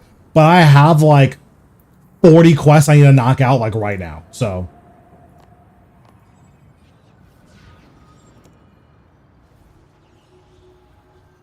yeah, sure. But yeah, because all of the Omega AFK grinds except crafting are done, and I can just do archaeology off stream, we're probably going to be streaming on this account in the future, just because I don't have any boring shit to do left. So that should be pretty nice.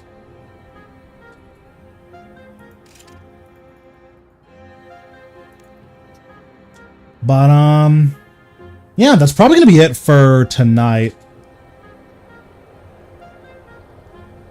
Yeah, I mean, leagues are really fun if you like old school. I think old school's lame, but if you like old school, then I'm not going to tell you not to have fun on the fun game mode, right? But yeah, that's probably going to be it for tonight. I'm not sure if I'm here tomorrow, but I'm definitely not here Thursday.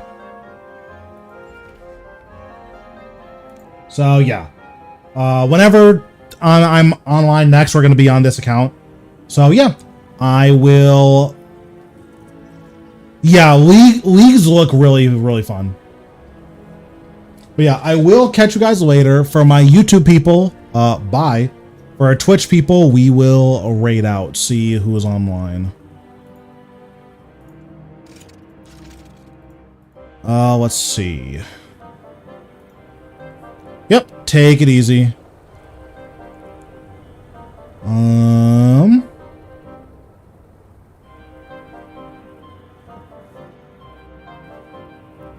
Is anyone fun online?